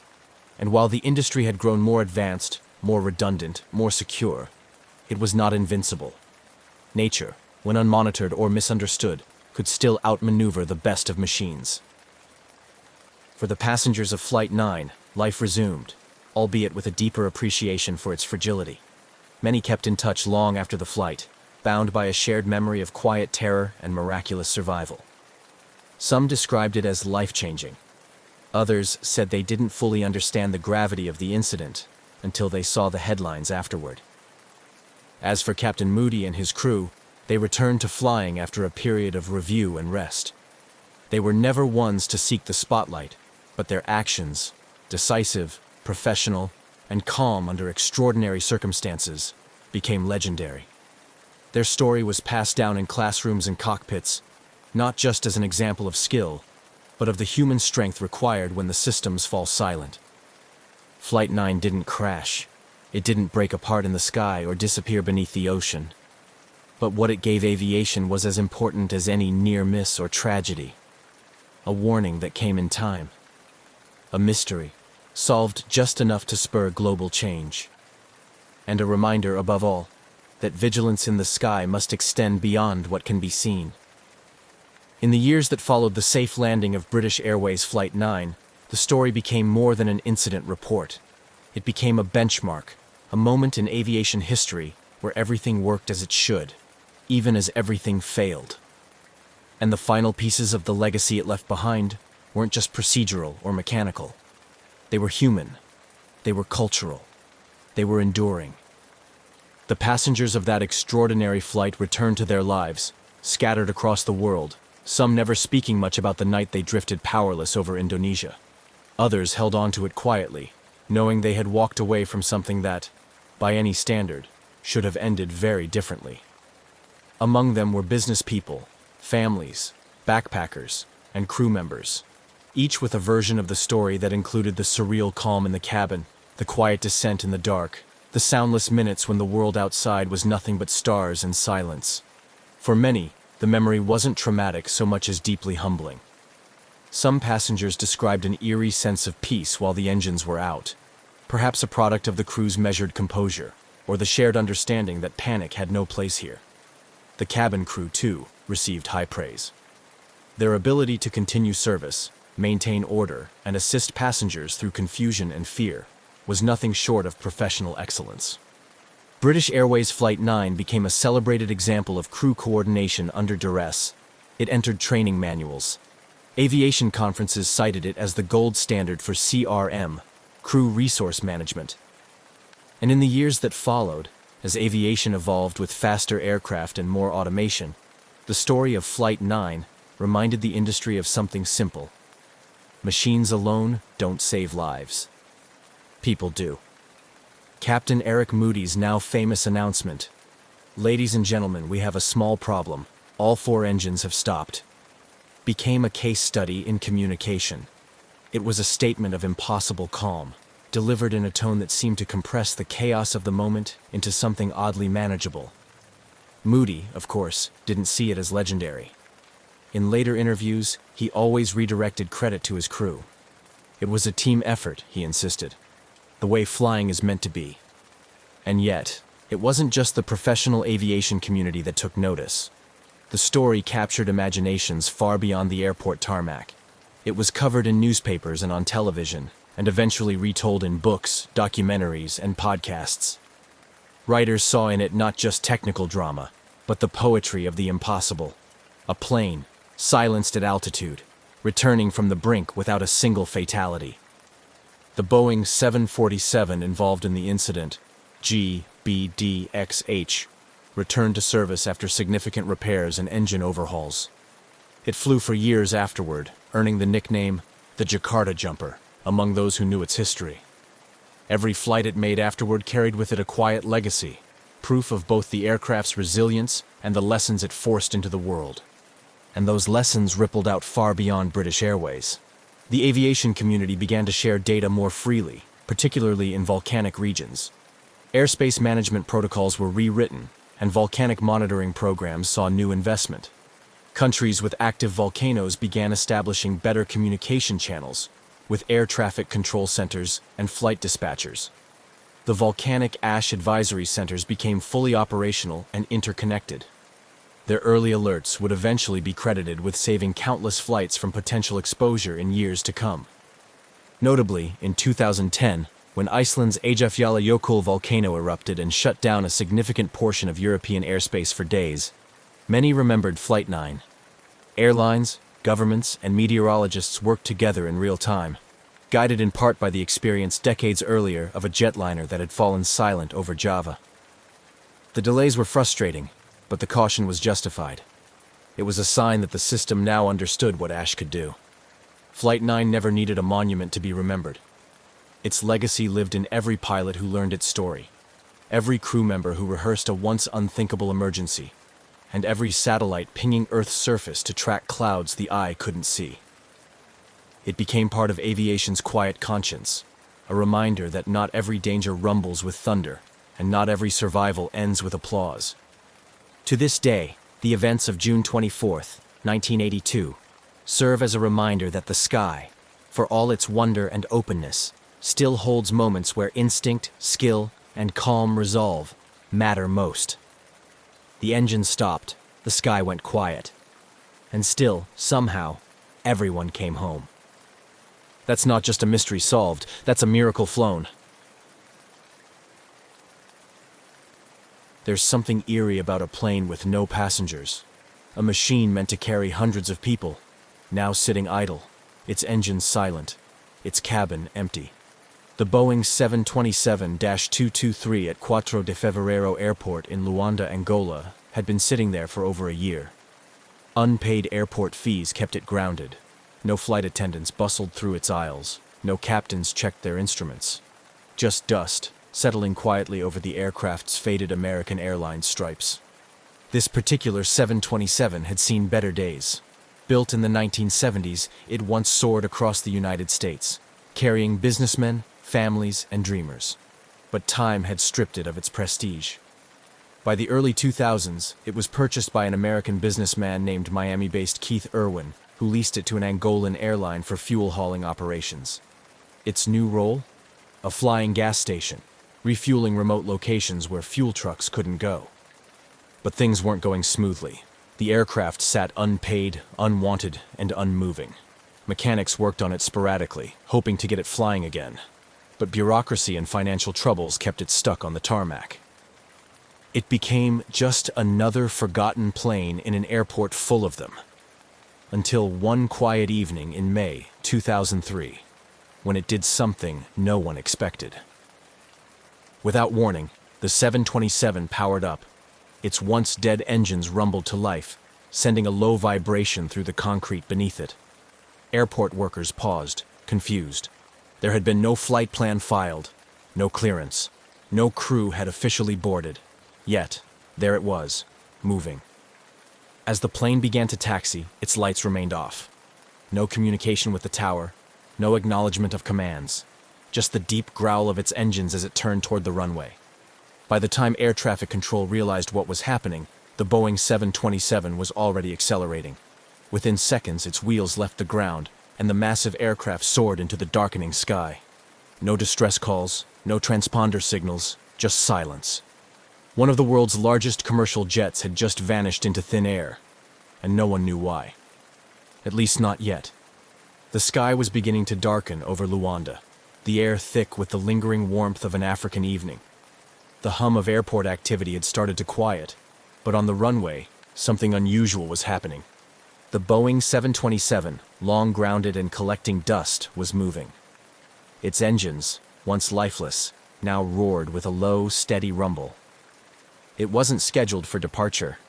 No flight plan had been filed, no pilots had requested clearance. But here it was, slowly taxiing toward the runway, as if it had a mind of its own. Airport workers turned to watch. Some assumed it was a maintenance check, maybe a simple repositioning. But something felt off. The aircraft's exterior lights remained off, making it difficult to track in the growing darkness. No calls came through the radio. No one in the control tower had authorized the movement. Inside, if there was a pilot at all, they were flying blind. The 727 was a complex machine, typically requiring a 3-person flight crew to operate. A captain, a first officer, and a flight engineer. Yet, according to every log, no qualified flight crew had boarded that evening. The only 2 people suspected of being on the aircraft were Ben Charles Padilla, an American aircraft mechanic with some piloting experience, and John Mutantu, a Congolese aviation technician. Neither was licensed to fly a 727 solo, yet somehow the plane accelerated down the runway. Then, in a rush of displaced air and roaring engines, the massive jet lifted off the ground. Control tower operators scrambled to make contact. Unidentified aircraft, please respond. Silence. State your flight number and intentions. Nothing. The aircraft climbed westward, heading toward the Atlantic Ocean. It passed over the coastline, growing smaller and smaller, fading into the horizon. Then, it was gone. No distress calls. No emergency transponder signals. No radar track beyond a certain point. A 200,000-pound aircraft had just disappeared, and the world would never see it again. The night air over Luanda settled into a thick, humid stillness. The Boeing 727 had disappeared beyond the horizon, swallowed by the vast Atlantic. Yet inside the control tower, the confusion lingered like a fog. Officials scrambled to make sense of what had just happened. A commercial airliner had taken off with no clearance, no lights, and no communication. That alone was an aviation nightmare. But worse, no one could confirm who had been at the controls. The last known individuals connected to the aircraft were Ben Charles Padilla and John Mutantu, but neither had been scheduled to fly. Padilla was a skilled mechanic and a licensed pilot for small aircraft, but he wasn't qualified to operate a 727 alone.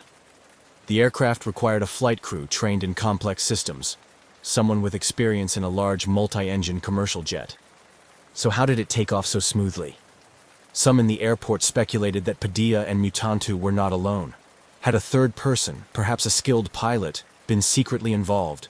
If so, who were they, and where had they gone? Immediately, officials in Angola reported the missing aircraft. But there was little they could do. The plane had left national airspace. Once it flew over the ocean, it became a ghost.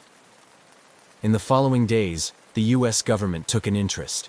It was 2003, and in the post-9/11 world, an unidentified commercial jet suddenly going off the grid set off alarms. The FBI, CIA, and even the National Security Agency, NSA, started monitoring possible sightings.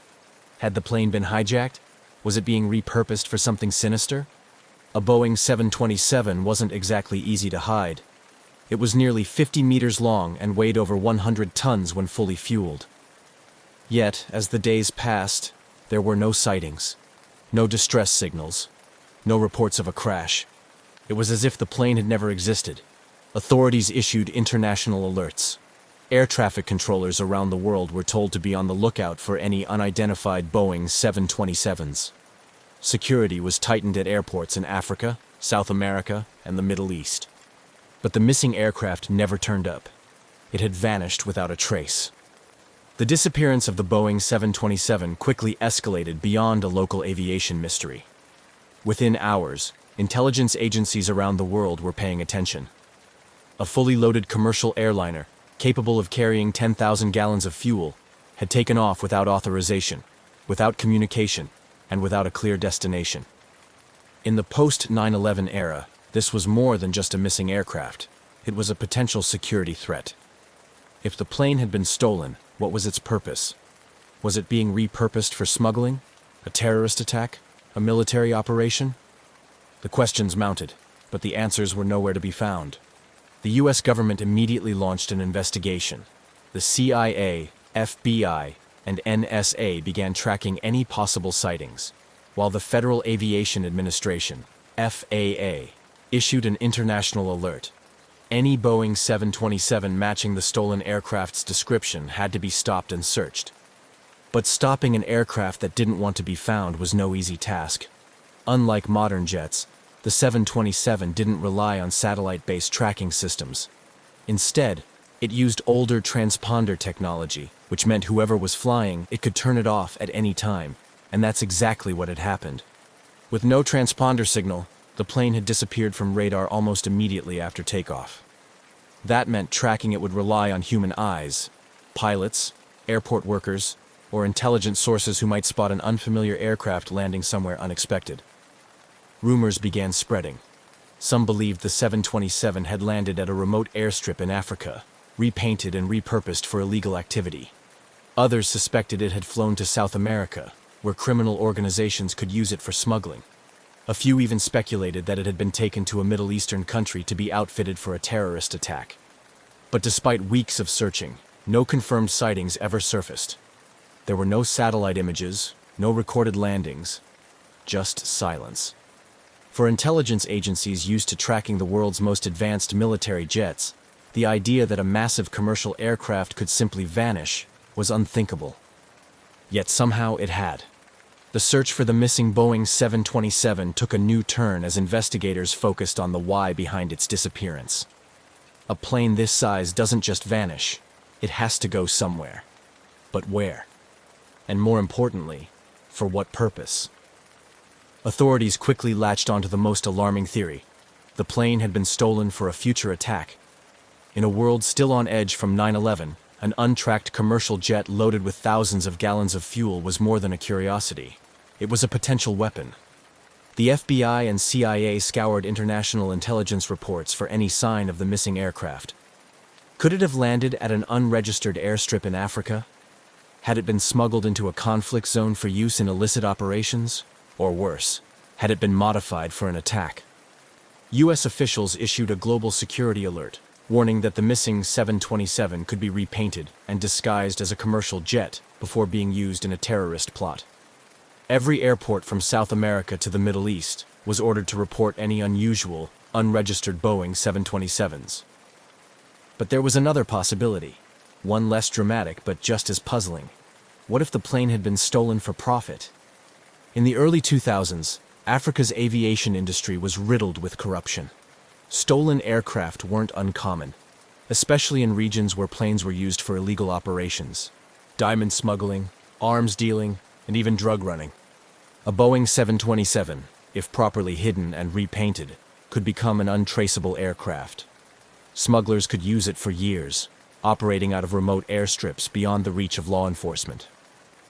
Intelligence agencies turned their focus toward known criminal networks in Angola, the Democratic Republic of Congo, and South America. Was the plane hidden in a jungle airstrip, making illicit runs between continents? Or had it been dismantled for parts, piece by piece? Leads came in, but none led to the missing plane. No verified sightings, no satellite images, no answers. The idea that a massive, fuel-hungry commercial aircraft could operate in secrecy for this long seemed impossible. Yet, months passed, and still, nothing. It was as if the Boeing had simply ceased to exist. The deeper investigators looked, the stranger the case became.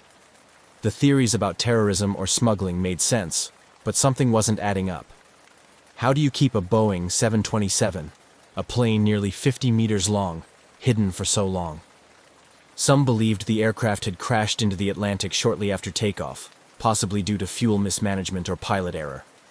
After all, neither Padilla nor Mutantu were certified to fly a 727 alone. If they had tried, the flight could have gone horribly wrong. But if the plane had crashed, where was the wreckage? In aviation history, even deep-sea crashes leave behind something. Floating debris, an oil slick, radio transmissions, something. But in this case, there was nothing. No emergency beacons, no reports of wreckage washing up along the coast. Just silence. Then there was the idea that the plane had been dismantled for parts. A Boeing 727 was valuable, even if it wasn't in prime condition. Its engines alone were worth millions on the black market.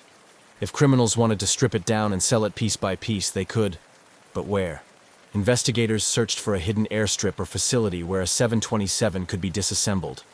Remote airports in Africa, illegal smuggling hubs in South America, anywhere a plane could be secretly torn apart. But again, nothing.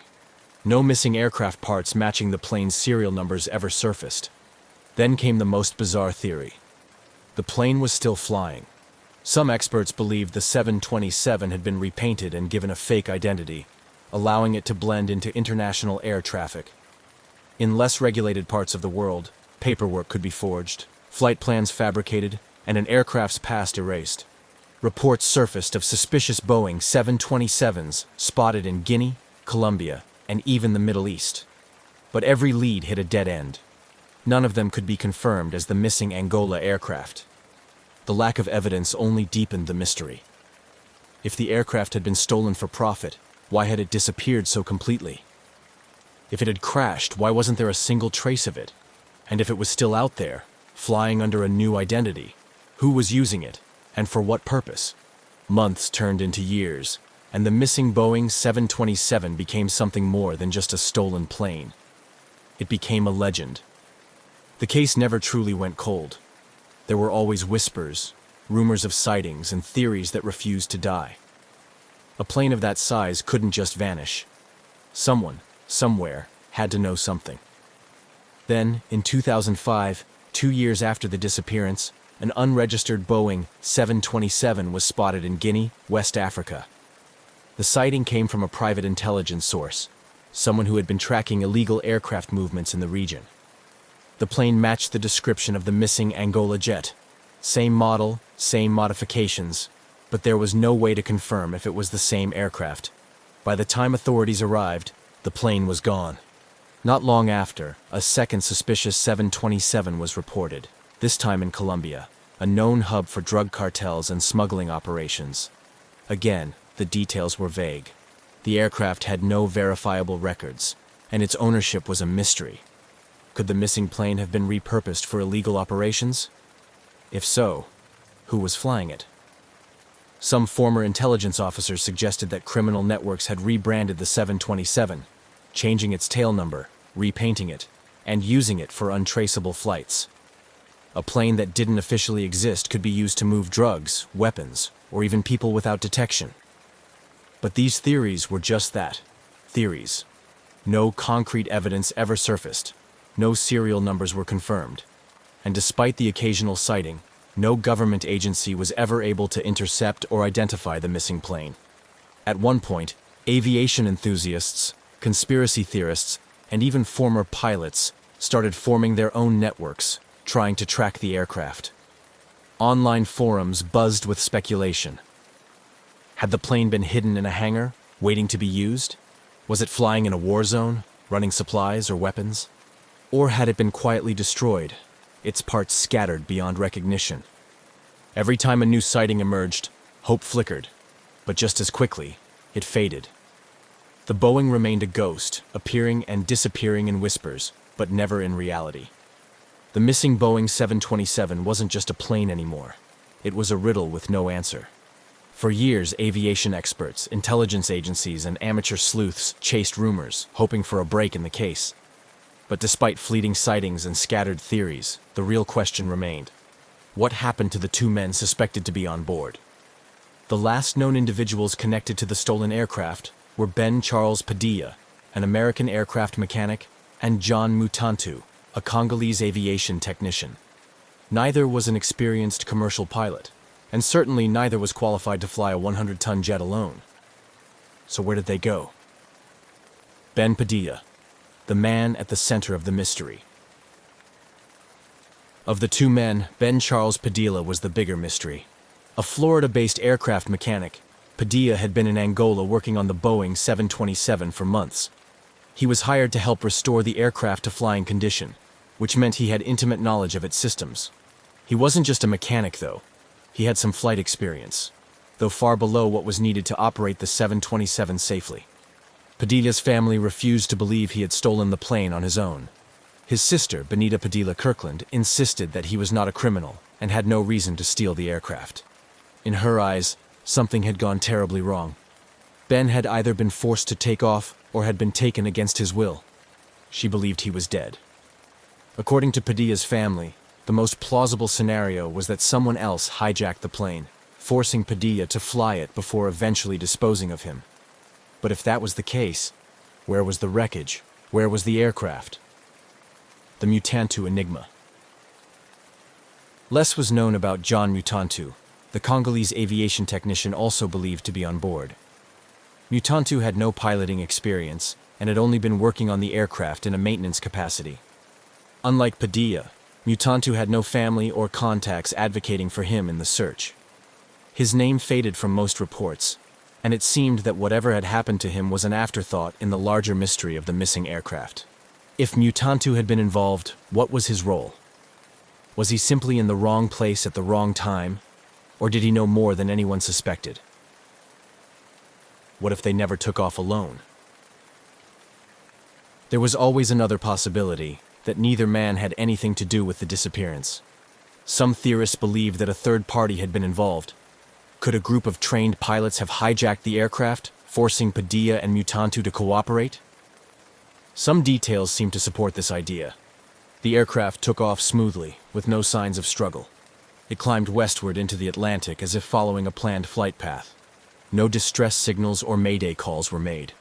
If Padilla had been piloting against his will, why hadn't he found a way to communicate with the tower? Was he already dead before takeoff?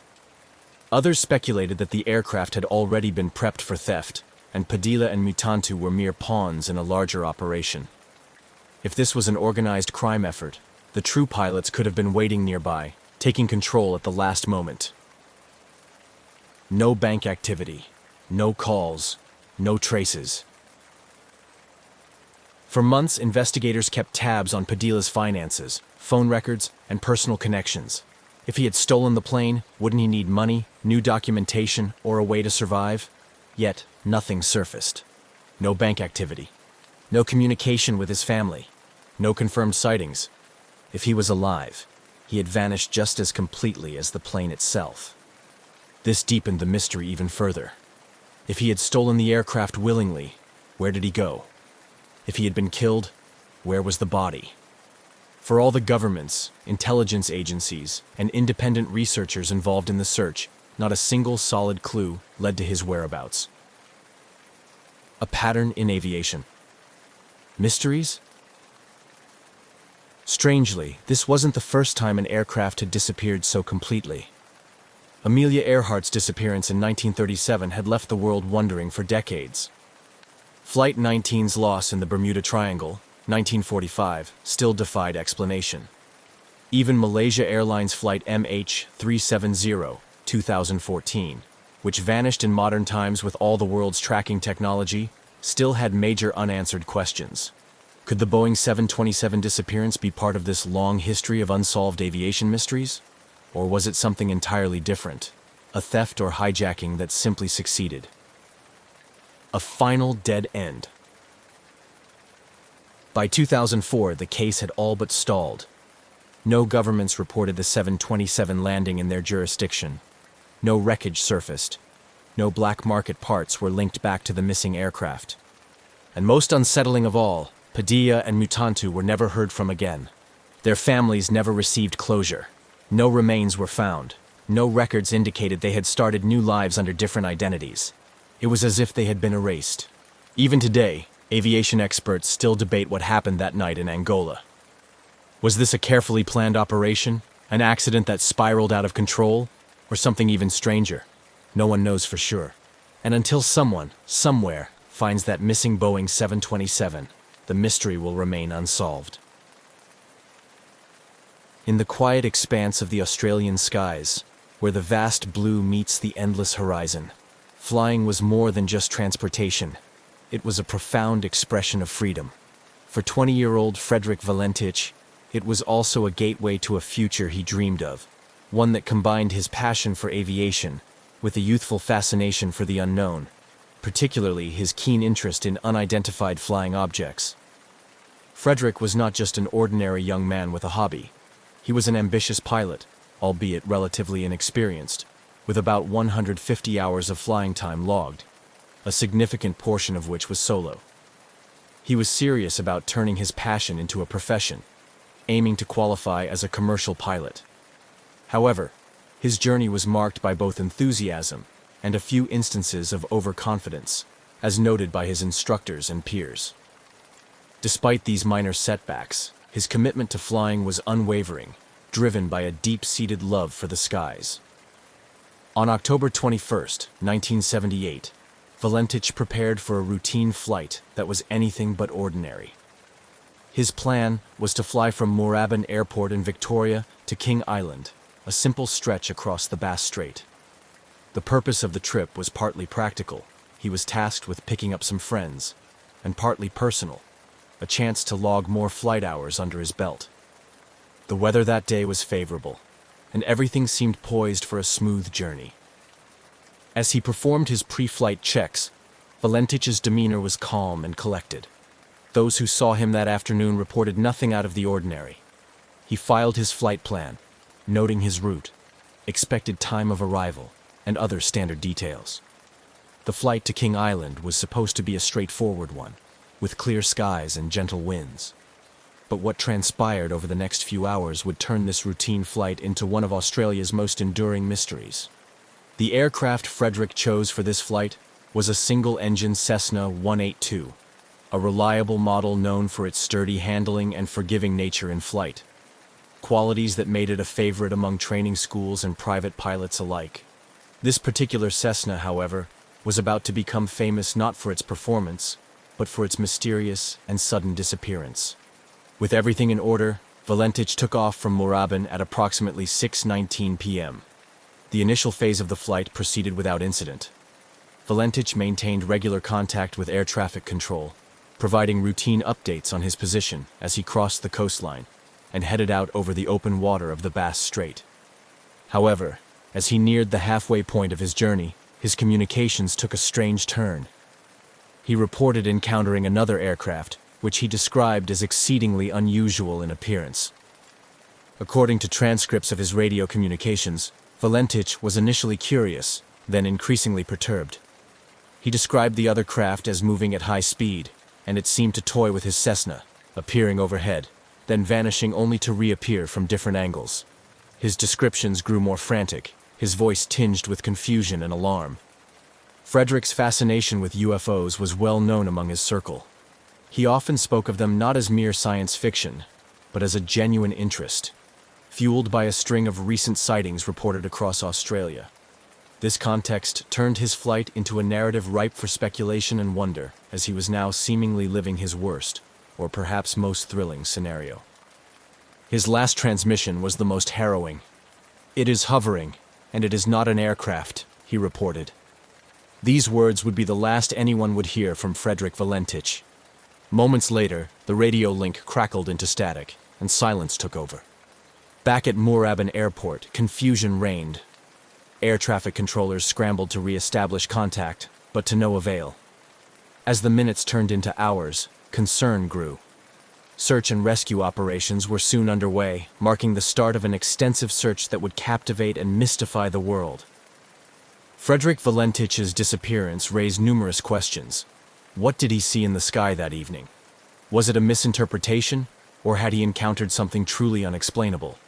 These questions haunted the investigation, and would soon elevate the incident from a mere missing person case to a legend discussed and debated by aviators and UFO enthusiasts alike. Frederick Valentich's departure from Mooraban Airport had been routine. The engines of his Cessna 182 hummed smoothly as he ascended into the early evening sky, leaving the familiar landscape of Victoria behind. His flight plan was straightforward: head southwest towards King Island, a speck of land nestled in the Bass Strait between Australia and Tasmania. It was a flight path he had considered carefully, suited to his experience level and the Cessna's capabilities. As Valentich settled into the cockpit, the world below him transformed. The urban sprawl gave way to the rugged, windswept coastline, and then to the open sea.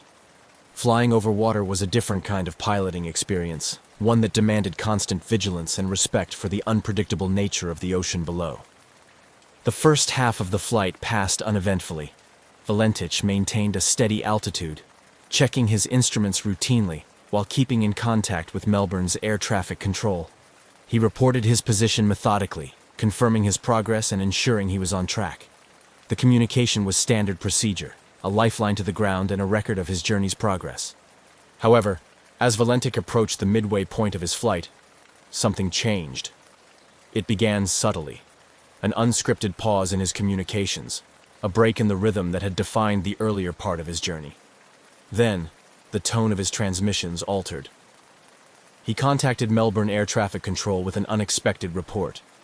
He was not alone in the sky. Valentich's voice, usually calm and collected, carried a note of confusion as he described the other aircraft. It was, he reported, an unusual sight, faster than his Cessna and far more agile. The aircraft appeared to be playing a strange game, moving at high speed, ascending past him only to suddenly appear on a different side. Each report Valentich made grew more alarmed. The craft seemed to toy with him, darting in and out of his field of vision with baffling ease.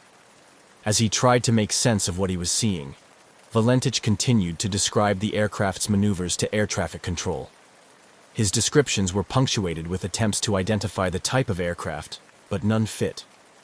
It wasn't behaving like any conventional airplane he knew. It didn't seem to adhere to the physical limitations of human-made aircraft. The situation escalated as Valentich reported that the aircraft had approached much closer. It hovered overhead, its movements unlike anything he had encountered before. This proximity allowed him to provide more detail about its appearance. It seemed to be metallic, shiny, and was emitting a green light. His voice conveyed a mixture of awe and distress.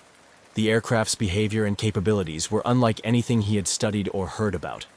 This part of the flight, marked by these bizarre encounters, was critical. Valentich's focus shifted from navigation to dealing with the unexpected presence. Each transmission to Melbourne became more urgent, his sentences clipped as he struggled to maintain composure and control over his aircraft. The exchange reached a climax when Valentich expressed something more than surprise or confusion. There was a palpable tension in his voice. "It is hovering, and it is not an aircraft," he stated firmly, the final words that painted a picture of something beyond ordinary understanding. Then, just as suddenly as it had begun, the communication cut off. The line went dead, leaving only static in its wake.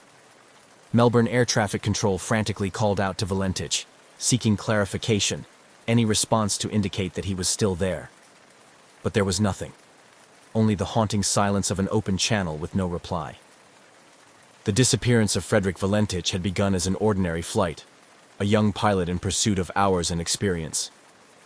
But as the sun set over the Bass Strait that evening, it turned into something entirely different, a mystery that would echo through the annals of aviation history.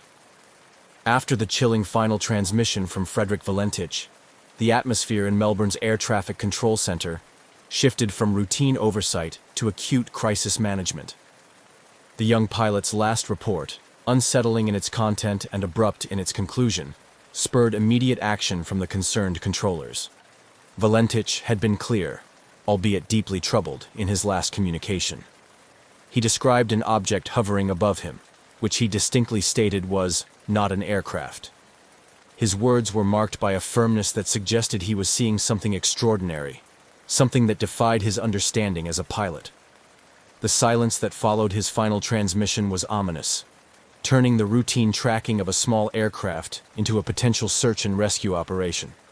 With no further contact from Valentich, the controllers wasted no time in deploying standard emergency protocols. Initially, they attempted to re-establish communication, hoping for any sign that Valentich was still airborne and simply experiencing radio difficulties. Repeated calls were made, each unanswered, only amplifying the urgency of the situation. As minutes turned into hours without any response, the scope of the operation expanded. The Australian authorities were notified, and a full-scale search and rescue mission was launched by the evening. The operation involved multiple assets, including aircraft and sea vessels, tasked with scouring the area of Valentich's last known position over the Bass Strait. The search teams faced daunting conditions. The Bass Strait, notorious for its unpredictable weather and rough seas, posed significant challenges. The vastness of the area, coupled with the fading light of dusk, further complicated the efforts. Search planes swept over the water, looking for any sign of Valentich or his Cessna, while boats combed the waves below. Despite the extensive resources deployed and the urgency of the search, no trace of Valentich or his aircraft was found that night. The search continued over the following days, with additional teams joining the effort. The Australian Maritime Safety Authority coordinated the operation, expanding the search area and utilizing more sophisticated technology, including radar and satellite imagery. The lack of physical evidence was perplexing. No debris, oil slick, or other typical indicators of an aircraft crash were evident. The sea and air search teams reported back only the emptiness of the open water and the unyielding silence of the sky. The search efforts persisted, driven by hope and the possibility that Valentich might have landed somewhere on the water and was waiting to be rescued. But as days passed with no sign of him or his aircraft, that hope began to wane. The official search operation would eventually be called off, leaving unanswered questions and profound concern for the young pilot's fate. The disappearance of Frederick Valentich became a focal point of intrigue and speculation. It catalyzed a series of investigations, discussions, and theories, both official and among the public.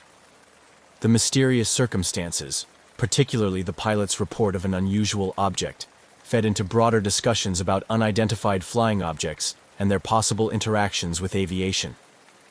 This chapter of Valentich's journey concludes not with resolution, but with the stark reality of his vanishing, a moment in time that would forever be etched in the annals of Australian aviation mysteries. The silence from his radio on that fateful evening marked the beginning of a story that continues to provoke curiosity and debate to this day. As the reality of Frederick Valentich's disappearance settled in, the focus shifted entirely to a comprehensive search and rescue operation.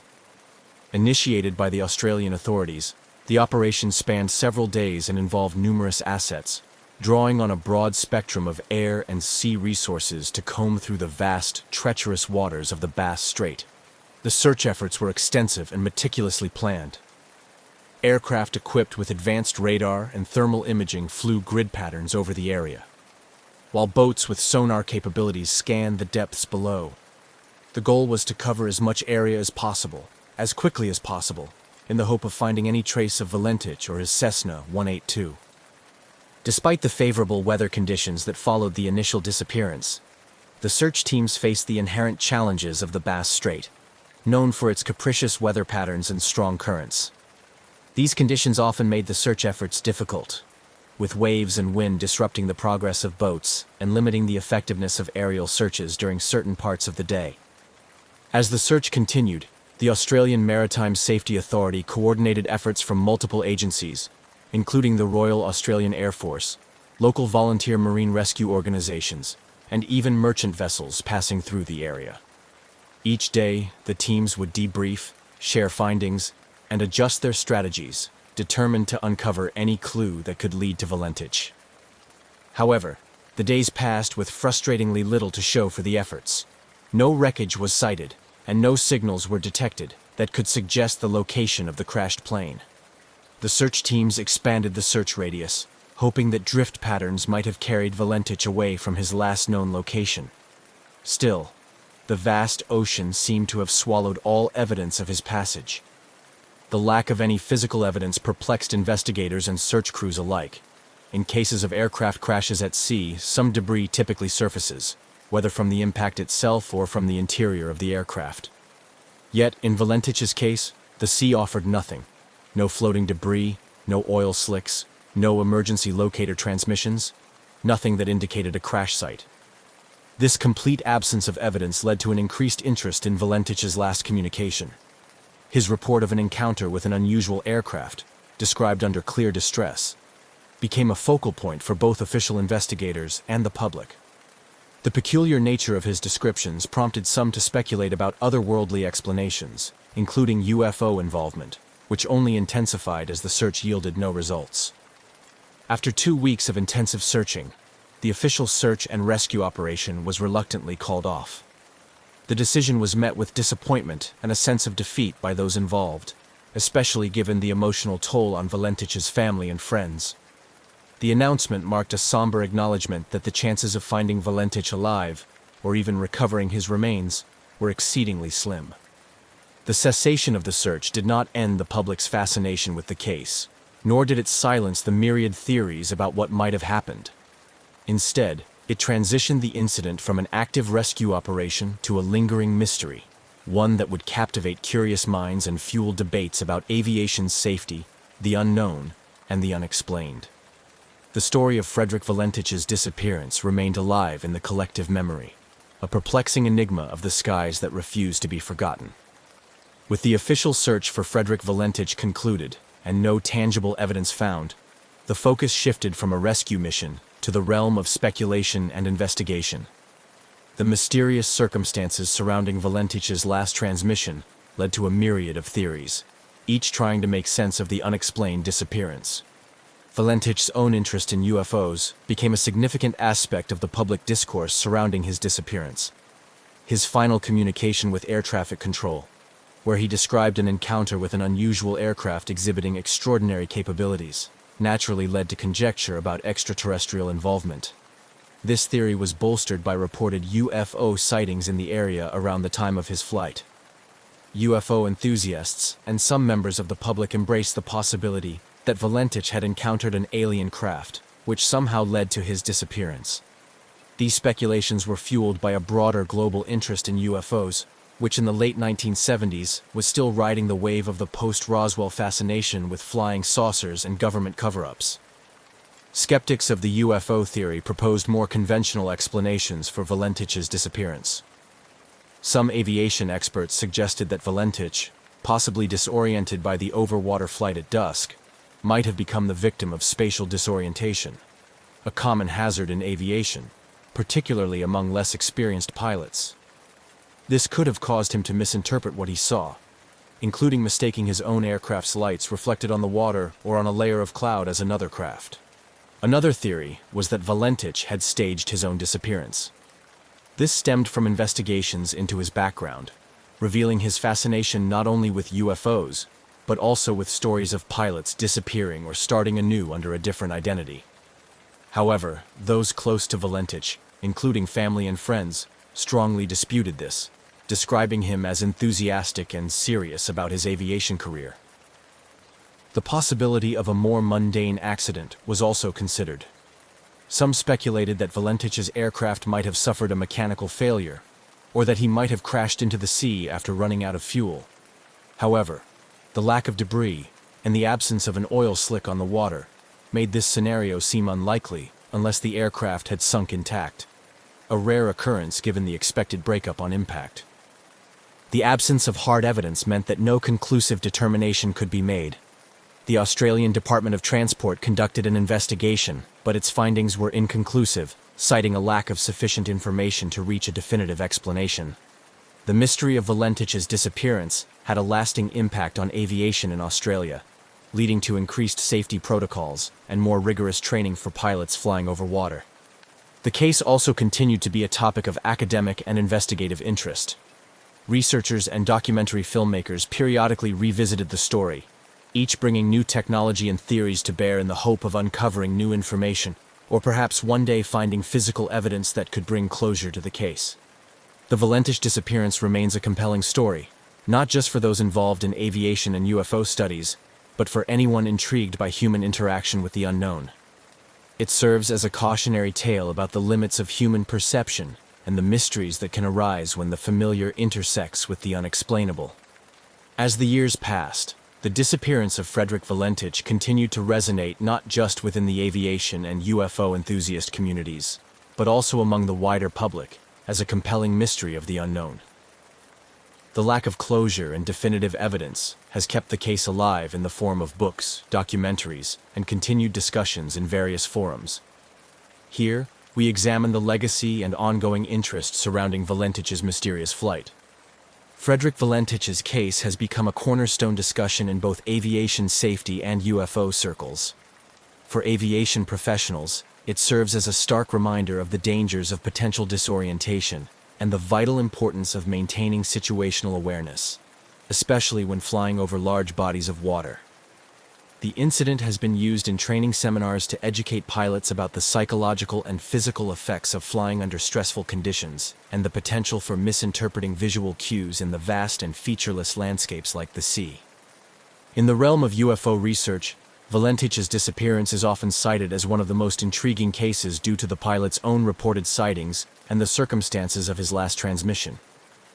It continues to fuel debates about the possibility of otherworldly encounters, and has become a part of UFO lore, frequently referenced at conferences and in literature discussing human interactions with supposed extraterrestrial vehicles. New developments occasionally reignite interest in the Valentich disappearance. Advances in technology, such as satellite imagery and improved sonar capabilities, have prompted new searches in the Bass Strait and surrounding areas. Though these efforts have not yet produced any concrete results, they maintain public interest and hope that new evidence may eventually surface. Interest is also kept alive by the media, with periodic retrospectives and updates on the case. These often coincide with anniversaries of the event, drawing new attention from those previously unaware of Valentich's story. Each wave of interest encourages fresh looks at the available data, sometimes bringing new theories to light or re-examining old ones with new technology or methodologies. Researchers and theorists continue to explore less conventional explanations, driven both by the strange details of Valentich's last reported observations and by the absence of physical evidence. Discussions often involve the exploration of what an encounter with an advanced unknown technology might entail, and how it could lead to the disappearance of an aircraft without a trace. such speculations delve into the limits of current human understanding of physics and technology, proposing scenarios where conventional retrieval and detection methods might fail. The Valentich case has also had a significant cultural impact, inspiring segments of films, television series, and literature. These portrayals explore the human aspect of the mystery, emphasizing the emotional and psychological effects on those involved, particularly Valentich's family and friends. They also examine the broader implications of a society grappling with phenomena that it cannot easily explain through current scientific understanding. The legacy of Frederick Valentich is a complex tapestry woven from threads of mystery, tragedy, and the unyielding human quest for answers. While the truth behind his disappearance may never be fully uncovered, the story continues to intrigue and inspire. It serves as a reminder of our perpetual fascination with the sky and what lies beyond, as well as the profound and sometimes haunting unknowns that remain in our own world. As long as the mystery remains unsolved, the legend of Valentich's flight will continue to captivate imaginations and stimulate curiosity across generations. In commercial aviation, few places in the world are as busy and precisely controlled as the skies above Los Angeles International Airport. Known simply as LAX, this sprawling hub is home to hundreds of daily takeoffs and landings, where air traffic controllers choreograph streams of incoming and outgoing flights with near-flawless coordination.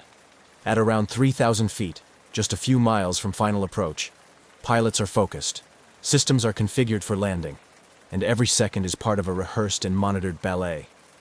So when an American Airlines pilot, flying a routine approach into LAX on August 30th, 2020, looked out his window and reported seeing something wildly out of place, the entire system paused to take notice.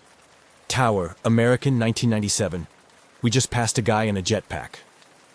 The transmission was calm, clipped, and strangely casual, but the words hung in the air like vapor. A guy. In a jetpack. At 3,000 feet, on the approach path to one of the busiest airports in the world. The controller, caught between routine chatter and disbelief, asked the pilot to confirm. He did. Moments later, another voice crackled over the radio. A JetBlue pilot, on a nearby approach vector, chimed in with the same observation. A humanoid figure, upright, flying alone through open sky.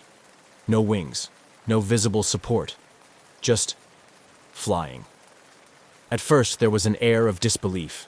Not denial exactly, but that pause between hearing something unusual and truly processing it. Pilots are trained observers.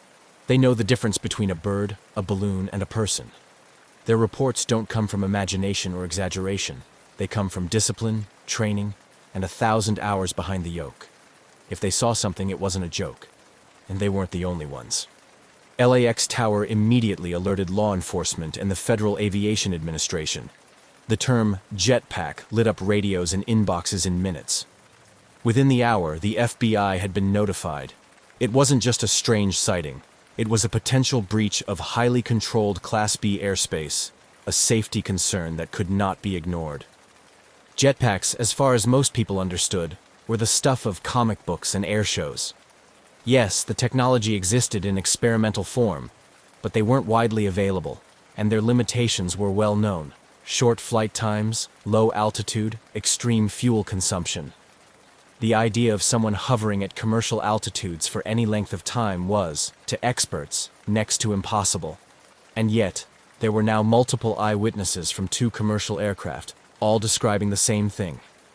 LAPD dispatched helicopters to canvass the area. News crews began calling aviation authorities. The story was strange, yes, but this was Los Angeles, a place where helicopters fly low, stunts are commonplace, and the occasional oddity in the sky isn't entirely unheard of. But this was different. This was controlled airspace. This was close to final approach, where jets are vulnerable and margins are slim. And the figure, whoever, or whatever, it was, had vanished by the time aircraft were redirected to get a closer look. Back in the control tower, the recording of the pilot's transmission was already being reviewed. The audio was shared among aviation circles and online forums within hours. "We just saw the guy pass by us in the jetpack," the JetBlue pilot added later, as the transmission looped back through public replay. The reports were consistent. Upright figure. No wings, no obvious propulsion source, just flying alongside a jet. Within days, the sighting was national news. Headlines toggled between amused curiosity and serious safety concern. Was this a rogue inventor, a publicity stunt, a drone designed to look like a person, or something more advanced than what the public knew? The FAA launched an investigation, as did the FBI, citing potential violations of airspace regulations and serious risks to flight safety. But no individual came forward. No known jetpack test flight had been scheduled or cleared in the region, and no wreckage, equipment, or follow-up sighting was found that day. The skies above LAX returned to normal, but the radar logs now included a gap, a moment when something unexplainable shared airspace with a Boeing 737. For the pilots involved, it was a brief moment, an odd blip in an otherwise standard descent. But for investigators, it was the beginning of a deeper mystery, one that would repeat itself in the months to come. Because this wasn't the last time Jetpack Guy would appear over Los Angeles. In fact, it was just the first. 6 weeks after the initial report, the skies over Los Angeles once again played host to something no one could quite explain. On October 14, 2020, another commercial aircraft, this time a China Airlines flight on final approach into LAX, reported an object strikingly similar to the one described by American and JetBlue pilots weeks earlier. The pilot's voice came through air traffic control frequencies with the same blend of calm professionalism and subtle disbelief. "We just saw a flying object, looked like a person in a jetpack."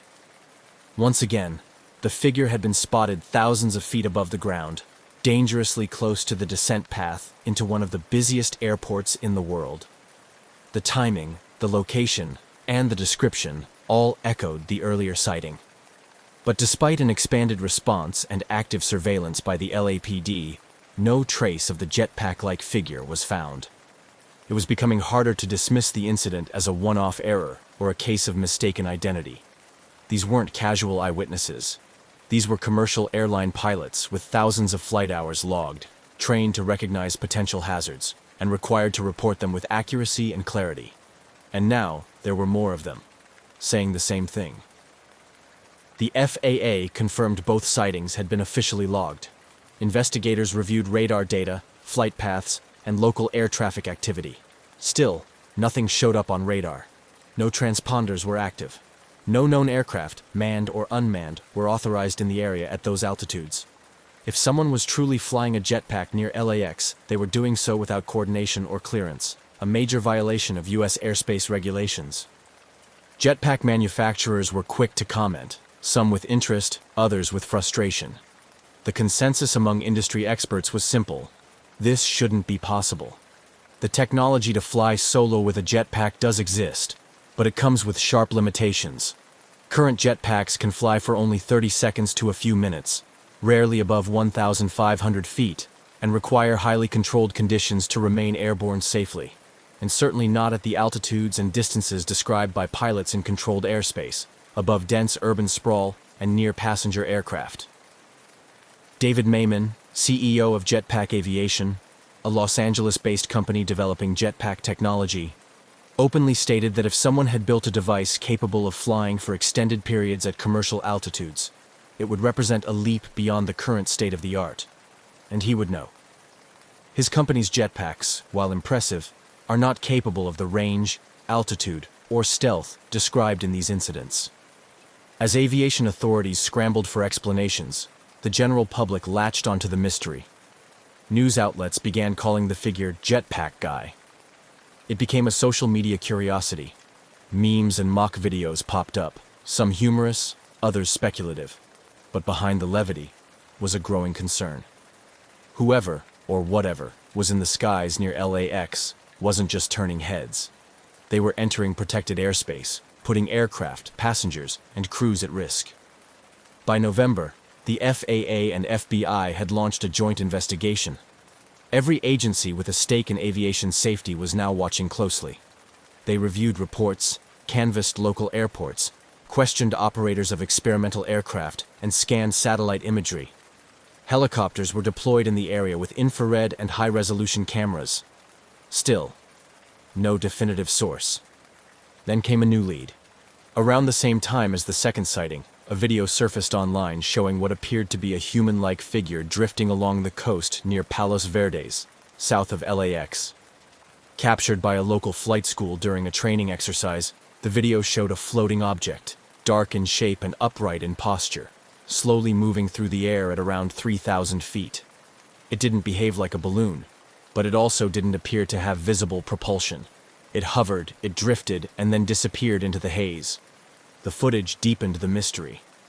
Was this the same entity spotted by commercial pilots? Was it a drone made to resemble a person, perhaps even with a mannequin attached? Or was this simply a case of optical illusion, a stray object caught in the right light, seen from the wrong angle? Speculation began to stretch. Some experts suggested a sophisticated drone, possibly a hobbyist project gone too far. Others floated the idea of an elaborate hoax, though how such a prank could evade multiple radar systems and fly alongside aircraft without consequence remained unanswered. What was certain, however, was that this wasn't going away. LAX controllers continued to warn pilots to report any unusual aerial activity, and pilots, now aware of the prior sightings, were watching more closely. It wasn't a question of whether the jetpack guy would return. It was a question of when, and what, if anything, would be waiting for him on the ground. By early 2021, the jetpack guy had evolved from an aviation oddity into a full-blown mystery. With 3 pilot sightings logged near LAX and a growing archive of videos and speculation, the phenomenon was no longer a fleeting curiosity. It was a potential threat to flight safety. And still, there were no answers. No individual had come forward, no jetpack had been recovered, and no government agency could confirm what, exactly, was moving through controlled airspace, undetected and untraced. The Federal Aviation Administration and the FBI remained at the helm of the investigation, but their updates became increasingly scarce. The absence of solid leads was baffling. In an age of constant surveillance, radar coverage, and drone regulation, how could something, whether manned or unmanned, appear and disappear with such precision? The question wasn't rhetorical. It was one investigators were asking behind closed doors. Meanwhile, the Los Angeles Police Department, which had initially treated the sightings as a potential airspace violation, began taking a more active role. Helicopter patrols were deployed intermittently through the LAX approach corridor, particularly during peak travel times when traffic converged into tight formations on descent. LAPD air support teams flew grid searches, scanning for signs of jetpack activity using thermal cameras and long-range lenses. Nothing turned up. Not a blip. Not a trail. The airspace remained quiet, until the next report came in. On July 28, 2021, the mystery returned. A Boeing 747 pilot, again descending into LAX, radioed air traffic control. "We just passed a guy in a jetpack."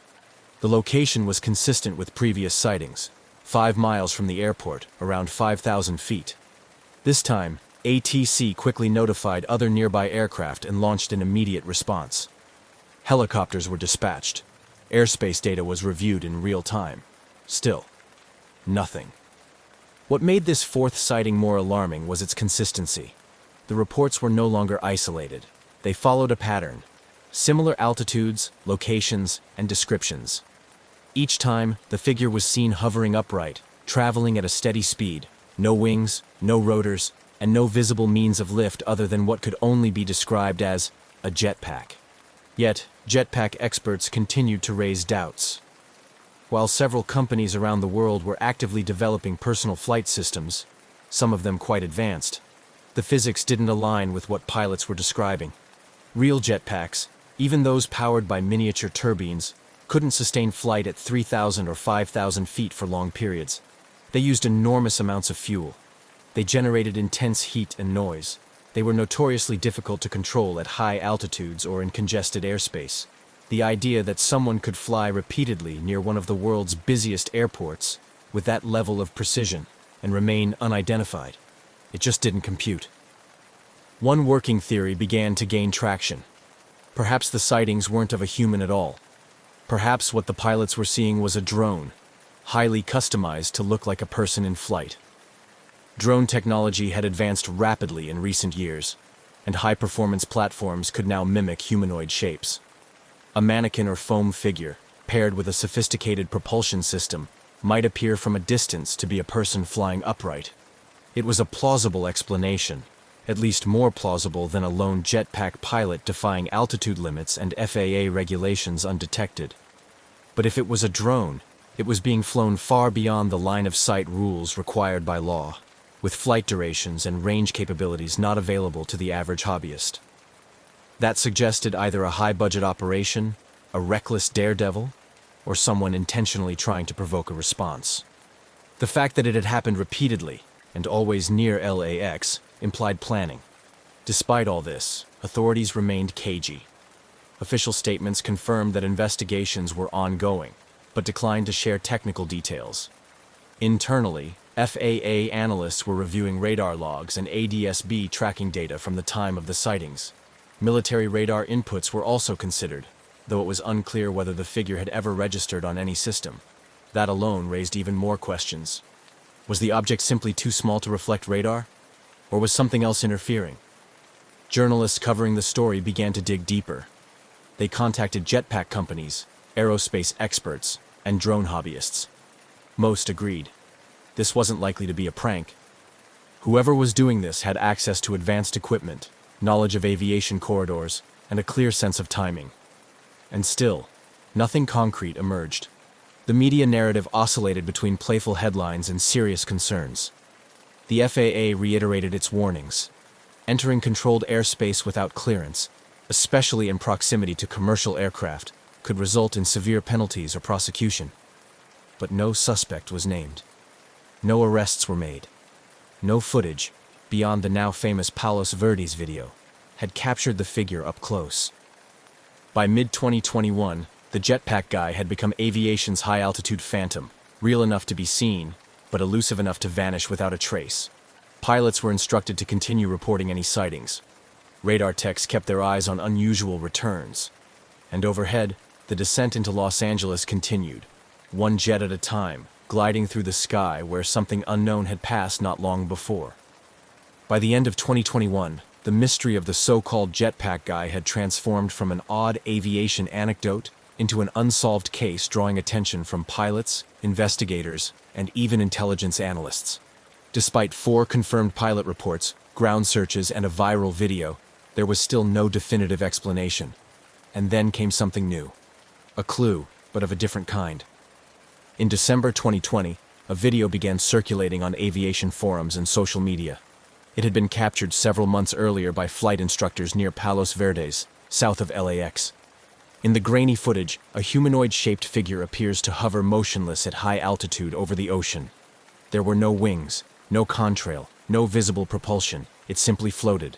The figure's legs dangled loosely, as if from a mannequin, and it drifted with the wind, eerily steady in its upright posture.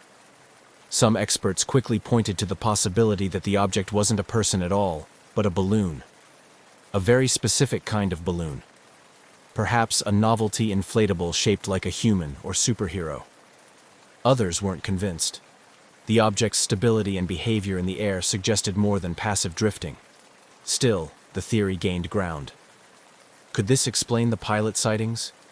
Could a life-sized balloon, caught in a thermal or carried by upper-level winds, be the entire mystery?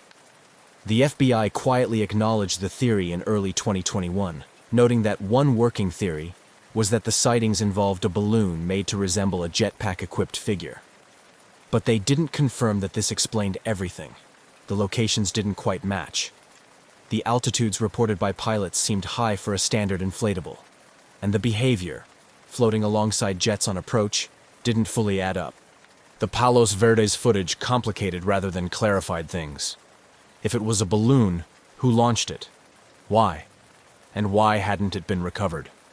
Investigators were left with another piece of the puzzle, but no corner pieces to frame the bigger picture. For many, the mystery only deepened. Because while the balloon theory might explain a few things, it didn't explain everything, especially not why pilots, trained observers, flying in broad daylight, continued to describe a person, not a drifting figure, a man, in a jetpack. By mid-2022, the jetpack guy phenomenon had settled into a strange limbo, unresolved, unconfirmed, but still very much alive in the minds of those who followed it. The mystery refused to fade, in part because it touched something deeper than aviation protocol. It challenged the limits of what we expect to be possible in the sky. At the heart of the growing concern was a simple fact. If a person, drone, or balloon was routinely entering restricted airspace near one of the busiest airports in the world, it posed a real safety risk. Airliners approaching LAX travel at high speeds in dense air traffic. A collision, even with a small object, could be catastrophic. This wasn't just a curiosity, it was a vulnerability. The FAA, now under increased scrutiny from the aviation community, reiterated their guidance to pilots: report any unusual aerial activity immediately. Air traffic controllers near LAX kept a closer watch. But with no new confirmed sightings since mid-2021, the skies remained uneventful. Still, interest continued to grow behind the scenes. Private drone operators and engineers began analyzing the case, offering their own theories. Some suggested that the sightings could have been a drone platform equipped with a lightweight mannequin or dummy, built specifically to resemble a flying person. Such a craft could, in theory, be operated remotely with high precision, especially with modern GPS stabilization. It wouldn't require a pilot on board, just a skilled technician on the ground. But that theory, too, had holes. A drone large enough to appear man-sized at 3,000 to 5,000 feet would need serious thrust, not to mention a power source capable of lifting it that high and keeping it stable. Regulations on drone flight make such an operation illegal without special waivers, and even then, not in a commercial corridor. So if it wasn't a man, and it wasn't a drone, what was it?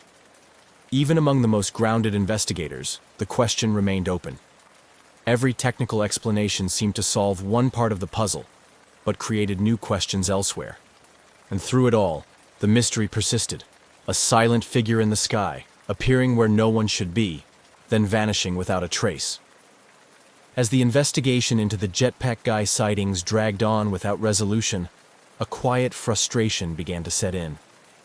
Aviation authorities were running out of conventional explanations.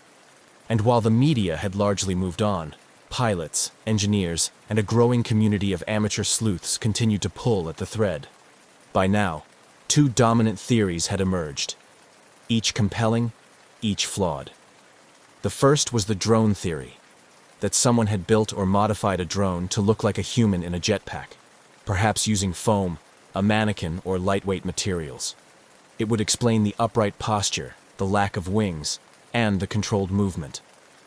But it didn't account for the altitude or the extended flight time. Most drones, even high-end custom builds, struggle to reach the heights reported, let alone hover stably there while being mistaken for a person. The second theory was the balloon explanation. A novelty balloon, shaped like Iron Man or a human figure, drifting into approach paths on upper air currents. A few of these had been known to cause confusion before, mistaken for UFOs or strange objects at a distance. And unlike drones or jetpacks, balloons require no power source, no pilot, no effort.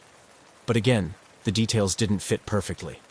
The reported behavior by pilots, flying parallel to aircraft, maintaining altitude, showing no signs of uncontrolled drift, wasn't typical of a balloon at all.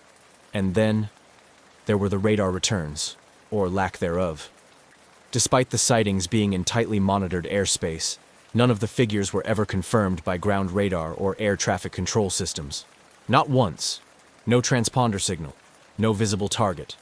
Just trained pilots calling out what they saw, then watching it vanish. This gap, between what was seen and what could be tracked, left room for speculation. Some online theorists proposed secret military testing. Others jumped to fringe ideas, cloaking technology, advanced flight suits, or even extraterrestrial probes. Most of these were dismissed outright, but their existence showed how far the public imagination had stretched trying to fill in the blanks. No matter how rational the conversation started, it always seemed to circle back to the same question. How could something be seen so clearly, by multiple pilots, and yet leave no trace behind? By early 2023, the jetpack guy had become more myth than man. His presence in the skies reduced to speculation and echo. There were no new sightings, no breakthroughs. The FAA stopped releasing updates, and the FBI, after a period of quiet probing, also fell silent. Whatever momentum had once propelled the investigation had faded into a holding pattern. The skies above LAX were busy as ever, but the strange visitor hadn't returned. For some, the mystery's slow disappearance was the answer itself. If it were a drone prank or an unsanctioned experiment, maybe the operator had stopped after realizing the risk, or after being quietly warned. If it was a one-off balloon incident, maybe it had been a fluke that gained more attention than it ever deserved. The absence of further appearances made a convenient case for coincidence, but others weren't so convinced. Many within the aviation world remained unsettled. Pilots who had seen the figure firsthand didn't walk away thinking they'd misjudged a balloon. These were professionals trained to identify threats in the sky, and they had described a person, upright, in motion, at altitudes where no solo flyer should be. Their stories hadn't changed, even when the world moved on. Investigative journalists revisited the case, looking for missed connections, any overlooked detail in radar logs, any unreported test flights, any quiet payoff or sealed file. Nothing surfaced. Radar operators from the original incidents remained baffled. One admitted in a later interview, "We had guys scanning the scopes live when it happened, and there was nothing there. No return at all." So the mystery endured, not as a constant news story, but as a quiet chapter in aviation lore. A moment where something appeared against the odds, then disappeared without explanation. And like all good mysteries, it didn't leave answers. Just a strange shape in the sky and the certainty that, for a few brief moments, the rules of flight didn't quite hold. Today, the story of the jetpack guy floats somewhere between urban legend and unresolved aviation case file. There's no confirmed identity, no recovered equipment, no public resolution. The official investigations have long since gone quiet, but the incident lives on, spoken of in pilot lounges, discussed in online forums, and remembered by those who saw it firsthand. In aviation circles, it serves as a kind of parable, a reminder that even in one of the most regulated, monitored, and controlled spaces on Earth, the sky above a major airport, something unknown can still slip through. Pilots remain vigilant. Controllers still reference the event from time to time, especially when an unusual blip appears on radar, or when a trainee asks if that jetpack guy thing really happened. It did. At least 4 pilots, on separate flights, in broad daylight, saw something that didn't belong in their airspace. They weren't drunk. They weren't confused. They were reporting what they saw. A figure, flying upright, alone, thousands of feet in the air. The FAA still logs it as an unresolved aerial occurrence. The FBI, when pressed, simply refers to the case as open, but inactive. There's nothing more to pursue, unless someone speaks up or something new appears. And so, it joins the quiet catalog of aviation anomalies, like the phantom aircraft that appear on radar but never visually materialize, like the ghost flights tracked over empty oceans.